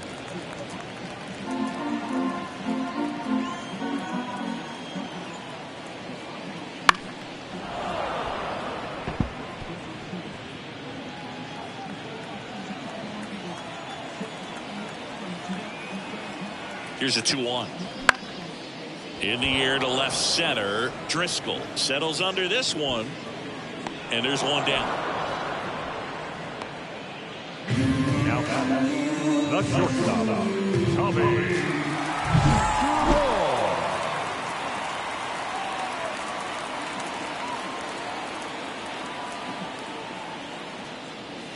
Fastball for a strike.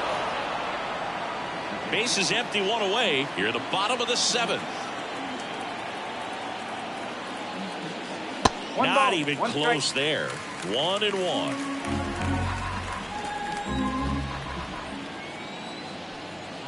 Swing and a miss as he was late. 1 ball, 2 strike.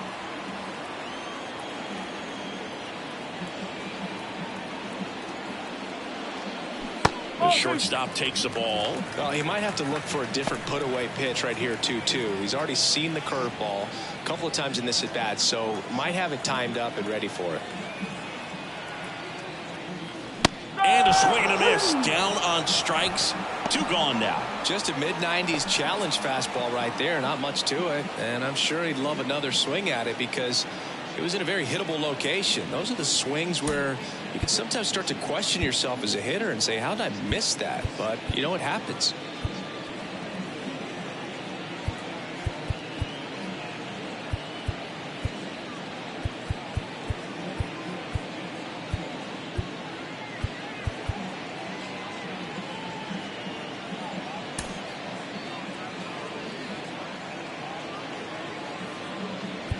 So they're making a move for a bat off the bench.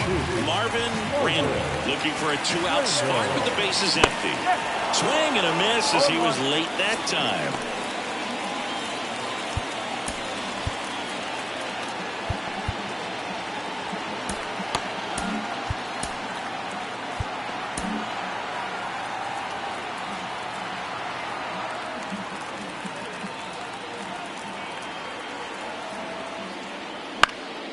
And a foul ball.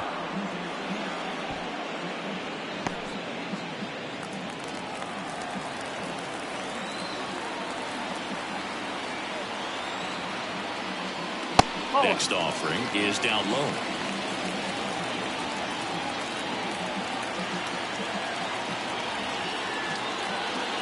Got him looking. That's a strikeout. And the Cubs are down in order, but they still lead this one 4-2.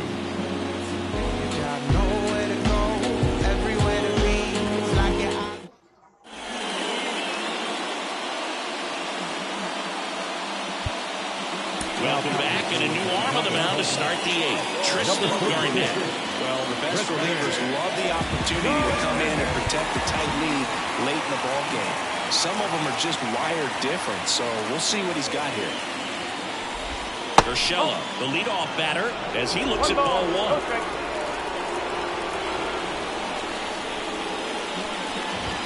1. Inside at 100, now 2-0. And now the lefty.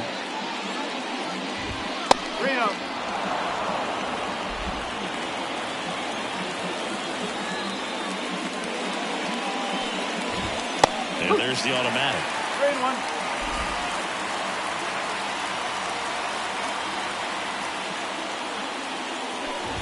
And so the lefty allows the leadoff free pass. Now it's Alex Bregman. It's tough after falling behind a hitter, 2 balls and no strikes, but now at least he gets a fresh start against a new batter, but he needs to get back into the strike zone and start pitching with conviction. Try to get him to chase on the changeup that time. Right through there for a strike. Calling this count, runner not known for his speed, but I think you got to put him in motion. Try to avoid a double play here, Bo. That one's sizzling on its way through to the outfield. Well, that was one of those high percentage advantage counts where batting averages are just so much higher. Got the top of the ball a little bit, but not much. Hammer could be extra bases. Here comes Urshela around 3rd. 1 runs in. The tying run is in to score, and we are starting over. Tie game here in the 8th. These guys today are so great with handling velocity. They're seeing high speeds day after day, and a nice job of turning that one around. Adames up to bat next, lays off for a ball. Now a screamer into the outfield. And they get Adames for the out. 1 away.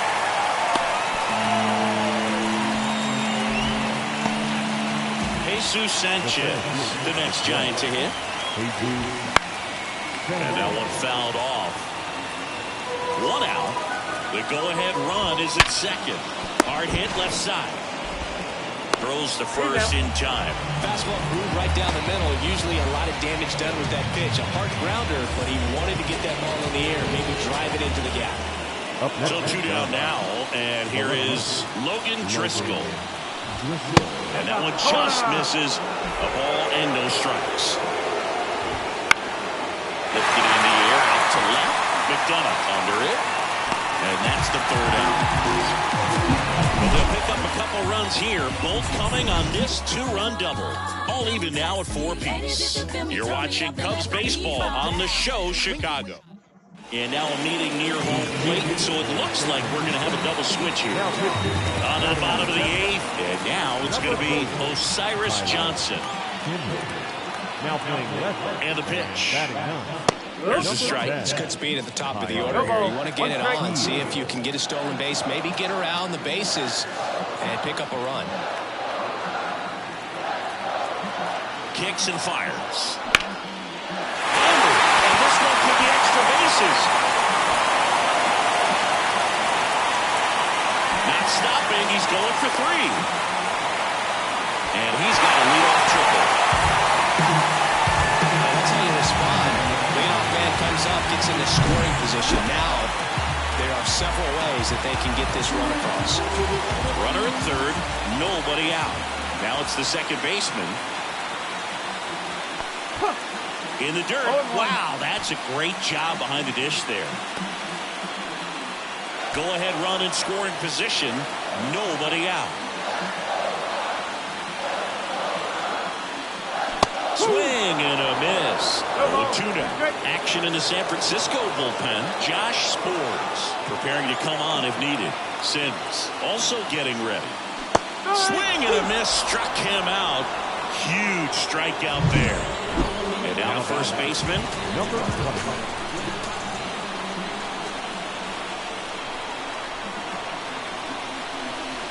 And there's the strike. In the infield at the corners, don't be surprised to see them come home first and prevent that run from scoring. And now the count is even. 21.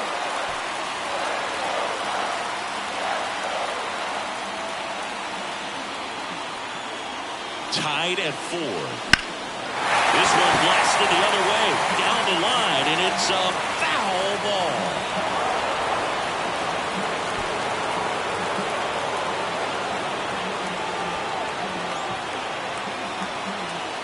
The pitch.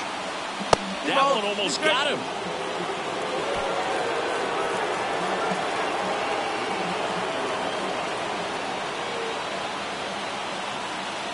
And the righty deals. That one misses. And the count's full. With the go-ahead run at third, here the bottom half of the 8th inning.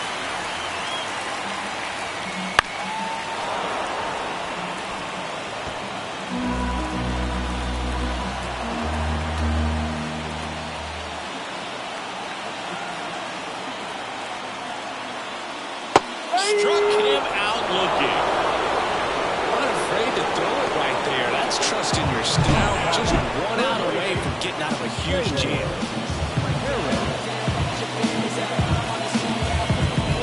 A new arm into the game, the righty, Lucas Sims. Walks have been a big issue for him this year, so I expect these hitters to be patient up there. Harris stands in here, leaves that one off the inside.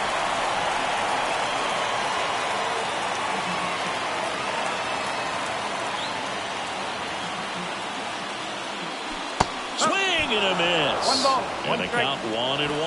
Well, he knows they don't want to give him anything to hit, but when you've got opportunities to drive in runs, you've got to expand the zone. He's capable of going out there and doing damage with it.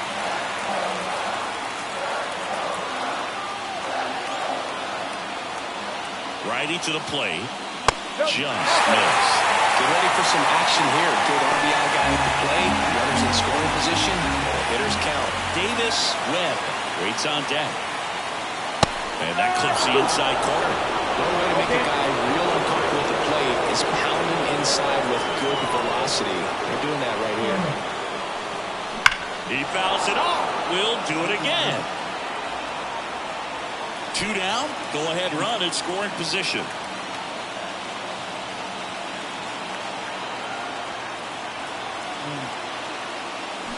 And a swing and a miss.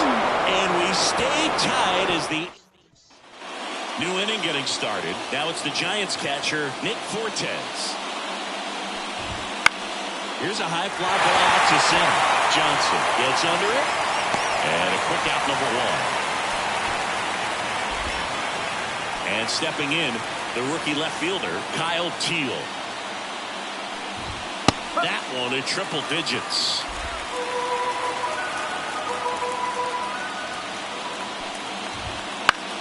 Popped in the air, left field. No trouble here, puts it away for the out. Out number 2. Now it's the right fielder, Corbin Carroll, known for his late inning heroics. Swings and misses. It's 0-1. A healthy cut, tough pitch at 98, but a really good pass at the ball.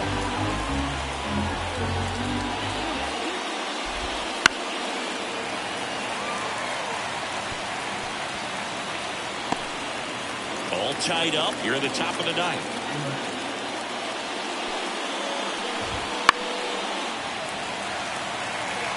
He's mixing his pitches really well, late on that fastball after seeing the changeup. Let's see if he can elevate one. I think if he does, he'll get the swing and miss. Goes down looking. 3 up, 3 down for him there. 5, 6, and 7 will lead things off in the bottom of the 9th. And we are tied 4-4.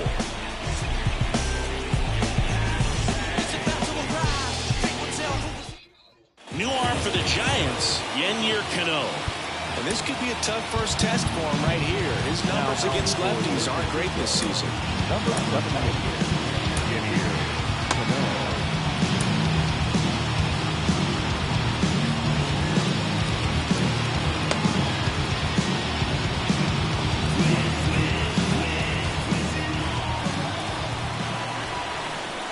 Here comes a pitch. Fouled off. He was late.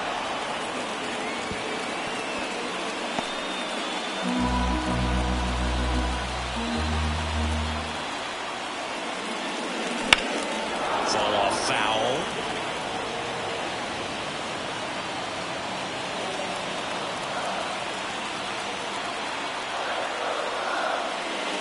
Outside low.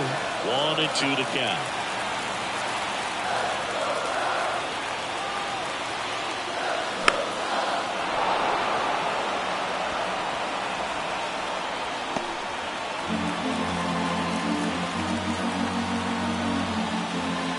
Right-handed reliever. Fouls that off to the left, and will do it again.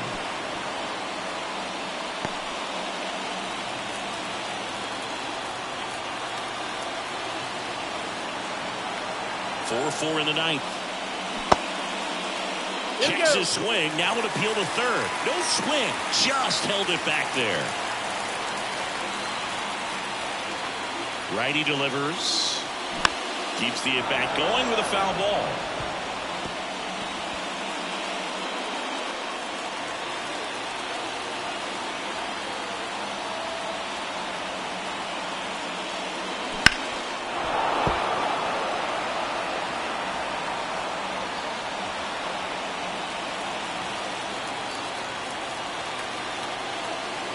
Two now. Stays alive. In an era with a lot of swing and miss and strikeouts, you gotta love an at-bat like this. No one giving in.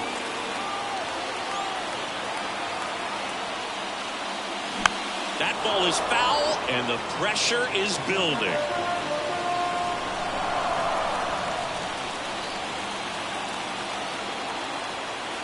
Two on the way.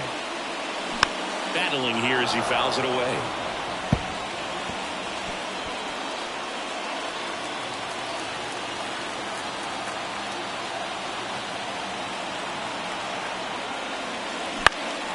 On its way to the corner.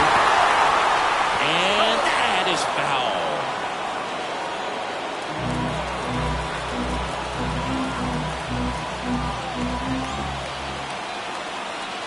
The pitch. Foul ball, another 2-2 upcoming. 7 fouls in a row. Such an impressive at-bat we're seeing right here, regardless of how it ends up. And here it comes. Still 2-2 after the foul ball.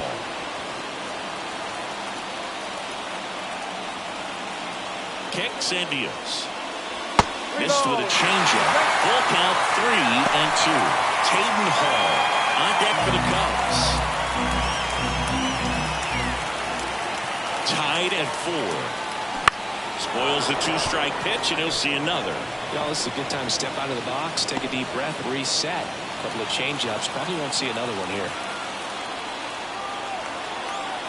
3-2. Got him. He battled for a long time, but it finishes with a strikeout. You can't be mad at yourself after an at-bat like that one. No, just couldn't pull the trigger on the fastball right there, and I don't think he was taking it, thinking it might be a called ball or anything. I just think he was flat out frozen. Did not expect that location, in my opinion. Now, here is Taden Hall. 3 strikeouts already. He's 0 for 3.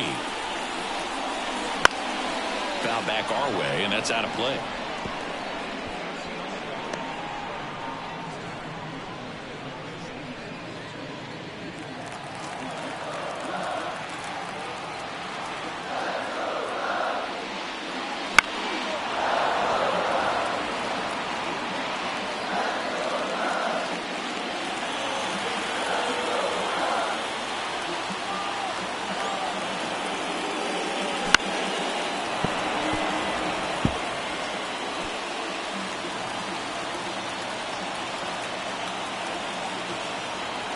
And a pitch. Fouls it back with 2 strikes.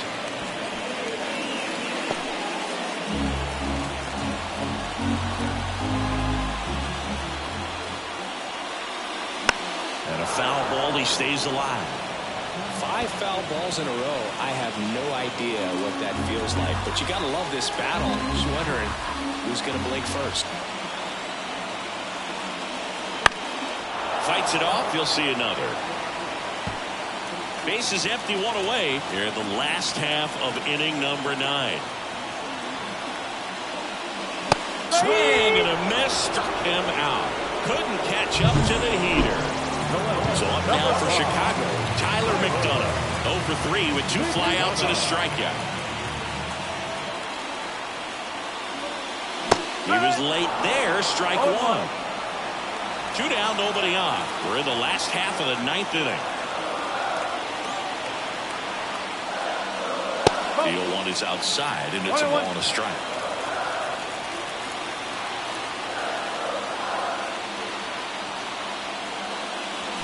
That one pulled foul.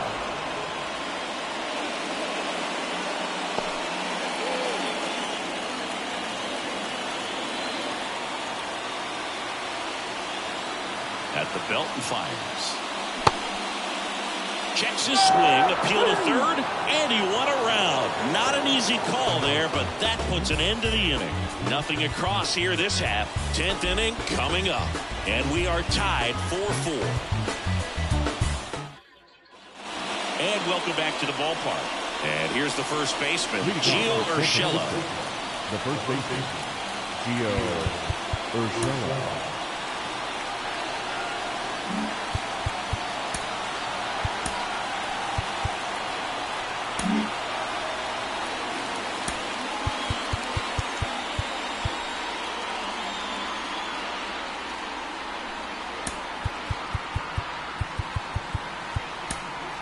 And possibly a double switch coming now as a meeting taking place near the home plate area.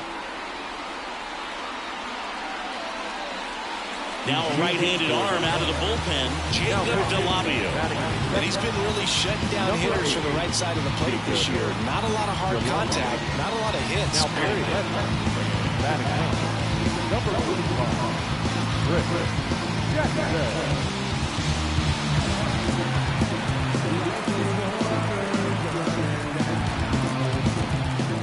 Pitch.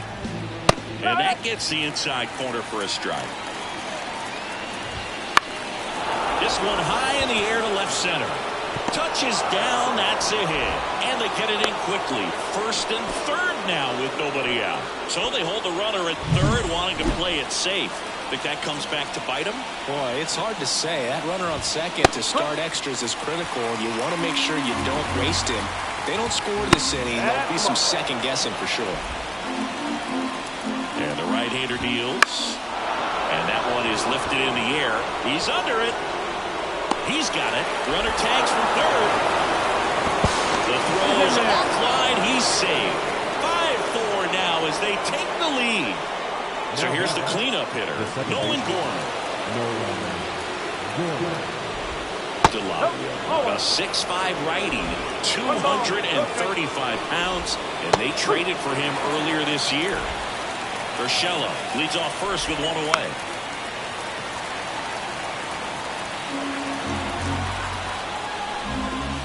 Got him looking. 2 down. Willie Adames, the next Giant to hit. And that one fouled off. And a foul ball. 2 outs. Swing and a miss, struck him out. So 1 run on 1 hit, no errors, and a runner left. A discussion happening at home plate now, and on to the bottom of the 10th. Here's the shortstop at the plate, Tommy Troy.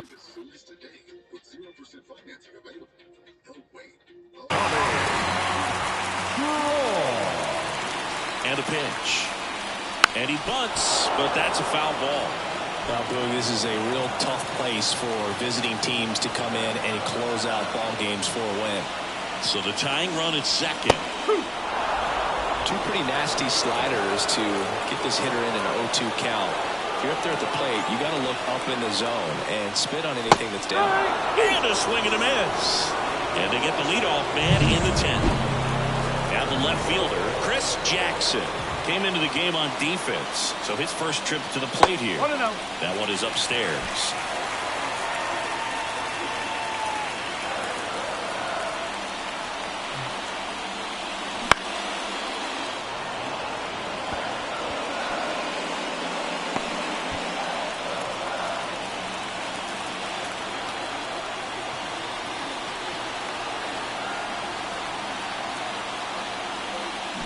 Ground ball to the right side, and it finds its way through for a hit. And now the winning run is on base. Tag, and he's out at the plate. Well, you have to be able to trust your coaches in this sport. That's what baseball is all about. You're relying on the people around you to set you up for success. Players need to rely on their coaches the same way they rely on their teammates. Now a move being made for a pinch hitter, Pete Edwards. And this is a big at-bat coming, Brew. Definitely a little added pressure on him here.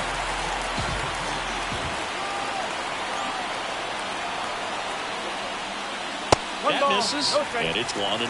Big situation right here. You got some speed over there at first base. He represents the tying run. Question is, do you send him and get him in the scoring position, or do you let that batter swing and maybe put you ahead? Spores keeping him close. Well, at least you got the pitcher thinking a little bit. You don't want to run yourself out of the ball game. You get thrown out or picked off, it's over. And fouled off.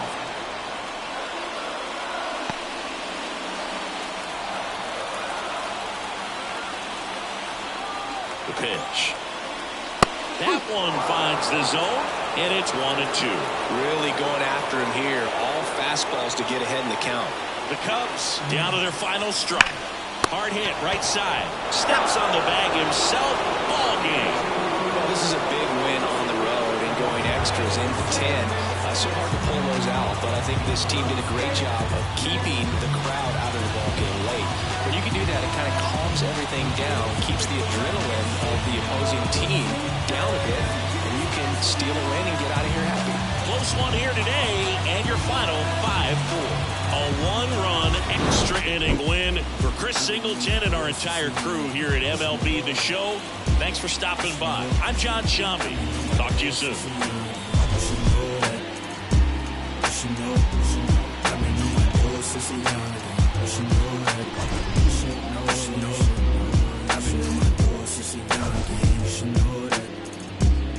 you know.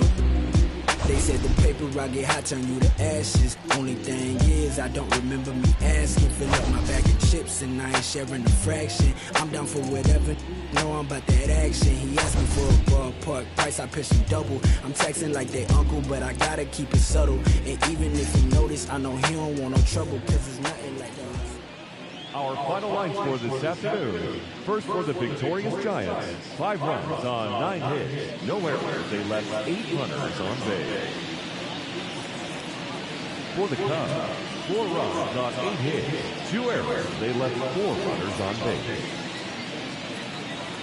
Time of the ball game, 3 hours and 14 minutes.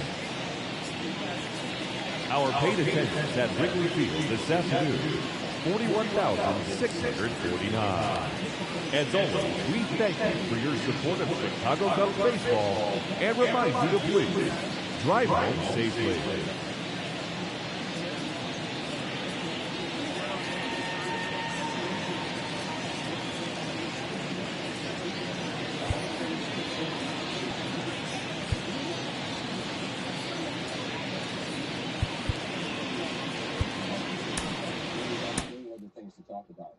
We were prepared to talk about the Boston third quarter, and we will.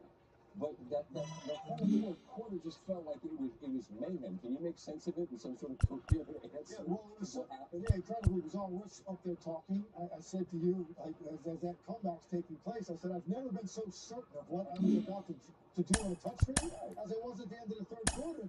And then that happened. So let's just talk quickly third quarter. I've referenced Boston offensively all year as a buzzsaw. That was what it typifies, what it looks like in the third quarter. Every single pass was purposeful. Now, Dallas contributed to it. There's no doubt. I could do a whole separate touchscreen on their defensive breakdowns during that stretch. But some of that is because you get demoralized to the point that you can't guard these guys. And that's what happened in the third quarter. It was tough shot making on some individual stuff, but more often than not, it was initial breakdown followed by the ability to get the ball out and get it around to that next guy. And every single guy that turned one up made one in that quarter. Just so impressive. I thought it was maybe the most impressive offensive quarter Boston's had in the postseason that I've seen. That's how good they were. And then the fourth, they got away from that. They got ISO heavy. They started playing a little bit almost frantic. That was the word you used, but I was getting shots up. It was a very strange scenario at the exact same time that Dallas is converting everything at the other end. And here you go. We got a 3-point game, 1-possession game that I did not see coming at all. The way Dallas looked from a body language standpoint when that third quarter ended, I did not see that run happening, Scott, to get them back in the game. So as Derek White said, give Dallas credit there for fighting back. Boston contributed to that with their offense, though. If you told either of us at 8:15 or whatever, when the game jumps, that Boston's going to have an 8-minute stretch in the fourth where they score 2, you're going to say they get dump truck. But it was a 35-19 third, virtuoso stuff. More to come with you on that and the touch screen, which everybody looks forward to a little bit later. Boston's ahead 3 games to none. Get thoughts from both coaches after the Celtics got the victory. Coach Mazzulla is speaking right now. We'll bring you the best of what he had to say, and Coach Kidd's thoughts as well, and more from Lex as we continue here on SportsCenter. C's up 3-0. The post-game report is brought to you by Volkswagen. The summer blockbuster is back.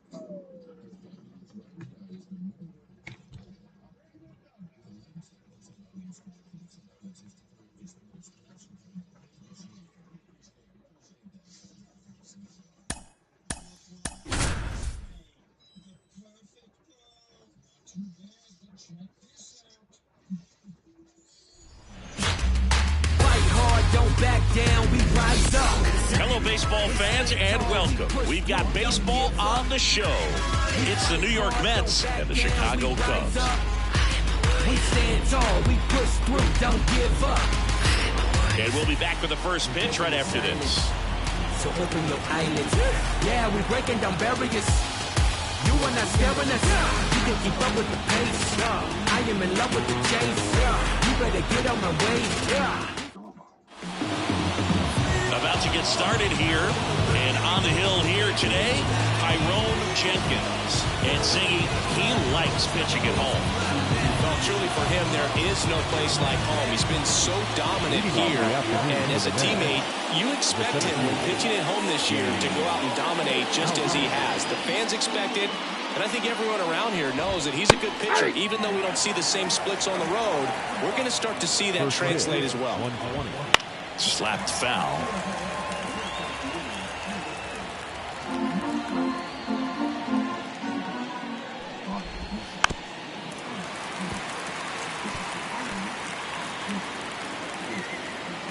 And the 0-2. That's foul off to the right side. Keeps the AB going.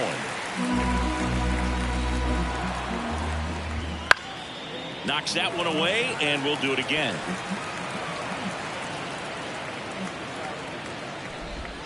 Swing and a miss. Struck him out. And one out now. Oh, there's a small sigh of relief right there. I mean, just to keep that speed off the base paths. It's not just the pitcher. It's other guys that have to think about it. From your infielders, have to think about that runner potentially stealing, but also be in position to make a play. As an outfielder, you're thinking about a base hit to the outfield. I got to get to it quickly to try to keep this guy from taking an extra base. So I think everyone just a little more relaxed. Okay, let's check out the lineup. And the key to victory for them here, get their starters some run support early. Boog, if they can get him that run support early, it's likely the other team folds because they know how dominant he can be once he gets settled in. So put pressure on that other team right away. Jump out to a lead early, and a few runs is going to feel like 30. And 1-2. This guy at the dish excels in 2-strike counts. Got to be careful. And he chases that one. And good work there as he gets a 1-2-3. Nothing doing for the Mets. And now it'll be the Cubs' turn in a scoreless ball game. It's Major League Baseball on the show.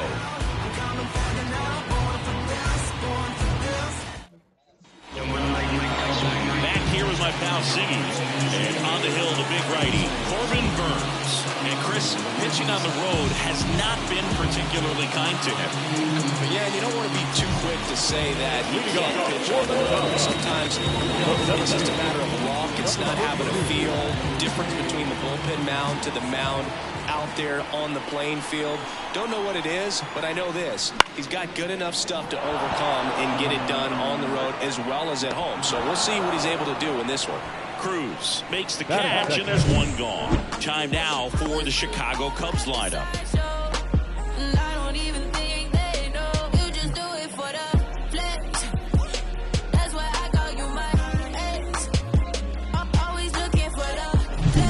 Chris Jackson, the next to hit.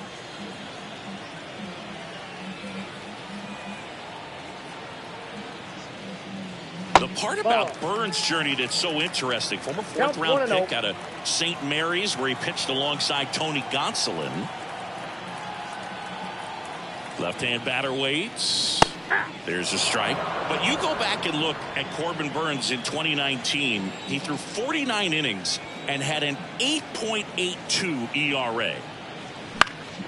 Swing and a fly ball in the air out towards right center field. Pulls it down, and there's two gone. Hey, man, 4 pitches, 2 outs. That is an excellent pace. 2 outs, base is empty. Next to hit, Marvin Randall. This kid picked up in a trade. A lot was offered and given to get him, but he's got a real high ceiling. First offering misses badly for ball 1. The main adjustment that Corbin Burns made was that he got rid of his four-seam fastball and really leaned on the cutter. That is his signature pitch. And now today, he is a cutter sinker guy, and the four-seamer really doesn't make much of an appearance. 2 outs, base is empty.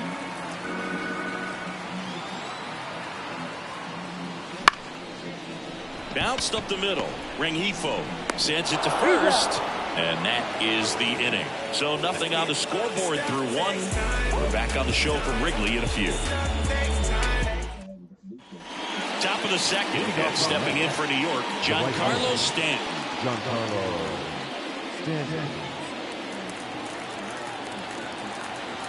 Jenkins back to work. That one at triple digits. Man, that pitch was dotted. So much talent on display when this guy's out there on the hill. Check swing, he went too far, and it's a strike.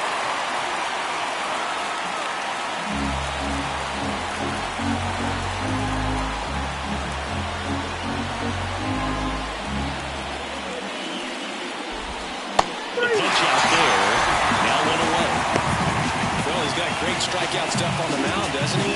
Double-digit strikeouts in his last start, and he's just racking them up again in this one. This guy can really dominate a game out there. Not a fun assignment for any lineup.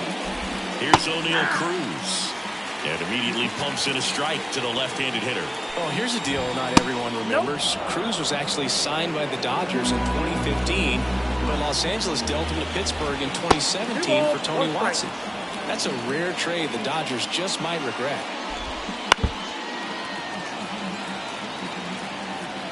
Second inning here, no score.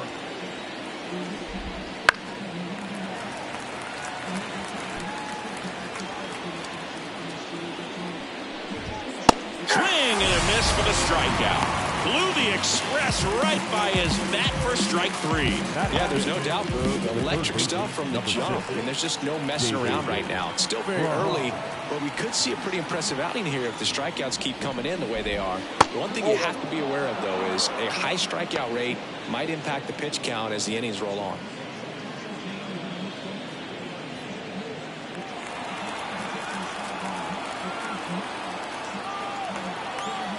And he deals. And it's 1-1.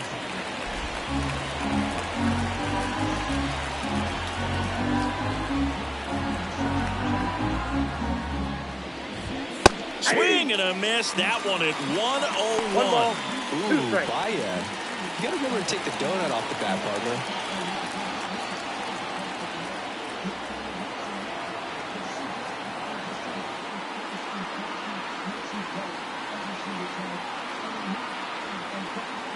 Oh, and they're going to tag the pitcher with a pitch clock violation.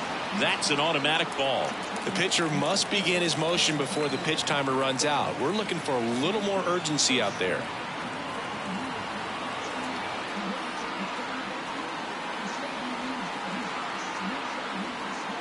The pitch timer expired before he started his windup, so that's a ball. That must be incredibly frustrating for the pitcher, but this is all about creating more action and speeding up the game, and it's working. Kicks and fires. The 3-2 is off the outside edge, and that is ball 4. One of the things about that 2-out walk, the base runner over at first base is going to have a very aggressive secondary lead. So a ball down the line or into the gap will produce a 2-out RBI, and those are the best. That is, if you are the offensive side of it.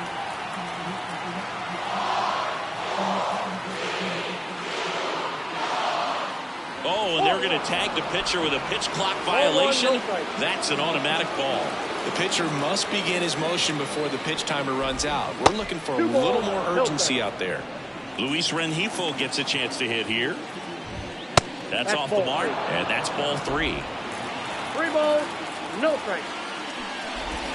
In there for a strike at the bottom of the zone. Fry, the runner at first with 2 gone. Fouls one off out of play, back to our left. 3-2, 2-out, runner on first. A lot of movement in the infield. Hitter's got to stay focused on the pitch. Swing, and this one's bounced on the ground. Whips it to first, and that will end the inning.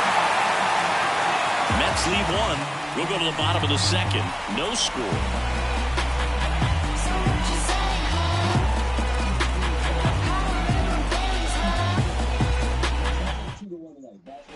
Bottom of the second, and now number 20. He's a guy who does it all.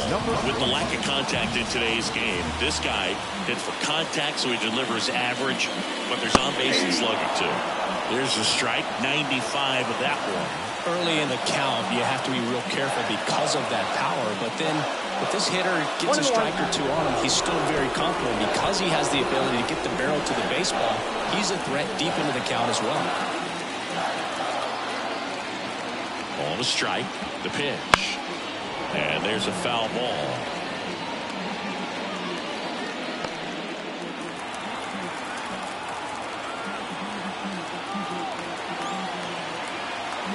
And the pitch. Cuts on it and misses. That's a strikeout. Couldn't catch up to the heater. Good late cut for the strikeout there. That thing really got in on him, and the cutter isn't really a huge swing and miss pitch most of the time because it's not really meant to move a whole lot. You're just trying to miss the big part of the barrel and maybe get some weak contact, but that one right there did a whole lot more than that. That was a really good pitch. Keith Edwards in the box with one away as he takes ball one. Burns, a former Cy Young Award winner. He throws a cutter, a curve, a changeup, a slider, and he works in a sinker. Swings and blasts low deep to left center. Joe ranging back. Hauls it in on the warning track. Thought that was a no-doubter. I think the wind was holding that in this ballpark. And next for the Cubs, Taylor Harris. When you talk about elite defensive third baseman, this guy's at the top of the list. There's a strike at the knees, 0-1. Stud. When you look at players like this, you play that hot corner, got to be pretty courageous over there with the way balls come off the bat. That's the kind of guy that every year you expect him to be in the All-Star game and have a Gold Glove, if not a Platinum Glove. And they're at the knees, 1 and 2. So what are the skills you look for that make a really good defensive third baseman that elite? Oh, but one of the things I think about immediately are just the feet. Does he have good feet? Is he able to quickly react? A swing and a miss. That retires the side. And that'll do it. Nothing happening there for the Cubs. We'll move to the third with no score.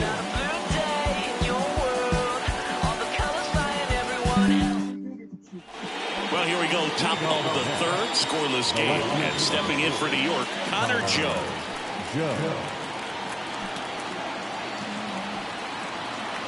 As he turns on the rubber with that good live arm delivers. Pitch misses, and that's ball one. Swing and a miss. Good pitch right there. Tied him up on the hands. If I'm out there on the bump, I'm going right back in there. Pulled down the line. This one hammered, but it's foul.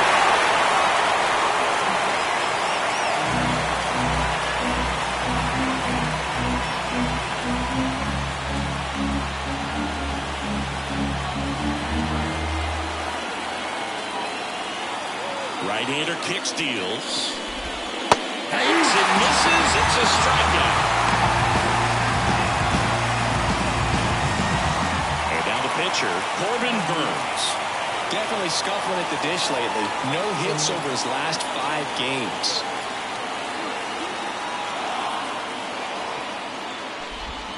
And the first pitch misses for ball one.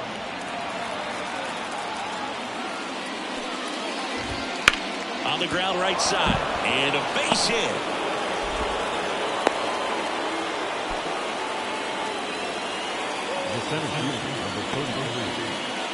And now the center fielder, James Outman.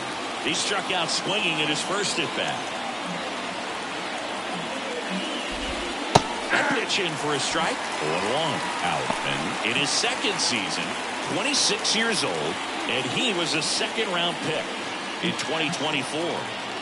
Man at first, one away.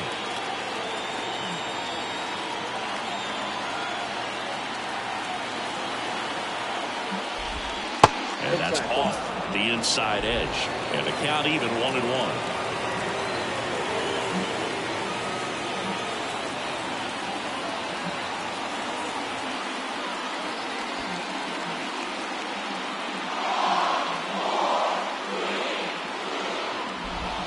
And another ball.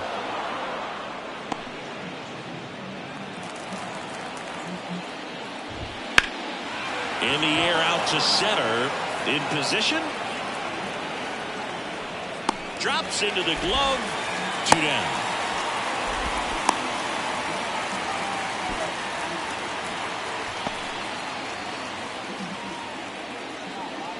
On the north side of Chicago, John Shelby and Chris Singleton. Here's Nathaniel Lowe.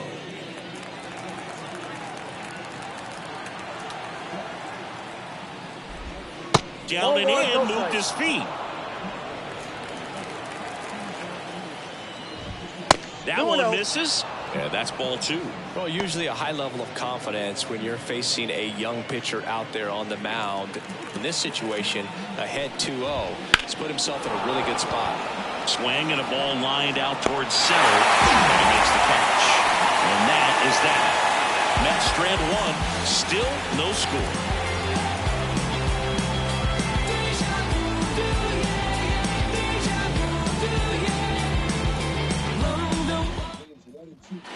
Now it's the shortstop.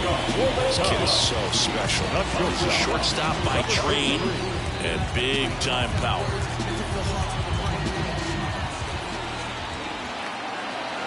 And the pitch. That one fouled off. It seems like from day one, his strike zone and plate discipline looked like he'd been in the league for 6 years already. The shortstop takes the ball.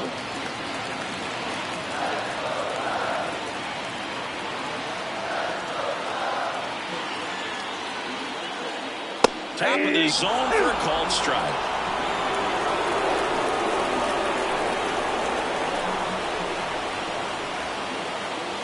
Outside low, and it's 2-2.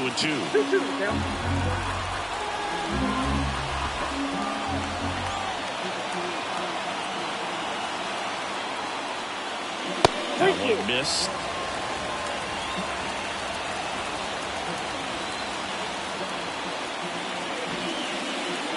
Fouled off again, and it remains 3-2.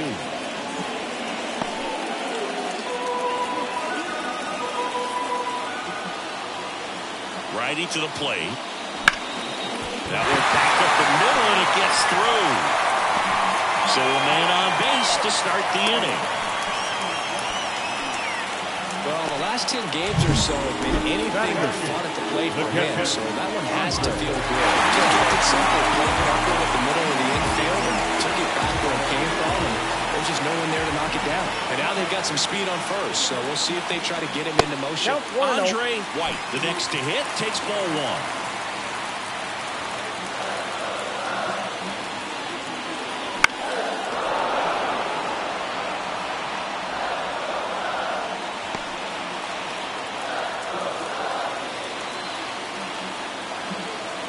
Pitch. Just missed. Way to lay off that pitch down.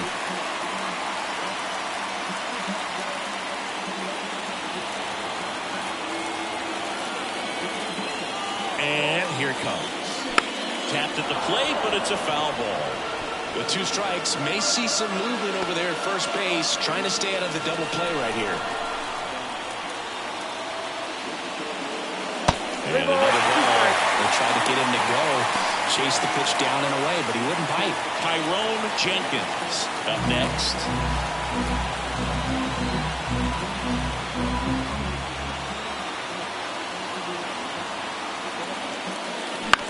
On the ground, 2 ball. To second, there's 1. Relay to first, double play.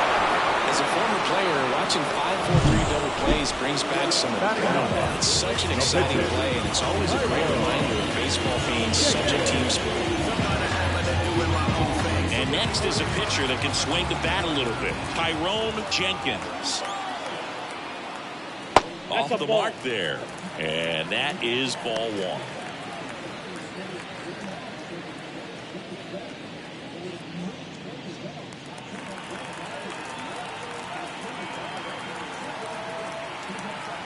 Two down, nobody on. Foul ball.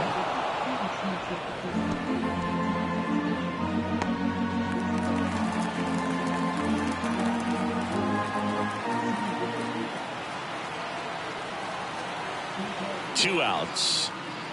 Misses off the plate, and it's 2-1.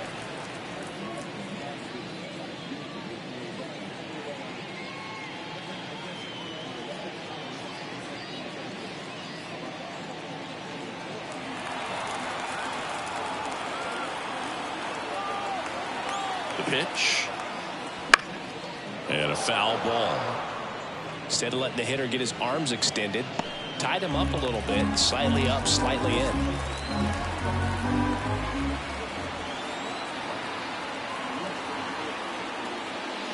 Missed inside with the curve. Number 32 Hitting on deck circle. Still tied at 0. Last of the third.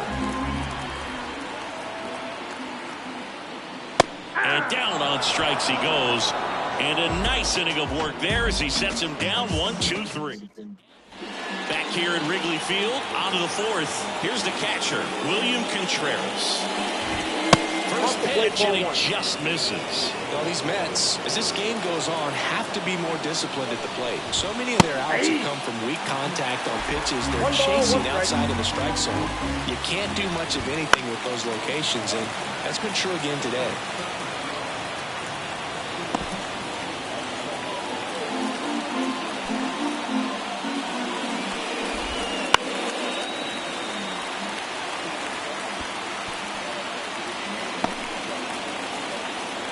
Line of the pitch. And now 2-2. And as a pitcher, when the hitters are swinging at everything, you feel no need to challenge inside the zone. You just keep working the corners and expanding that strike zone and beyond, and they just keep eating right out of your hand.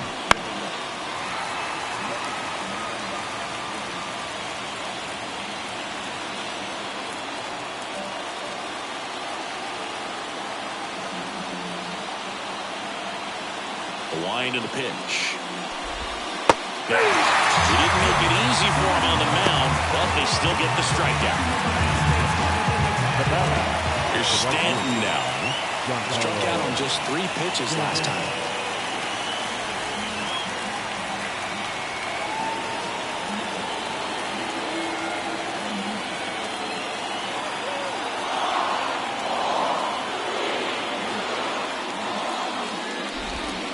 And a swing and a miss. He's pitching well, but not throwing a ton of first pitch strikes.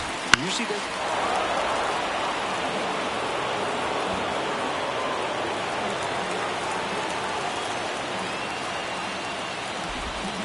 One ball. Chase that time. All tied up here in game 1 of this 3-game set. And another ball.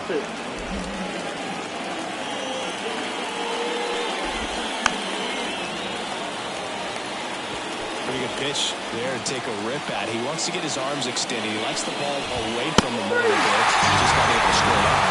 And a swing and a miss. Picks up strikeout number 7. Just absolutely rolling on the mound. He's looking very much on his game in the early parts of this one. Fully on the attack with these hitters. That's 7 strikeouts already, so he's got a good pace going, no doubt. And next for the Mets, O'Neal Cruz.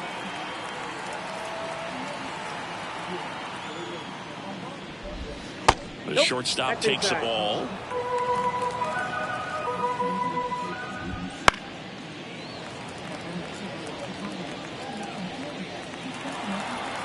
Two down, nobody on. 1-0-1 on the gun, swing and a miss. 2 strikes. Not close with that one. It's 2-2. Hard ground ball, base knock. And that extends the inning.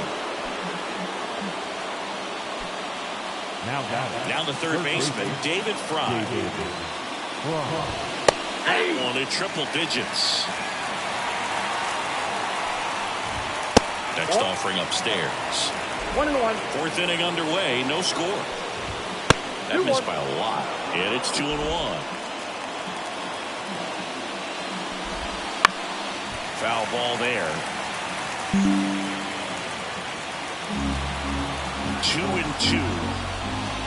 Swing and a miss. Struck him out. That ends the frame. So 1 hit is all they get. On now to the bottom of the 4th. We're tied, 0-0.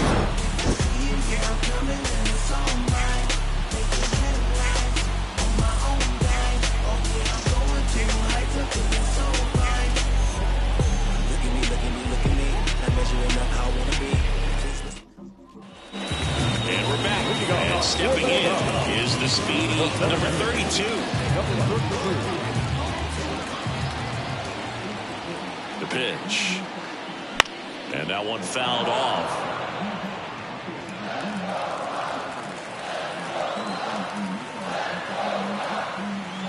Oh, 1 down. On the ground, right side. Rengifo Now the throw to first on the run. One up, one down. Here's the left fielder, Chris Jackson. 0 for 1 with a fly out to center.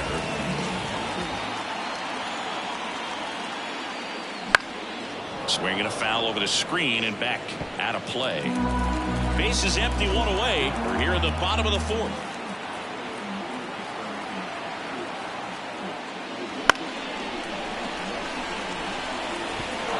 Pretty clear to me. He was trying to go deep right there, but you got to get a pitch that you can handle.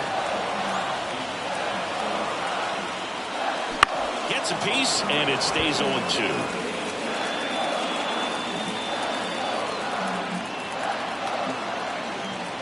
Righty delivers. That one almost got him.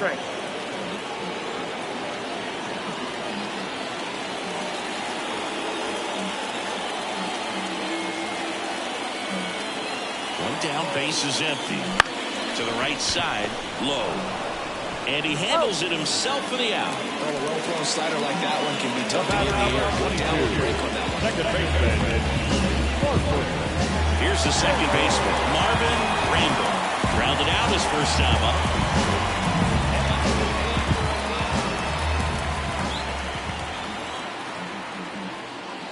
And a good eye there. Looks like he was trying to get to the front door with that curveball. It's definitely a finesse pitch, but it backed up a little bit on him and stayed inside. 2 outs. Into center. Makes his way towards it. And that is that. So they go quietly there. We're headed. Ready now for the 5th inning. And now it's the switch hitting second baseman, Luis Rengifo. The wind of the pitch. That's in there. And it's 0-1. Well, these Mets doing a great job, Boog, of just waiting for the right pitch to come their way. And I'm seeing very patient bats out of it. They haven't produced a run yet, but the pitch count for the starter is starting to climb, so they're hoping that starts to pay off soon. And he deals. Good eye in that spot. And I think they're in a good spot thanks to their pitching, but no one would be shocked if this offense strings something together to take the lead.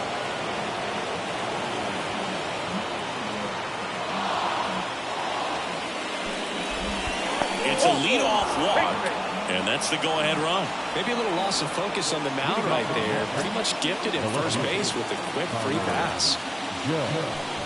Joe in the box now, takes strike one. There was a high-velocity fastball in the zone. I think a little frustration from walking the previous hitter. He's got good stuff. Pitch inside the zone and trust it. And that one a little below the knees, and the count is 1-1. And that's downstairs and outside. And the pitch. And that one fouled off.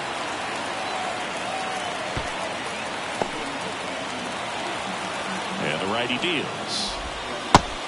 Just misses there. That's when you always want as a pitcher, down at the knees, and it looked to me like he's barking. That's a strike.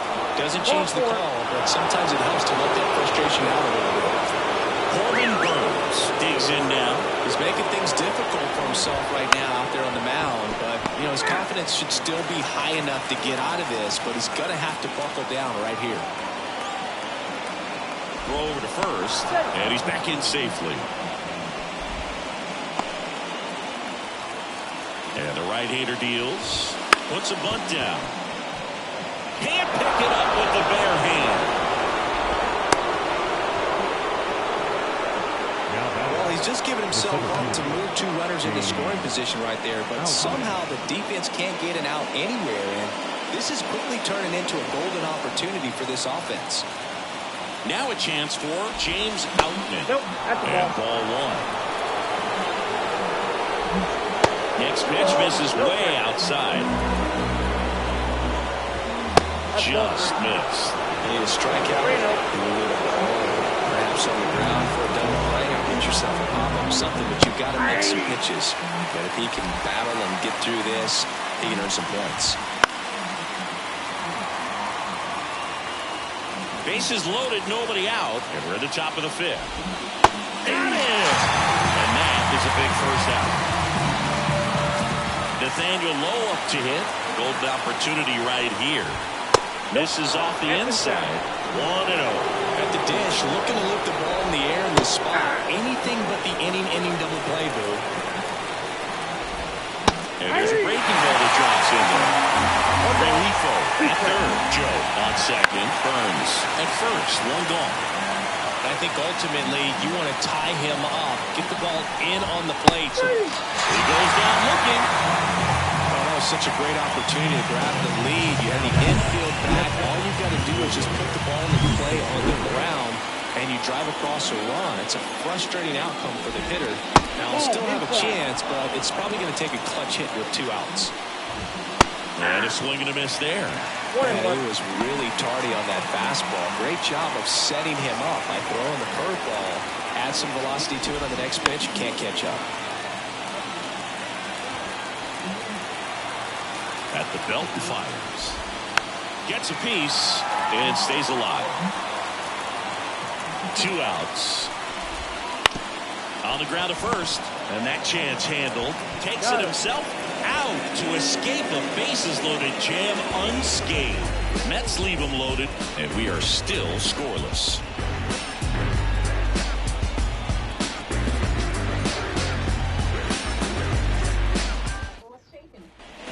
Bottom of the inning. Here's some real power at the plate. Number 20.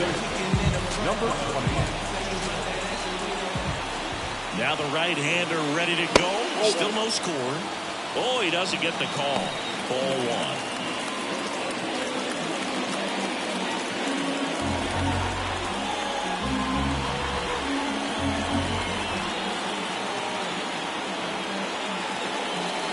A swing and a miss, and that's strike 1. 1 ball, 1 strike.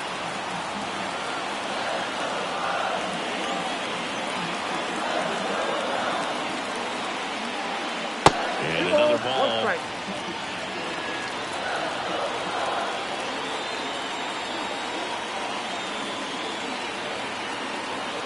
Left-hand hitter waits. On the ground to third. Has some trouble with it.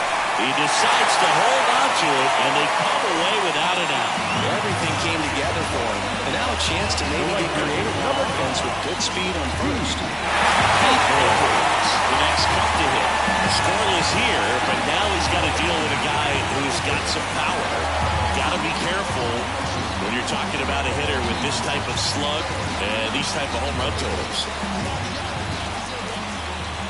Burns with a move to first. Back standing. He's in there safely.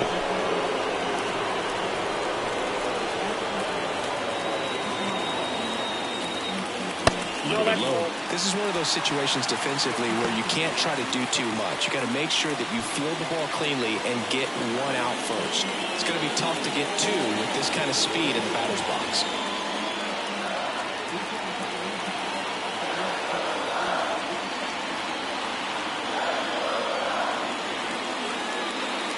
Outside low, and the count is 2-0. Chris with that distraction and a speedy guy at first. He's in a favorable hitter's count. No, if nothing else, I mean, this is a great spot for a hitter to be in.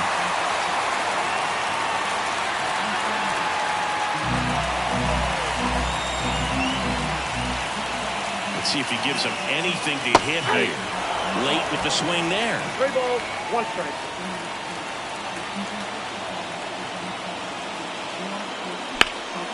Puts it in the air out towards left center. Squeezes it, and there's 1 down. The batter, the third baseman.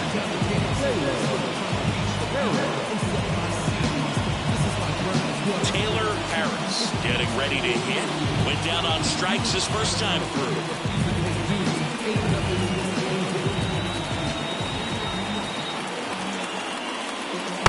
And a pitch out, but nothing going on.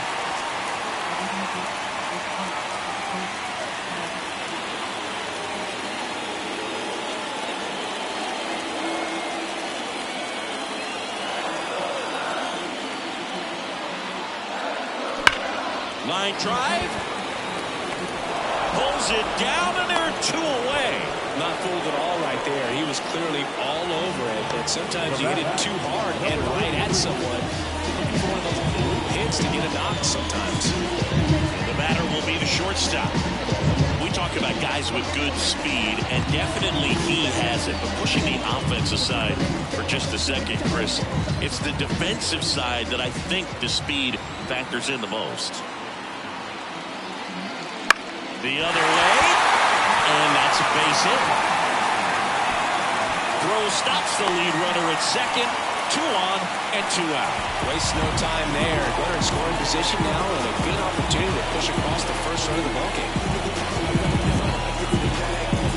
Andre White, the next Cub to hit. He hit into a double play his first time up. And fouled off.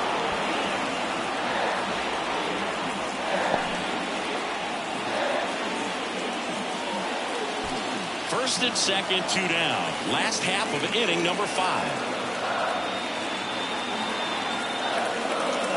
The next pitch misses. Ball 1. We got a ball, 1 strike.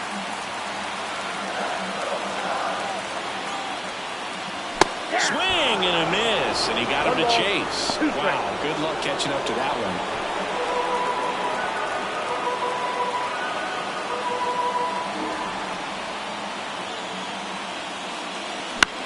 On the ground, right side, in plenty of time to first, and that will end the inning. Still nothing on the scoreboard for him after 5, and we still have no score. Back here at the friendly confines, all set for the top of the 6th, and stepping in for New York, Giancarlo Stanton. Stanton measures 6 feet 6 inches, 34-year-old vet. Can't forget to mention he's a former MVP. The pitch timer expired before he started his windup, so that's a ball. That must be incredibly frustrating for the pitcher, but this is all about creating more action and speeding up the game, and it's working. That's a little bit low. Struggled a little bit in this one. Couple of strikeouts earlier, but doing a much better job in this at-bat to get ahead and find a good hitter's count at 2-0. 2-0. And that's in the dirt.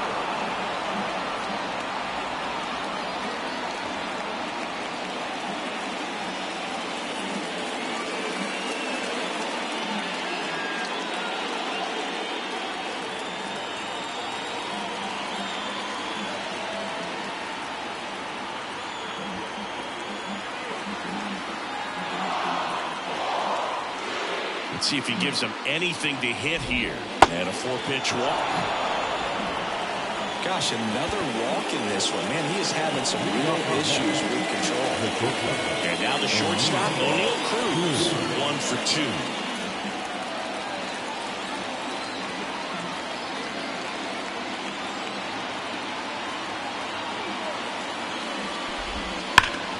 That's a bullet, but it goes foul.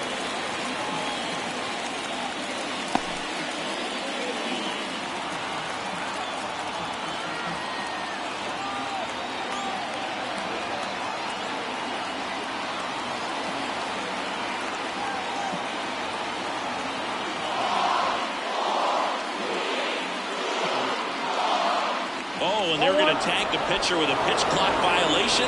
That's an automatic ball. The pitcher must begin his motion before the pitch timer runs out. We're looking for a little more urgency out there. Swings and misses. Going to count 1 and 2. Got it, swinging for the strikeout. And his season of strikeouts continues with number 250. David Fry up now for the Mets.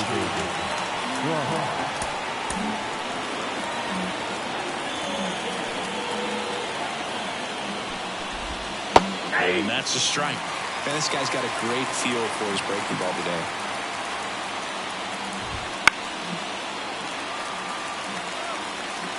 With the go-ahead run at first, and we're in the top half of the 6th. And now 1 and 2. Definitely got the hitter conscious of the pitch inside. Really think the outer half is open. Swings and misses, struck him out. He's locked in at the plate when he's using the whole field. He was out in front there. Just needs to let the ball travel a little more, and his timing will be back on track. Good pitch for the strikeout.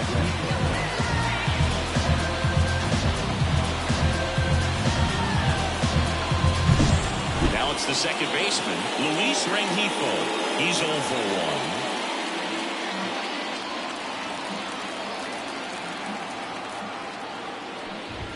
Fastball in for a strike, 0-1. If he doesn't get a knock right here, that pitch he just took is going to eat at him for a while. You might not see another pitch like that from a top-level guy like this. 2 outs. Fought off foul. Here comes a pitch. Keeps the at-bat going with a foul ball. Kicks and deals. Swing and a miss, struck him out. The high heat, too much on that one. So another good inning for him on the mound. 6 shutout innings now. No score.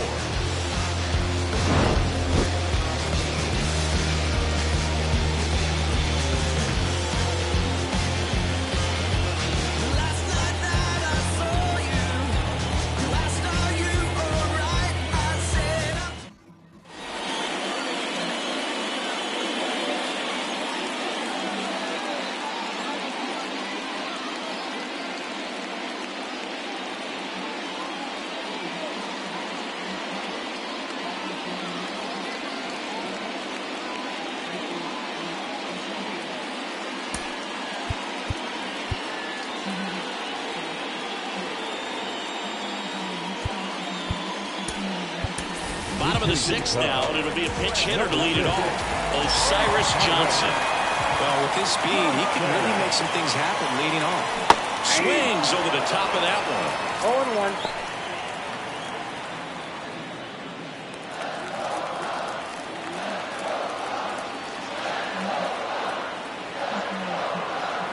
The pitch.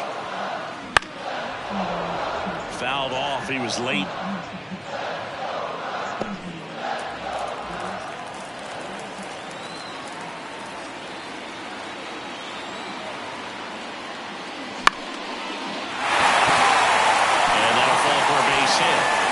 Turns the lineup over. Well, he wasn't afraid to hit with 2 strikes. I think he choked up a little bit, maybe spread out, but he got the job done right there. Back to the top of the lineup. Now it's the switch hitting outfielder. That curve drops in for a strike. He's pitching well, but not throwing a ton of first pitch strikes. Usually doesn't work out for success, but you can never predict baseball. 1-1. Pitch out, but no action.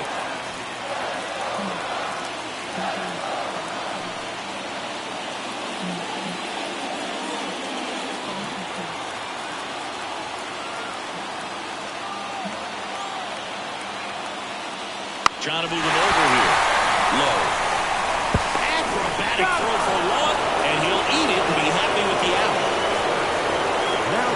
Took play right there. Didn't really have enough time to set his feet and make a strong, accurate throw. Had to rush it, but he got it off, and he got it there in time to get that out at second base. And now here's a speed threat. Outfielder Chris Jackson. Ball 1, no It's a pitch out, nothing doing, and that's ball 1.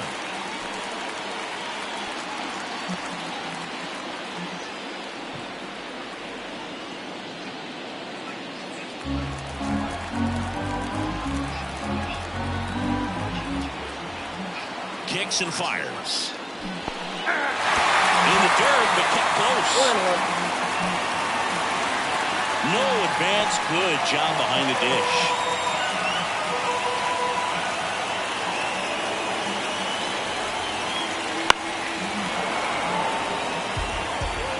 One away, tie game, go-ahead run stands at first here in the bottom of the 6th.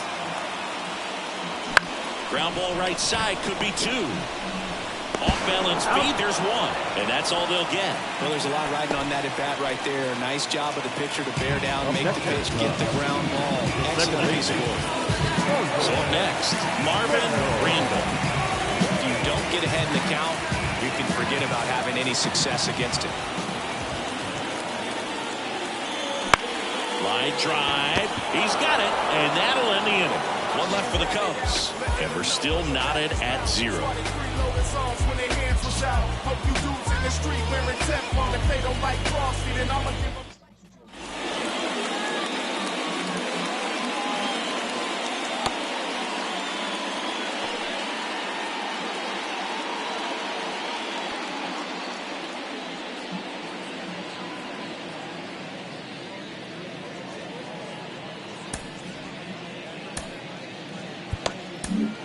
Welcome back. We're in the 7th. We have a new pitcher on the mound. Number 16. Chicago Cubs. Joe in the box again. Takes the strike.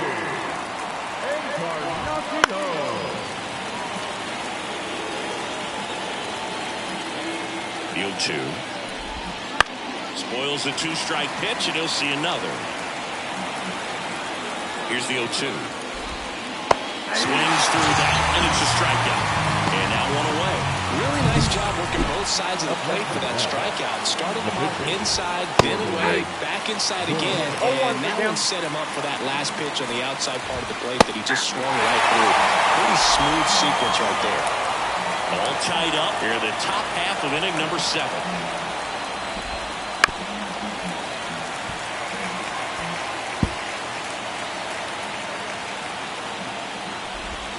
Swings and misses. Pulled the string of a changeup. Chance to strike out the side now. You talk about the benefits, the advantages of relievers who can come in and get the swing and miss, whether it's inherited runners or maybe a little jam that they get into themselves. Knowing that they can miss the bat, tell you what, that's huge and can change the ball game. Back to the top of the Mets order. James Outman up now for the Mets. Ball 1. And that's in the dirt. And that's ball Count 1. 1-0. Swing and a foul straight back.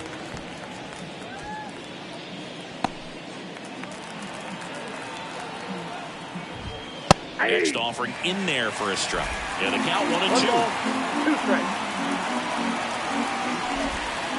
Swing and a miss, and he is down on strikes for the 3rd straight at bat.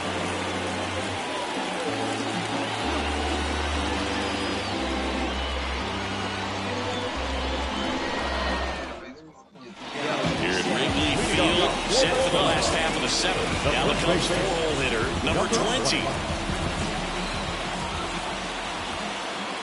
And a pitch. That one's in there. Strike 1. Tired or not, he's relentless with the way he pitches. He might be exhausted out there, but his stuff is still nasty.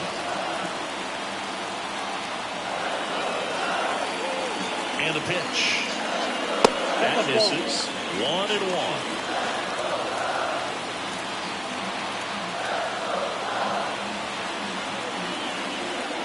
Swing and a miss. He was late. Strike 2. 1 ball, 2 strikes.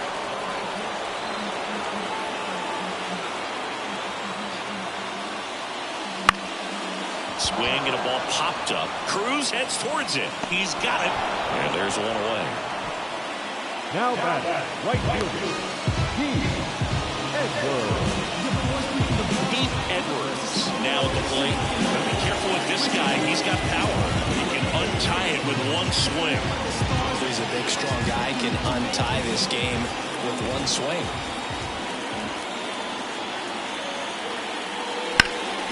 Now a fly ball to right center. 2 away now. Third baseman, number 1. So digging in, Taylor Harris. Little chopper rolls foul.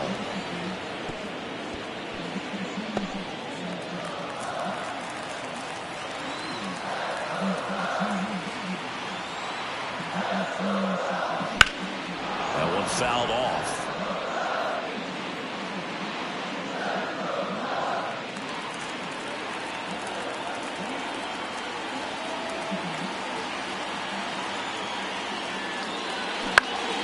Battling here as he fouls it away.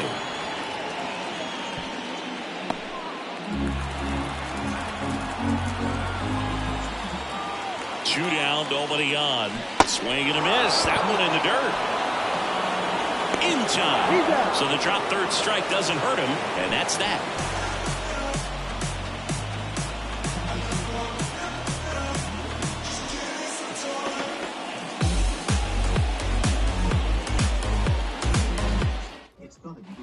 Back here in Wrigley Field, ready to begin the 8th. Now the number 2 hitter, Nathaniel Lowe.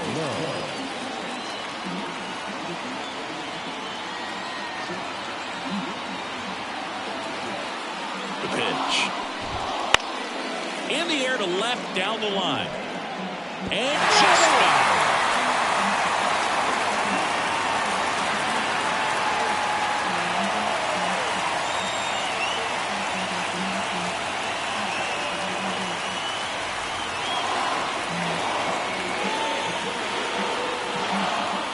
The pitch timer expired before he started his windup, so that's a ball. That must be incredibly frustrating for the pitcher, but this is all about creating more action and speeding up the game, and it's working.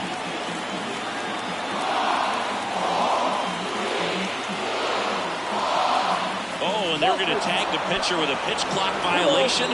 That's an automatic ball. The pitcher must begin his motion before the pitch timer runs out. We're looking for a little more urgency out there. Next offering is in for a strike.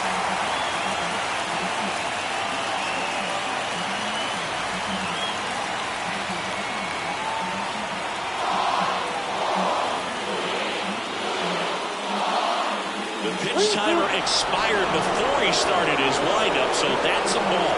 That must be incredibly frustrating for the pitcher, but this is all about creating more action and speeding up the game, and it's working.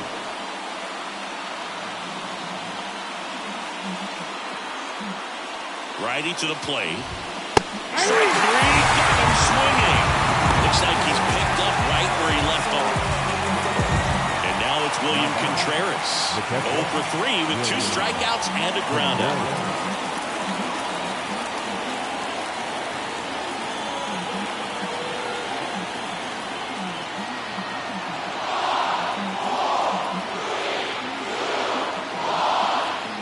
They're going to tag the pitcher with a pitch clock violation.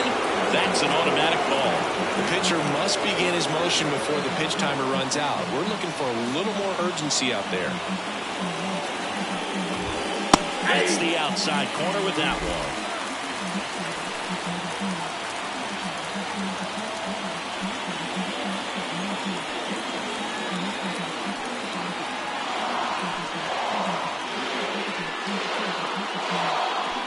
Pitch. Hits the corner, and that's strike 2. Really going after it here. All fastballs to get ahead in the count.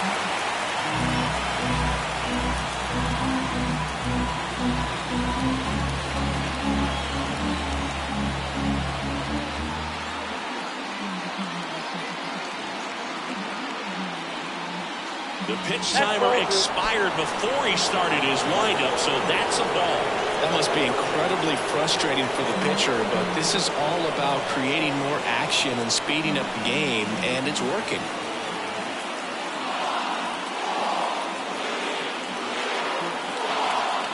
Oh, and they're going to tag the pitcher with a pitch clock violation. That's an automatic ball. The pitcher must begin his motion before the pitch timer runs out. We're looking for a little more urgency out there. 3-2 now. That ball is foul, and the pressure is building. One down, base is empty. Foul.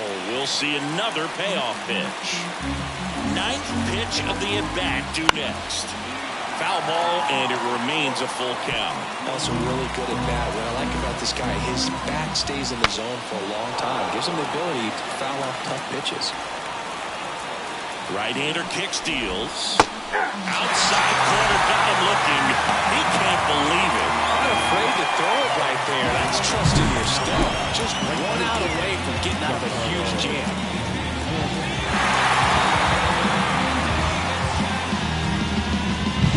Giancarlo Stanton to the plate now.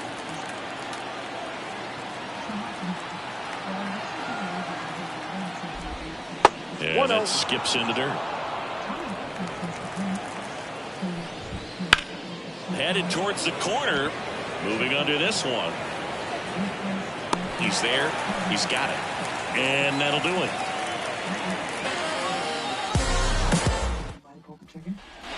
Bottom of the 8th. Now, number 33.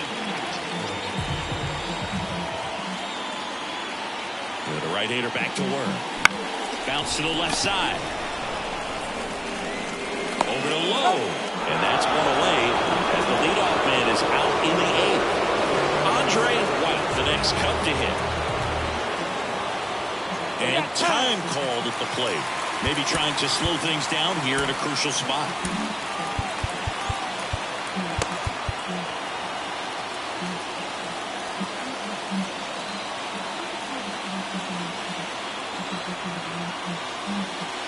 That one misses, and it's 1-0.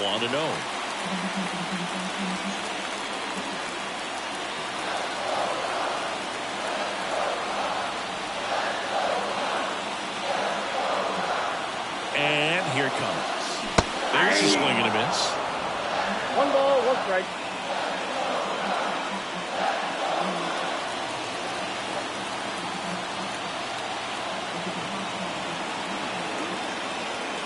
And strike 2.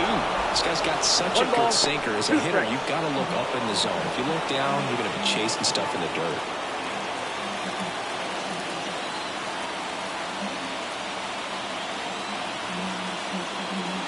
Outside low.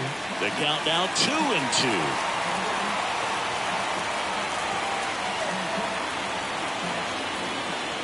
Swings through it, and that's a strikeout. Bogey just ran out of patience there. He took a couple of pitches to even that count up at 2 balls and 2 strikes, but that time chased outside the zone.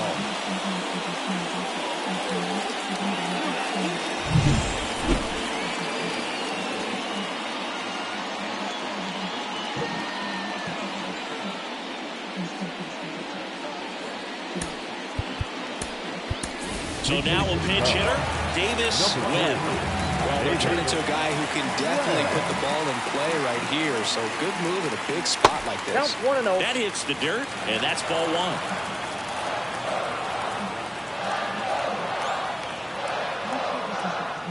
Swings through that one for strike 1. 1 ball, 1 strike.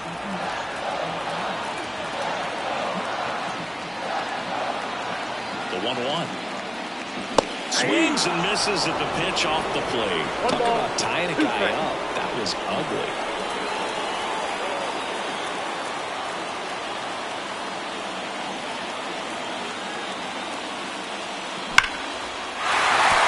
Hit hard, base hit.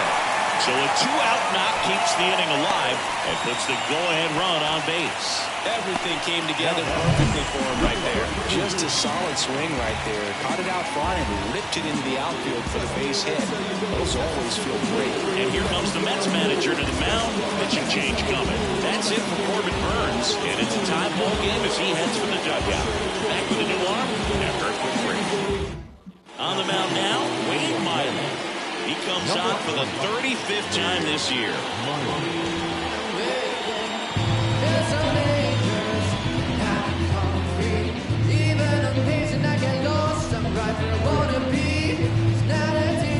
Here's the Cubs leadoff man. And a little something extra at stake in this at-bat as he's hitless so far with his hitting streak in jeopardy. On the ground. And that's just foul. If you're a base runner, you've got to stay dialed in here. Look for anything in the dirt. Try your best to get in a scoring position. Checks over to first. Back safely.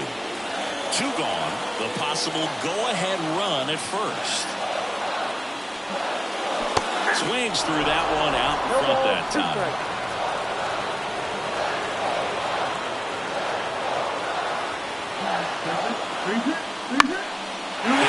Center field. And it drops in. So that's 2 straight 2-out hits.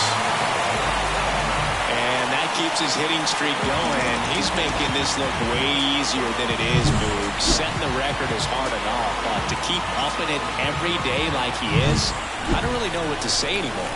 At this point, it honestly feels like it's never going to end. Absolutely remarkable.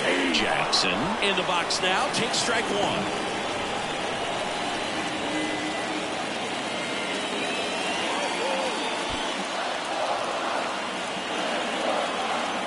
Pitch. Swing and a miss, and that's strike 2. Double-barreled action in the bullpen. Carl Edwards Jr. up and throwing. Bender, a hard-throwing right-hander, up as well.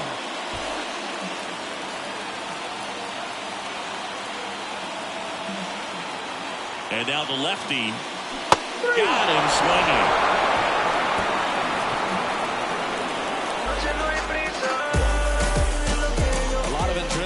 See it right there, and sometimes you just got to let it out. And that's an outstanding job of taking that, executing, and getting out of a tough inning.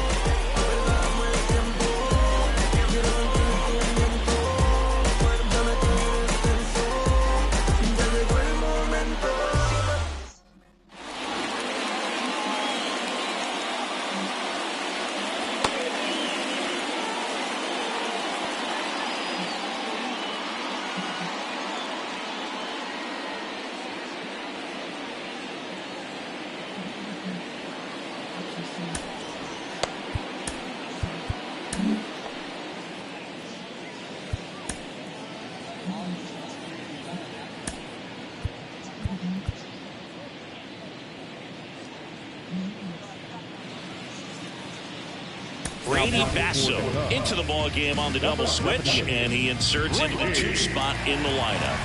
Davis Webb, he'll move into the 9th spot in the lineup. O'Neal Cruz up now for the Mets. The lefty fires. That's a strike across the top of the zone. Well, we call that keyholing. Even though it's right there and looks pretty good, if he doesn't love it, he's not going to swing that early in the count.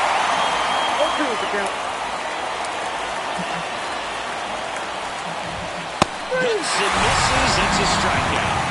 And there's another strikeout, and those are just continuing to pile on. His confidence level has got to be dropping. He's got to find a way to make an adjustment move, get back on track. His team needs him.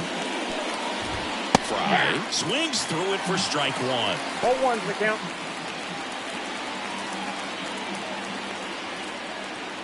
Base is empty, 1 away here in the top of the 9th.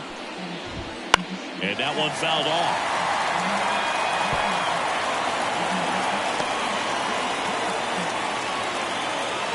The pitch. Got him looking. And there's 2 away. Well, he's going to have some thinking to do when he leaves the ballpark after this one. That was his 3rd strikeout, and this one looking, obviously, so he's been a little overmatched. He's got to find a way just to be more competitive up there at the plate. Luis Rengifo will hit next. A strikeout and a walk. And the slider just misses. Basso, 26 years old, and he was drafted in the 7th round in 2024. He's been raking in recent games, and a big reason why, getting ahead in counts. He's been able to do that consistently, and you see the results. 3-0 down. And a foul ball.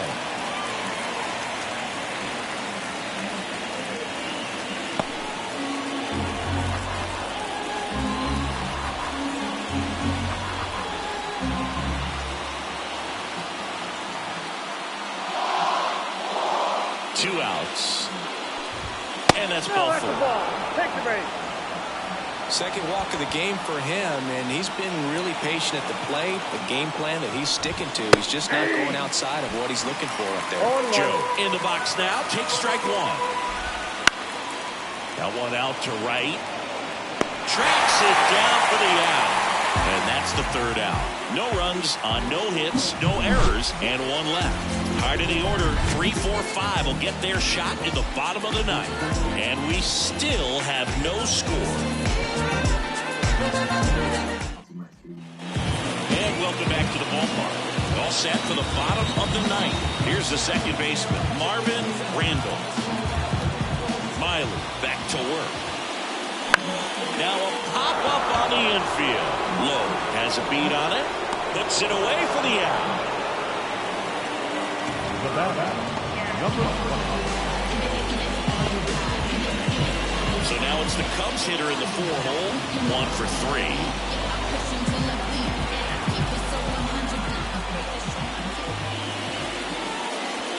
A little out front there as he swings through it. Action in the Mets bullpen. Carl Edwards Jr. up and loosening in the pen.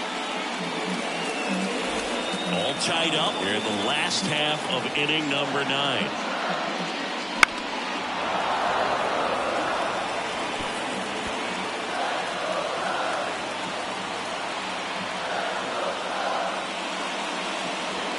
Next offering misses down and away. Well, that's kind of what you expect in an 0-2 count. Excellent job of the hitter to have the plate discipline to lay off of that pitch. Swing and a ball lifted left field. Brings it in, and that quickly 2 away. The right fielder, number 9. And up next for Chicago, Heath Edwards. Now this guy, a player that, if he gets on base, has the ability to really be aggressive getting around the base paths. Way upstairs, and that is ball 1.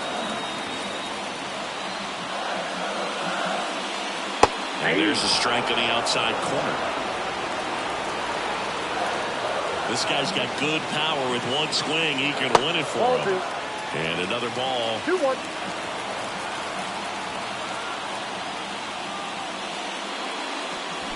Here's a rocket out to left. Nabs it, and that is the inning. Mets going with a pinch hitter. Basso back to work. And that one fouled off.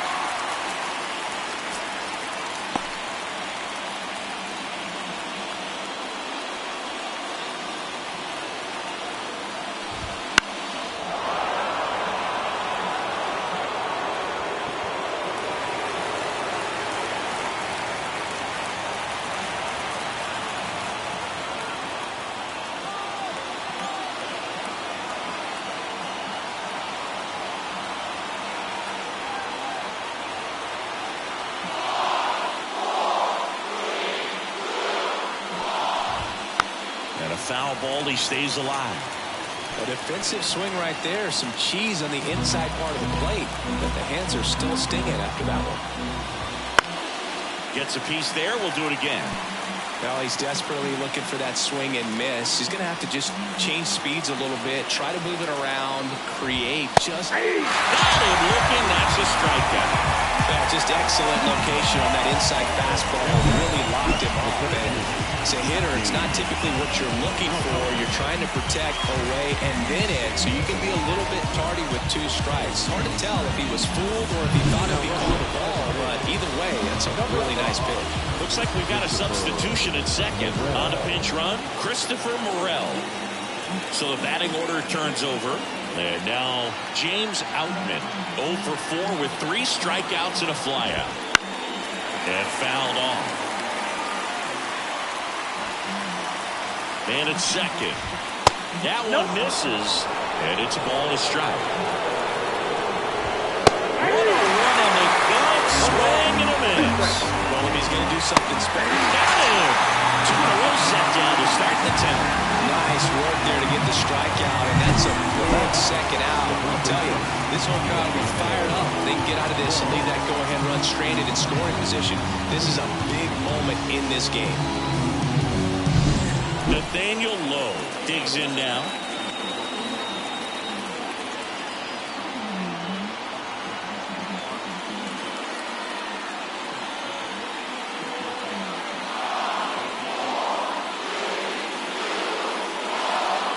The pitch timer expired before he started his windup, so that's a ball. That must be incredibly frustrating for the pitcher, but this is all about creating more action and speeding up the game, and it's working. Pulls it down, and he makes the catch. And that's the 3rd out.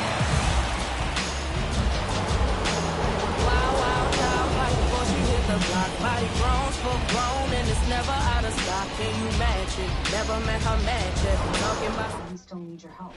So coming into the game now on defense, Christopher Morel. He'll be out in left field. Taking over on the mound for the Mets, Carl Edwards Jr. Well, he's been a bit of a wild card out there in terms of throwing strikes. He's definitely... Runner in scoring position, no outs. So up now for Chicago, Taylor Harris. This guy with light tower power. Here comes a pitch. And a big swing and a miss. Well, strike one is so critical in a bat like this with a real threat at the plate looking to do damage. Big swing and a miss. He's falling behind at a huge spot. Got to do what it takes to come through. Maybe choke up on the bat a little bit, spread out those feet, whatever it takes. The 0-2. Swings and misses at the breaking ball in the dirt. And it beats him for the first out after the drop 3rd strike. And the runner holds. Well, that's pretty much the dream 2-strike curveball. If you're the pitcher, hard downward break at the very end that just dips below the swing path. And they say pitchers want to try to bounce that pitch right on top of the plate. So that was exactly what he was looking for on the mound.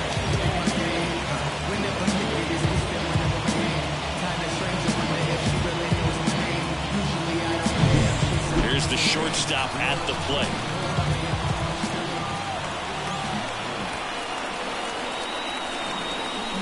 Wouldn't chase that time.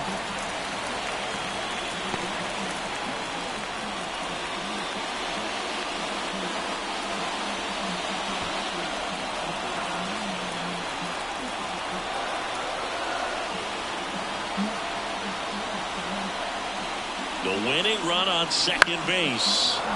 This one chopped on the ground, but foul.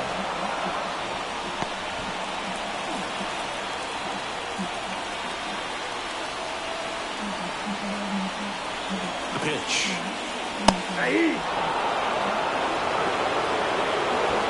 Winning run stands at second. Check on the runner. Edwards back in on a dive.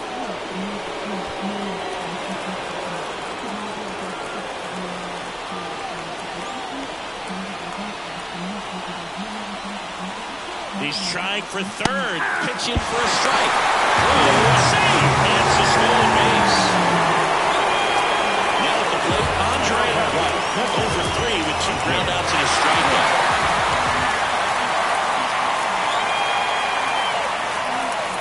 That one off the mark. Ball 1. Ball 1, no strike.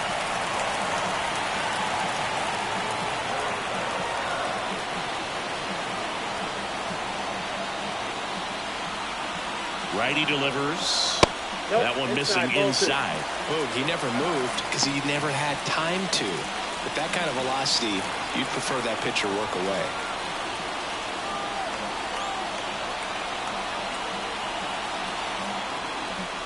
Swing and a miss. And it's 2-1. As a hitter, you got to learn something from that pitch. He clearly wasn't timed up on the fastball. In a 2-0 count, you have to be ready to do damage. And the right-hander deals. Up the middle. Cruz. Fires to first. And we're headed to the 11th. So it's no runs on no hits, no errors, and 1 man left.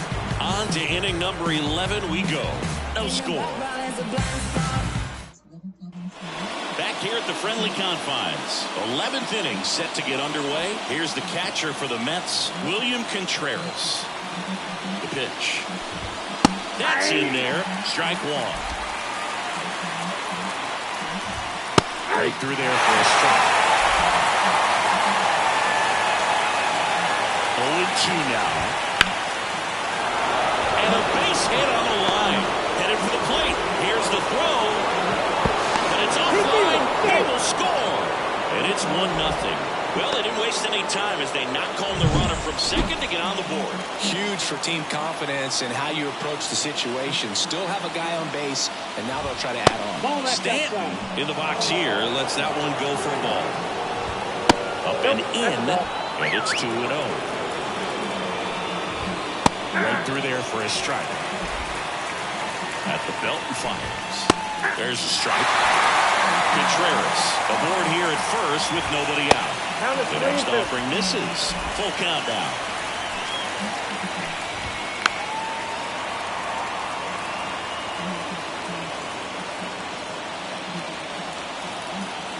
Kicks and deals. Hit on the ground might be 2. The underhand flip. There's 1. Out of first, double play. I think 4 6-3 double plays like that are way tougher than these guys make it look sometimes, because no matter how you do it, the feed from the second baseman is a tough one.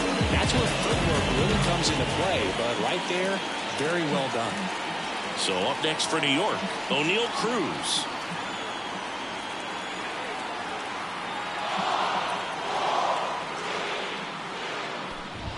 And a strike right through there. That one at triple digits.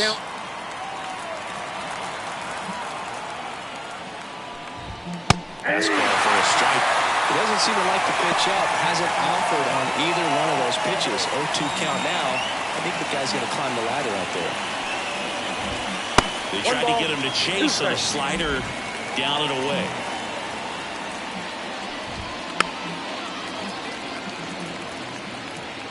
Two down, base is empty, but 1 run across. We are in the 11th. And down on strikes.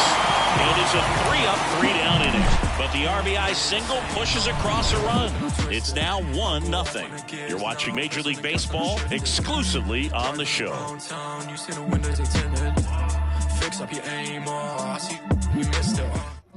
Here comes AJ Minter to the mound. Hasn't pitched in the last 3 days.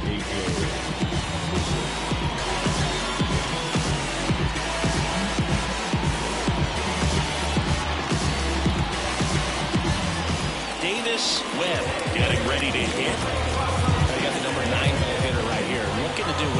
can to get on base, turn this lineup over so the best hitters in this lineup have a chance to tie up the ball game or maybe even walk it off. A dive. Nice stop. On the money. Nice play. He looks so comfortable making that play. Dives, comes up with it, and then from one knee, like he's just playing catch with his kid. Nice throw across the diamond at first.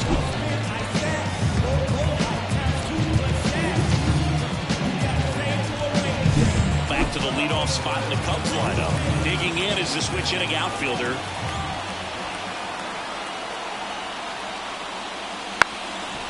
Squares and gets it down the left side. Grabs it barehanded. Can't complete the play despite a great effort, so it's runners at the corners. Maybe a little small ball is exactly what the doctor ordered to rev up this offense, and they've been pretty quiet all game, so maybe this wakes them up a bit and helps them get on the board.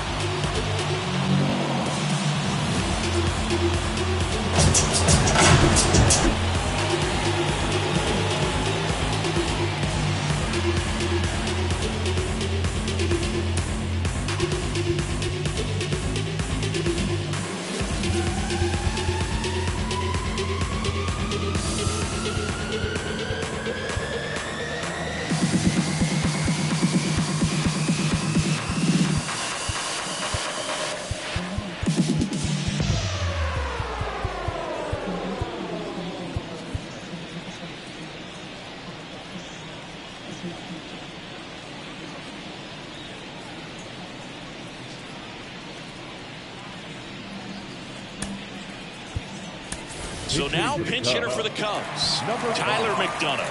Pretty surprised they're going with the pitcher off the bench here. I mean, they must be trying to save what they have left in terms of position players for later or something. These fans, they are ready to cheer about something.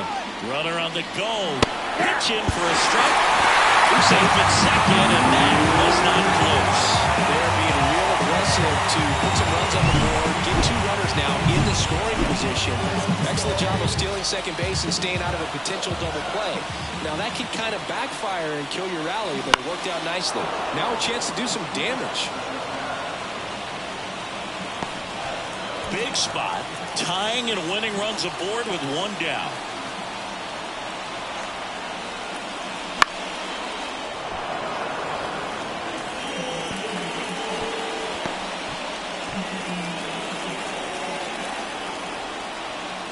Two on, one out. This one popped up. Drops into the glove. Runner tagging from third. The tag, and that's the ball game. Sometimes games come down to this. You've got to press the issue. Try to get that run across and tie it up. But an excellent throw. Nice job of concentration putting the tag on the runner. Exciting finish to this game today. The final 1-0. A one-run extra inning win for Chris Singleton and our entire outstanding crew here at MLB The Show. I'm John Shelby. We'll see you soon.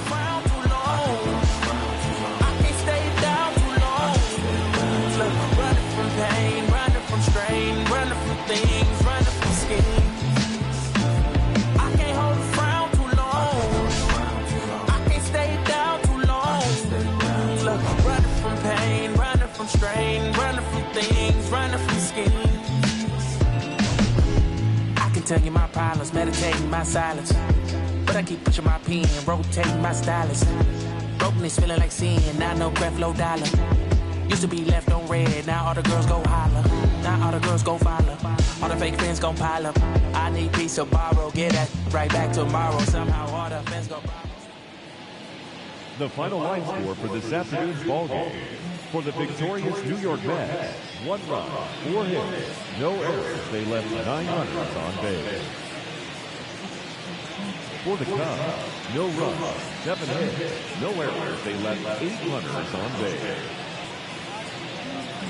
Time of the ball game, a swift 2 hours and 19 minutes. Our paid attendance at Wrigley Field this afternoon, 41,649. As always, we thank you for your support of Chicago Cubs baseball and remind you to please drive home safely.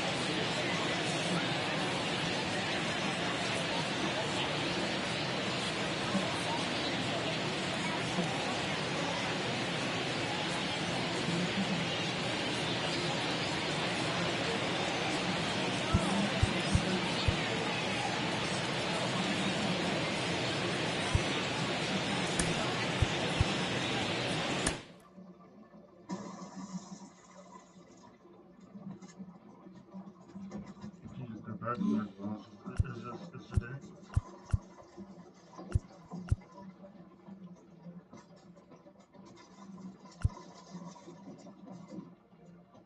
So what are we looking at exactly?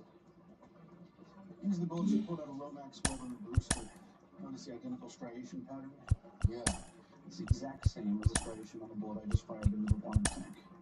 Guns a match. Meaning we just got proof that Trey is our killer.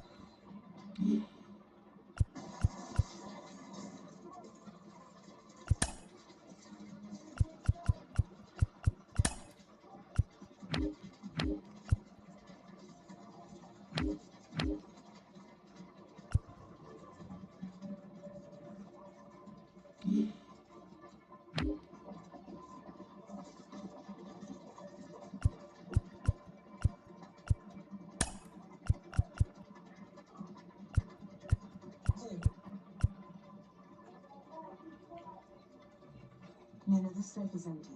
Yeah, look, she said she was going to play tennis and left her rocket behind. He must have seen that, noticed his 45 was gone, grabbed the rest of his guns, and hit the road. Yeah, well, now we have to figure out what road and where he's headed. Tuesdays. 10 new couples miss Facebook truths. I am hiding you because... And every joke is dropping off. I just don't know why you keep this from me. Help, I'm in a secret relationship. All new episodes Tuesdays at 9. Watch on MTV.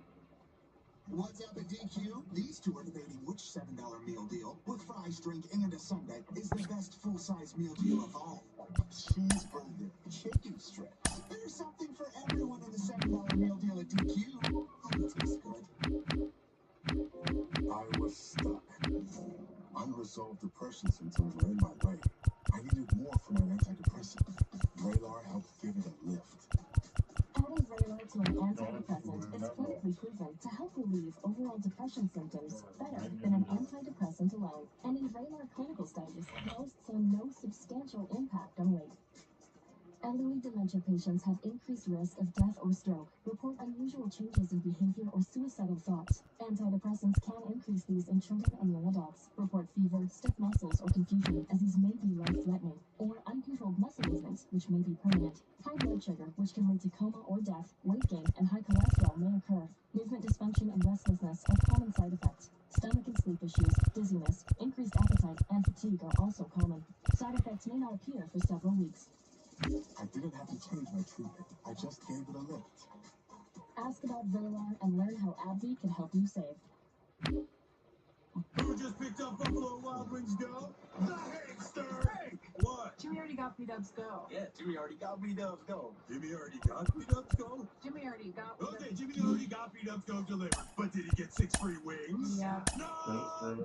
Why do dermatologists worldwide recommend La Roche-Posay? Effective skincare like La Roche-Posay Double Repair Face Moisturizer delivers double action to help repair skin's barrier and provide 48-hour hydration for healthy-looking skin. La Roche-Posay. Hey, Trey's phone is off. We put a bullet on his car. He must have left some kind of breadcrumb pass telling us where he's going. No, nothing beyond any indications that he cleared out fast with a bunch of cash and a few handguns. Correct. Jubal, we got something. Yeah? What? Traffic count on the West Side Highway just grabbed the plate on Trey's rubber 30 seconds ago. Okay, so he's heading south. Can we track him from there? Only if he crosses another checkpoint. But we do know that he's midtown. All right, cross-reference his file, see if we can find another location he might go. Actually, there might be another way to find Trey. This yellow dot is Kayla. She's only a few miles behind him. Wait, you're tracking her? We thought there was a chance she might reach out to him, so we put a tracker on her car. Elise, we're still up on her phone. Yep. Kayla got a text from an unknown burner 18 minutes ago. I need to leave town. Come with me. Meet me at the 34th Street heliport. It's definitely Trey, but why would you want to escape with the person that just sold him out? He's gonna kill her. Go.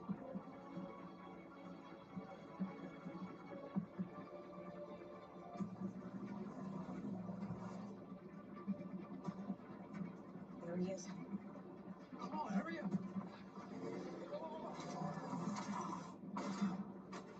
What are you doing? Stop it. Put your hands up! You okay? Yeah,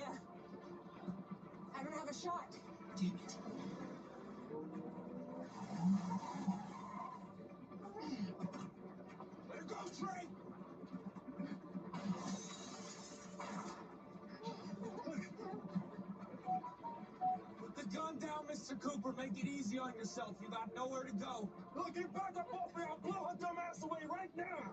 Turn it on. Turn it on now.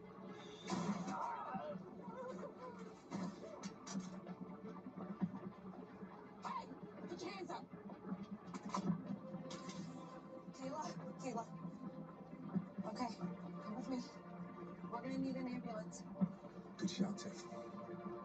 Thanks.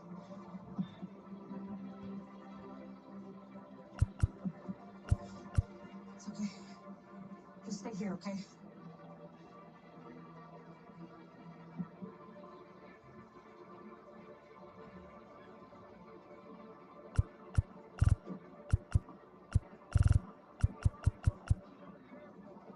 How's the arm? Shrapnel. Just missed the brachial artery. I would have made a really good nurse. Well, maybe someday you still can be. Not with these.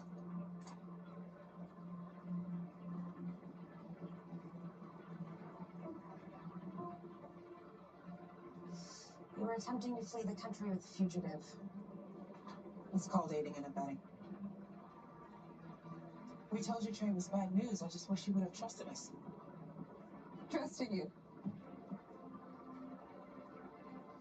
All you did was lie to me and use me. Yesterday, I had a boyfriend, a job, a career. And today, I have nothing. I did trust you. I believed you.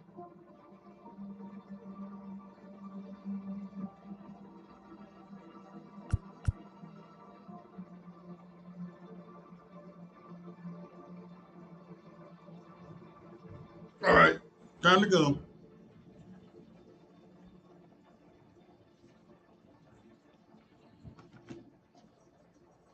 Hey. I just, wanted to say about Kayla. Yeah, really want to talk about her. Well, I just want you to know that I'm not thrilled about how this all turned out either. But I don't think she's the victim. The families of the people who were murdered out. Yeah, I know that she's not the victim. And I might not be her. Maybe this bleeding heart thing just comes with territory. And what territory might that be? I don't know. The territory where privileged people with Rolexes live. Okay. I bought myself this when I graduated.